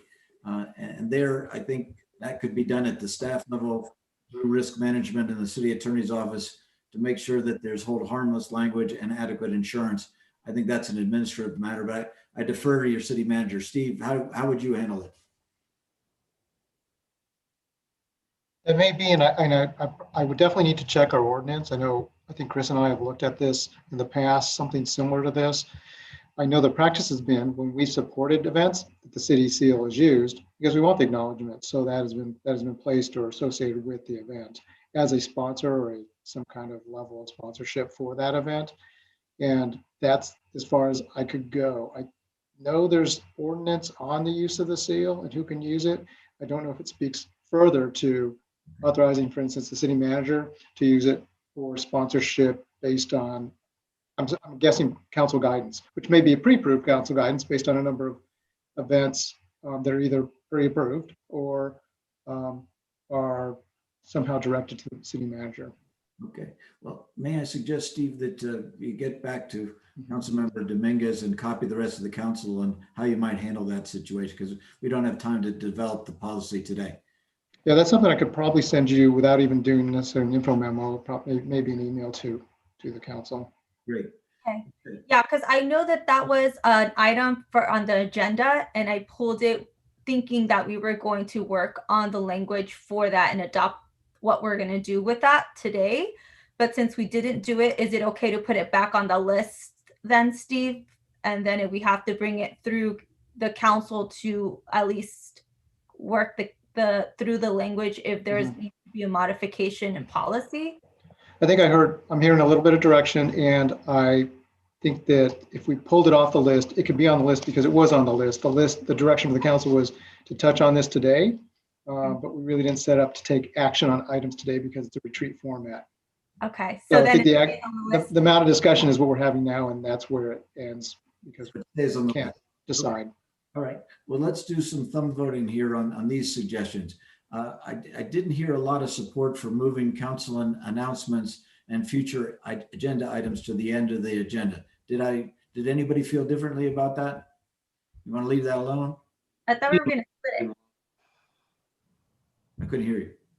Oh, I was under this understanding that we were going to split it. So the announcements was going to stay in the front, I thought, for the request of the mayor, and then the council reports was going to go on the end. Is that what we were going to do? Let's do some thumb voting for that. So the suggestion is leave council announcements where they are at the beginning of the agenda, but hold future agenda items until the end of the agenda. Up, sideways, down. Well, the thing is here, look, when I first started out, we did announcements, and the future agenda items were really within the announcements. It didn't even spell out future agenda items. And the mayor and council reports was always kind of the last agenda item. And we did that for some time. Now it changed along the way. I can't explain for it. So Mayor, when do you want discussion of future agenda items, at the beginning or end of the meeting? In the beginning. Okay, then you leave it as it is. It's commingled with council announcements, and both happen before any action on anything else on the agenda. Right. The rest of you, can you live with that? Councilmember Matano? Vice Mayor. Vice Mayor? Excuse me, sorry. I like the council announcements in the beginning and then the future agenda items at the end. Okay. I think that was Councilmember Span's. I think that makes more sense to me. All right, let's vote on it. So keep the announcements where they are, move the future agenda items to the end of the council meeting. Up, down, or sideways? Wait. Down, up. Wait, I'm confused. Okay. I'm confused too. Councilmember Dominguez, this was the idea of splitting the two, leaving council announcements at the beginning of your meeting, moving future agenda item discussions to the end. Could we flop them? Could we put future agenda items in the beginning and then announcements at the end. This is your choice, whatever the council wants to do. So that way the mayor, like what the mayor was saying, I liked what the mayor was saying in terms of future agenda items, because community members do log in, especially as he was saying, I'm gonna, if I or anybody else is gonna put an item forward, I would want them to be in the beginning so they could catch it. And then council announcements for me is anything like that we have to report. So I guess that's the definition of announcements that I have. Like I would be okay flipping them, but I'm not too sure to do that. Councilmember Matano. So in that case, just leave it as is, as the mayor had, because if you're going to be doing council announcements and future agendas, might as well just leave it as is. Do both at the same time in the beginning. That's my opinion. Thank you, Vice Mayor. Yeah, my sense of the council is leave this alone. Don't change this. Yes. Councilmember Chua, am I wrong? Yeah, I would leave it alone. Okay, all right, so leave that alone. Design council meetings to end around 10:30 p.m. I see 1, 2, 3. Don't see Councilmember Fan at all, so he's just there. It's a yes. Okay, thank you. All right, well then everybody seems comfortable with that. So you're gonna design your council meetings to try to end around 10:30. How about doing the mandatory check-in at 10 to see how you can land around 10:30? Yes, yes. Yes. Yes, okay, that gets strong support. Continuing to use the consent calendar well for routine items that are not likely to generate controversy, and commit to asking your questions on consent items before the meeting. Get them cleared so they don't have to be pulled. I have a question on that, or a comment. Yes, please. So during consent calendar, sometimes people, I've been approached and people appreciate me asking these questions, because sometimes the public, they like to be informed. They would have known something if I hadn't asked. So, and I do ask staff sometimes, but even if I ask staff and they give me a clarification, I still pull it because for the benefit of the public. Do you see what I'm saying? So it's not that I'm going to be pulling everything, but if I feel something that is worthy of the public knowing, I will pull it. So that's just me. All right. If you have the conversation with the staff ahead of time, they can make sure that it's clear in the staff report on the consent items so that the public is aware. But I hear. Okay. But if I feel it's beneficial for the public, I will pull it. Okay. For a quick comment then. For transparency. For transparency. I hear you, Vice Mayor, but if you have a person in the community, And it's not going to be a lengthy. Yeah, if a particular individual in the community asks you for the information and you get it from staff, you already relay it there. And so for the benefit of the public, you don't necessarily need to pull the item from the consent calendar. You can always just state the information, I guess quickly, and then we can keep it on the consent. I think that'd be I see that happening a lot. VTA does it a lot, and I've seen it happen here many times. So, anything we can do to avoid pulling the item, I'm more than happy to provide the information for the benefit of the public, because you're right on with that. Okay. All right. So I think I saw support for making good use of the consent calendar and asking questions up front. As regards special events, I think the council's sense was we're going to take a time out here. We have a moratorium on council supportive events for the time being. And the question about city sponsorship of events that don't require financial or other support, that remains on the council agenda list to be addressed at a later time. Is that okay? I see most of them. Oh. I think the Vice Mayor. I have a question on that. Sure. Since we're going to be, I agree with the suspending them, but the money was already allocated for these public events from our last budget. So I'd like to see, where's that money going to be going? Is it going to be grandfathered in for the future, or is it going to be put in a special? So that could be discussed later, but overall, I do agree with to go ahead and suspend. Okay. All Right on. Good. Thank you. Now, Rod, I could add something just for the council's benefit. We're not getting the request because of COVID, so it's kind of an easy discussion to have this year. It's that after COVID, when things pick up, which it probably won't be till next year that we'll see the events come back rolling through. Certainly, we'll still have the fiscal constraints, but we're not getting the requests now. So that money is in the budget, and that money could be, in fact, council saving. Could be savings that the council decides to put toward other general fund priorities. Good. Thank you. Thank All you. right. Well, then, next item, please.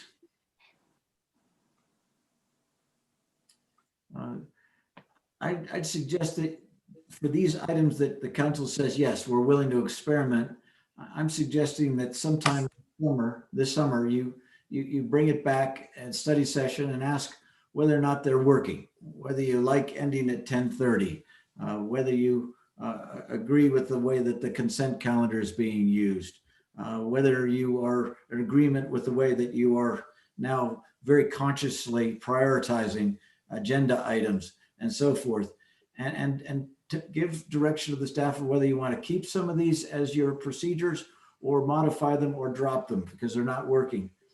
There has been discussion in recent years about coming up with a council protocol and procedures document. It's gone back and forth. I'm suggesting that this summer, after you've had some experience with this, you give direction to staff about what you'd like to see in such a document. Let staff to draft it and bring it back for your consideration and possible adoption. Yeah, I would like that. Does that work? That's good. That's okay. Mhm. Think this is going to be controversial, but could that be the order? Okay, great. Thank you. Next item. Okay, so let's review what we've heard today in the discussions this morning and this afternoon to make sure that we've got them right. This morning, as regards the culture and your code of conduct, council suggested maybe we add something about not interrupting each other during council deliberations, being mindful about how long we are speaking, and not interpreting what people say, instead respecting what they've said, using exactly what they said, and a commitment to better time management. Did I get that right? Yes.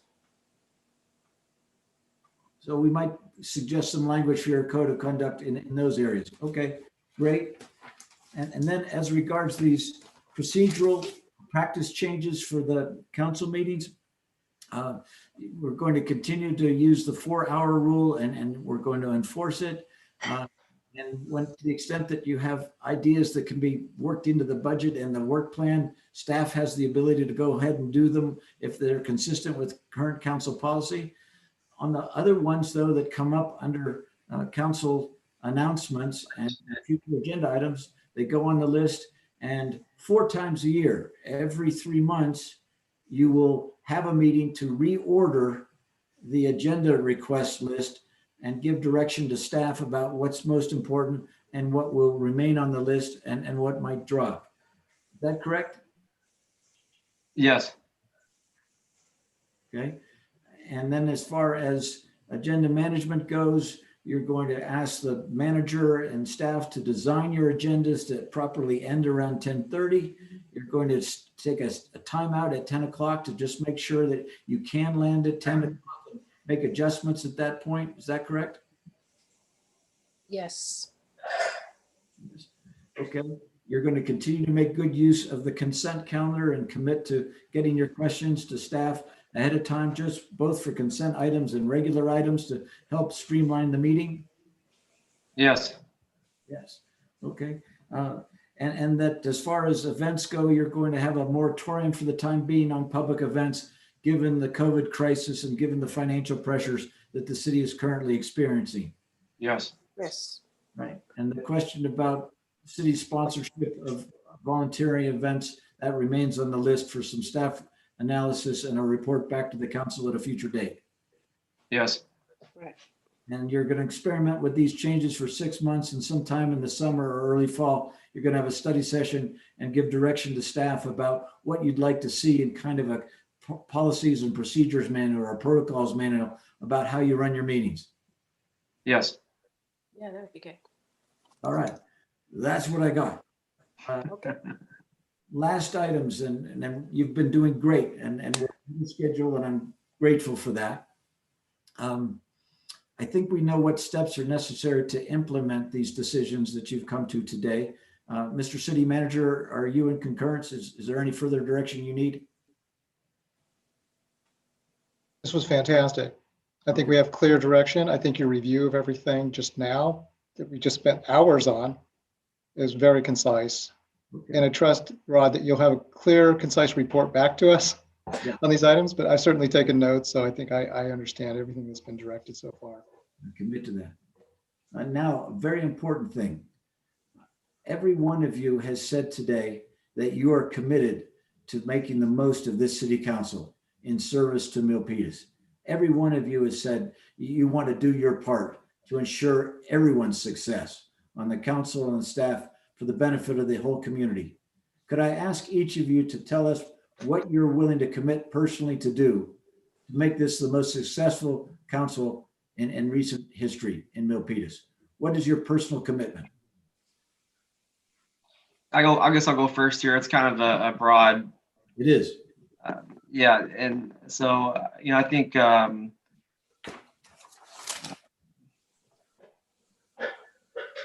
supporting good ideas is always a practice, or it's a form of consistent practice. It's a consistent practice I've always had since my first day, and I'll continue to support good ideas no matter who the elected official is.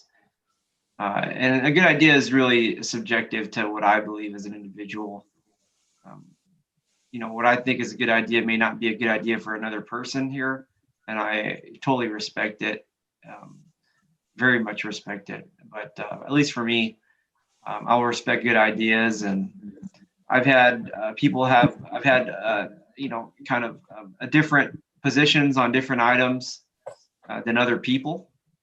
And another thing I'll continue to do and do better at is to really be more respectful, even though I am respectful. I think when I first started out, I was really against certain types of housing, and I was kind of really into responsible housing development in town here. And when I first started, and I think Councilmember Fan can attest to this, I was really vocal about items, housing development, housing projects, items that I wasn't happy with, to be very open about it. And I remember during meetings, I would be very vocal, and I would just be very vocal and say things about the issue, and just drag it on and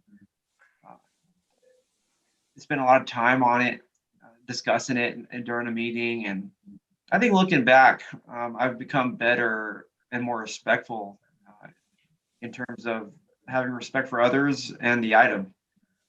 Even though I'm very opposed, or I was very opposed to certain, just housing items before.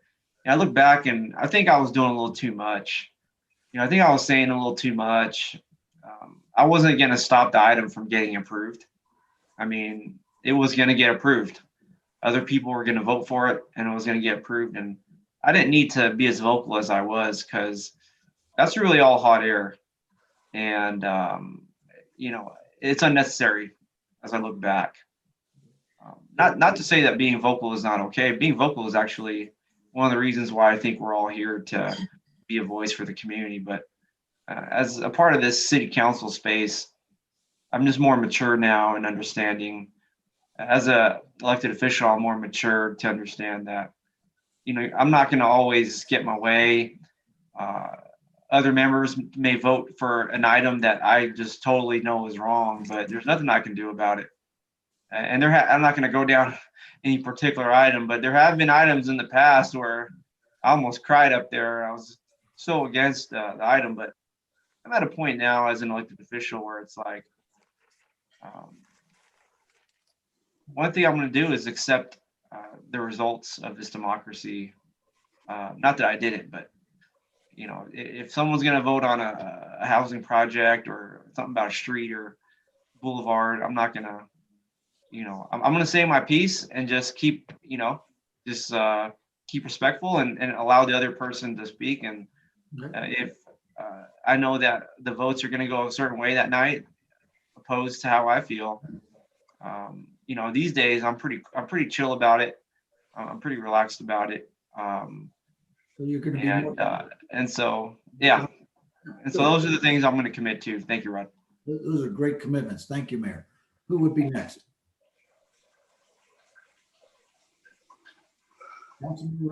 Vice Mayor Montano. Thank you, Rod. So I'm also going to be in support of great ideas. Great ideas come from great minds. So I want to make sure that I support those ideas.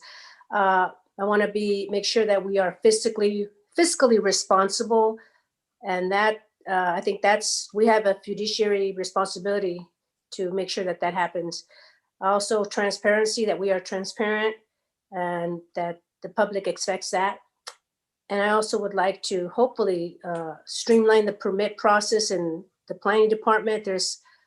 I think we need to set some kind of guidelines or policies to make sure that that happens, because the people that come and invest in our city, they want to make sure that their time is being spent wisely and efficiently. Okay. So those are my goals. I'm looking for your personal commitments of what you will do or not do in the coming year. Who would be next? Yes. Go ahead, council member. Oh, Councilman Dominguez, are you ready? No, it's How okay. did you do it? Go ahead. Okay. Thank you, Rod. I only made 2 commitments, and that's number 1. I will personally commit to observe our code of conduct. All right. Number 2, I'll be committed to fully contribute to make this council a high-performing council. Excellent. That's it. You get 3 stars. Everything else is in there. Everything else is in there, like being prepared to a meeting, being nice, being respectful, being everything that we do is for the residents. Those are my 2 commitments. Very clever. Love it. Councilmember Dominguez. All right. So it took a while for me to really gonna commit to, because I want to commit to something that I think I could be better at. We're definitely not perfect. I'm definitely not perfect. And I have learned so much being on this council. And I made my first commitment to the code of conduct, particularly to listen, to understand, not to be understood, to really be more aware. And I commit in taking more time when things are just presented. I think that comprehension perspectives are very different. So my commitment is to truly accept all of us for who we are, and accept those great ideas that we all have to put Milpitas first. And so that is the stuff that I do want to enhance and I do want to be better at, because I do know that, again, we're as greatest as greatest and weakest as our weakest. And I'm definitely not perfect. I think the other commitment that I would like to make is to have fun. I feel like sometimes we don't have fun on the council. I appreciate Councilmember Fan, like your jokes once in a while. Sometimes I'm like, oh, what did he say? But honestly, I appreciate it because they make me laugh. And so I appreciate your sense of humor. I appreciate your cats that make noises sometimes and just make us chuckle. So I make a commitment to make this council and this team a little more funner, to enjoy the moments that we do have with one another, and celebrating important moments like Evelyn's birthday, right? I think that's things like that. I want to make a commitment to start new traditions. So if you start seeing streamers on your doors for your birthdays, or things like that nature, please don't get mad at me. I just feel that that's part of a team, and that is a commitment that I want to definitely, I want to acknowledge who you are and what's important to you and honor the work that you do. So you have my commitment that I will begin to do that. Thank you. Bravo. Thank you very much. And Councilmember Fan, take us home.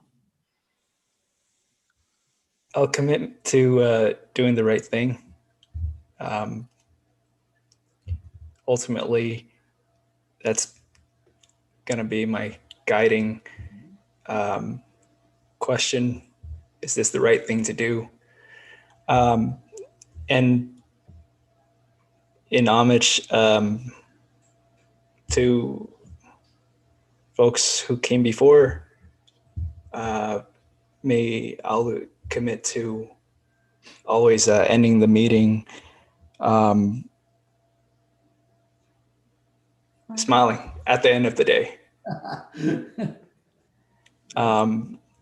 Because far too often we get lost in the conversation, the heated policy debates. We forget to acknowledge each other as human beings. Sometimes we have this lens that, you know, we're all public servants and we're doing things from a political lens, but certainly there's a human element that I hope we can try to connect with more and amplify. Certainly look forward to the day that we can all connect with each other in person, because I think that throughout the time that I've been in office, even during the most contentious times on the council, all of us, we've been able to put our differences aside when we do things together that are outside of the council. So we'll show up to the ribbon cuttings and we'll talk about each other's families.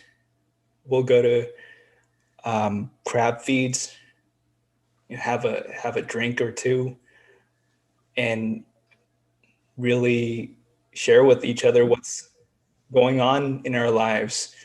And that's how I've come to appreciate my colleagues over the years. The personal anecdotes, I think that is more telling, more meaningful to me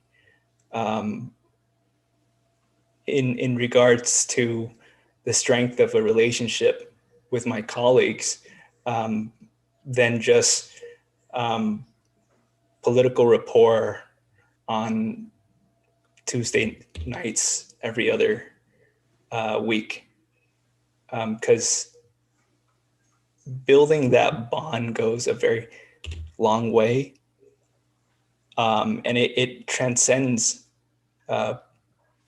political ideologies and political loyalties and whatnot.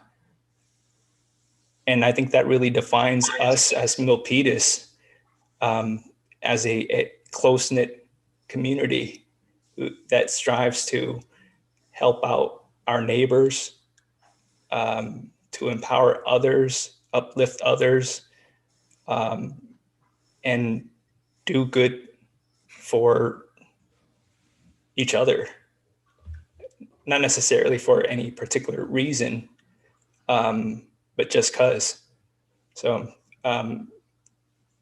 that's my 2 cents, and I hope that we're going to be able to end this meeting with a smile too. Yes, very noble and well said. Quick questions here. Is there any special training that might help you along the path? And is there anything staff can do to help you implement these commitments? Send us to conferences. Okay. Zoom. Well, Zoom, but you know, when it's safe again, I've always found that to always been so super helpful, getting ideas from other cities and even just connecting with colleagues, with each other. There are dozens of collateral benefits for you to connect with your colleagues in other cities and counties, sharing ideas. There's all kinds of benefits there. Okay. Mm. Yes, Councilmember Chua. Thank you, Rod. There is one item on my list of takeaways, and I think that was not mentioned when you mentioned all the consensus agreements. Okay. And I don't want to lose this. I think this is important. It came from Councilmember Fan and also from Councilmember Dominguez. Right. Disseminating information from the federal, state, and county levels to us. I just want it there somewhere, so we don't. All right. Whether it's coming from our city attorney or our specific commissions, I think this information is good to know. Got it. Thank you. Next slide, please. We're almost there, folks. We could just flip the slide. Okay. I'm going to assume we've just had our reflections and the commitments represent the takeaways. Councilmember Chua, you were asking about when you evaluate the city manager. According to the 6-month schedule, you'll do so on the January 26th meeting in closed session. And I can talk to you more about what that looks like. I think you can talk to him about how that's looked in the last few times. Also, that meeting in full session, you're going to start talking about budget stuff and be very clear about what you're facing. So those are the next steps.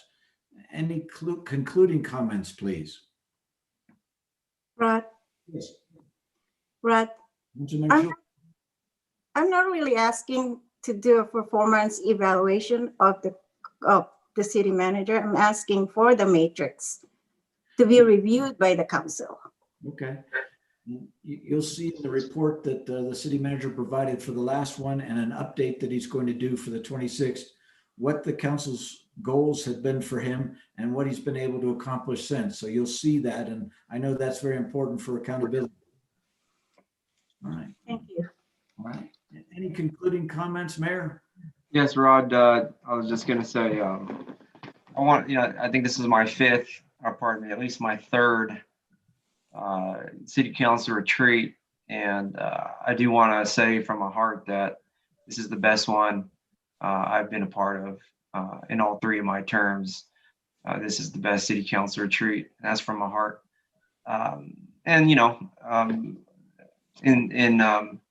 In terms of the content and the presentation and the topics as well, everything as well.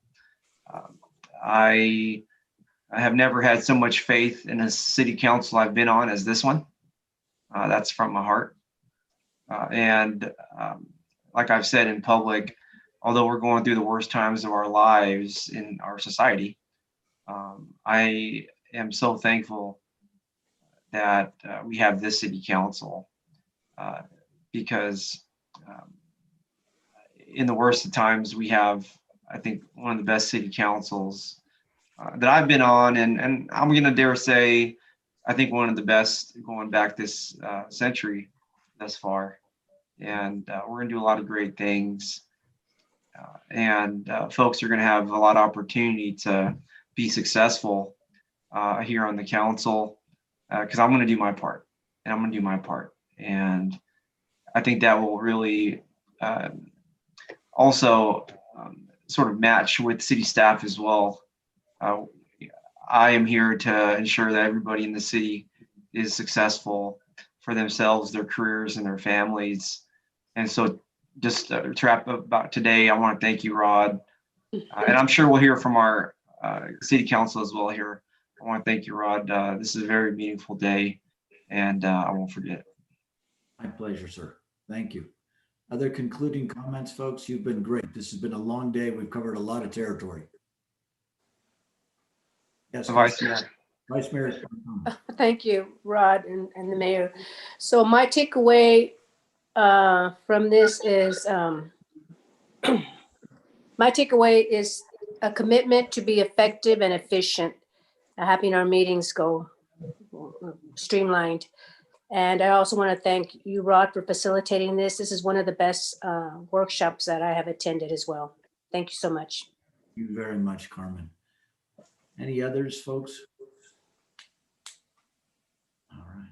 Yeah, just want to say thanks again, Rod, for facilitating. And also thank you, council members and mayor for, honestly, mayor, thank you for being vulnerable. I appreciate that from you. I really do. And I want to vocalize it, that I appreciate the words that you just expressed. You know, I tell people all the time, we may have our differences, but I do know that all of us would do anything for this city. And when you speak from your heart, it's felt. I know that I appreciate it. You being our leader in the city, I don't doubt that this year is going to be one of the best. We do have an amazing team, and that's all of us. And so just know that I am thankful for each one of you for being vulnerable, for participating. I think we all feel what we put into it today, which I think is going to be a great foundation for this year to start. And I am really looking forward to learning a little bit more from each of you, especially you, Councilmember Chua, and working with you and learning more about you. Definitely, Steve, maybe we could do some like bingo nights on or something separate from work. I think maybe we could at least do something that's bringing us back together. I think what Councilmember Fan said is important. We missed that, right? We were able to do that in the ribbon cuttings, and we just don't see each other anymore. And so I think that that is definitely, again, it doesn't have to be mandatory, but I think it would just bring in a sense of teamwork together. So thank you guys for bringing the best out of me. And I really appreciate your guys' time, especially Rod and Steve. Thank you for the time and the work that you guys put into this. This was one of the best ones that I have attended. Thank you. Thank you, Councilmember Dominguez. Any further comments before we adjourn? Councilmember Chua. Thank you, Rod. And again, I want to thank City Manager for initiating this workshop, and also you, Rod, for facilitating it. And I also want to thank everybody in the council, from the mayor. Really, I think the mayor speaking from the heart, and everybody else is like from Councilmember Dominguez, Councilmember Fan, and Vice Mayor Montano. I think everybody's here to serve the community of Milpitas. And if we have what we went through today, I think we're going to be a high performing council. So I'm looking forward to that. I'm looking forward for a lot of fun and a lot of celebration as well. Very and good. Thank you, Mayor Chan, for my flowers. Oh, Yay. yeah. Yes. I love it. Thank you. Anthony, do you have any parting remarks? Yeah, I was just gonna say, you know, we gotta look at things from a comparative perspective. You know, compare Milpitas to 10 years ago, you can't, you know, because we've come so far.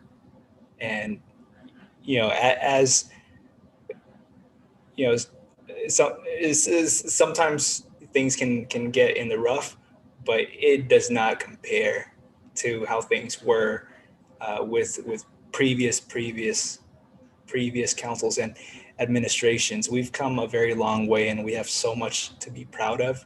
And thank you, Rod, for, I guess, reminding us some of our best attributes, really bringing out the best in us. We should keep this guy on the payroll, have him wear like a referee shirt, and you know, every time things you know, get a little rough, he comes out with a whistle. Hey, cut it out, guys. He has the whole Mr. Rogers vibe, and you can't get mad at Mr. Rogers, you know. No, but really, thank you, Rod. You've this was well done, and Carmen, make sure to refer Rod to all the other cities when Oh, attend yeah. It's great. yeah, this was excellent. So really just thank you. And I hope we see more of you. We should do this more often. I have the highest hopes and expectations for this city council. There are few councils that have the same level of heart and brain power and commitments to their communities as the five of you. So you can decide how good you're going to be, how high you're going to fly, and the sky's the limit. I love everybody's optimism about the future. I think you can make the best of a difficult year. There's going to be plenty of obstacles and challenges ahead of you. But I think Milpitas is well led with the five of you. And if you keep to the commitments you made today, you're going to be in great shape. Thank you all for your participation today. Everybody was engaged. Everybody was stuck with it. I couldn't ask for more. Thank you very much, and all the best in this new year. Same to you. All right. Take care, everybody. This meeting's adjourned. All right. Thank you, Mayor. Thank you, Mayor. Thank you, Mayor. All right, guys, have a great afternoon.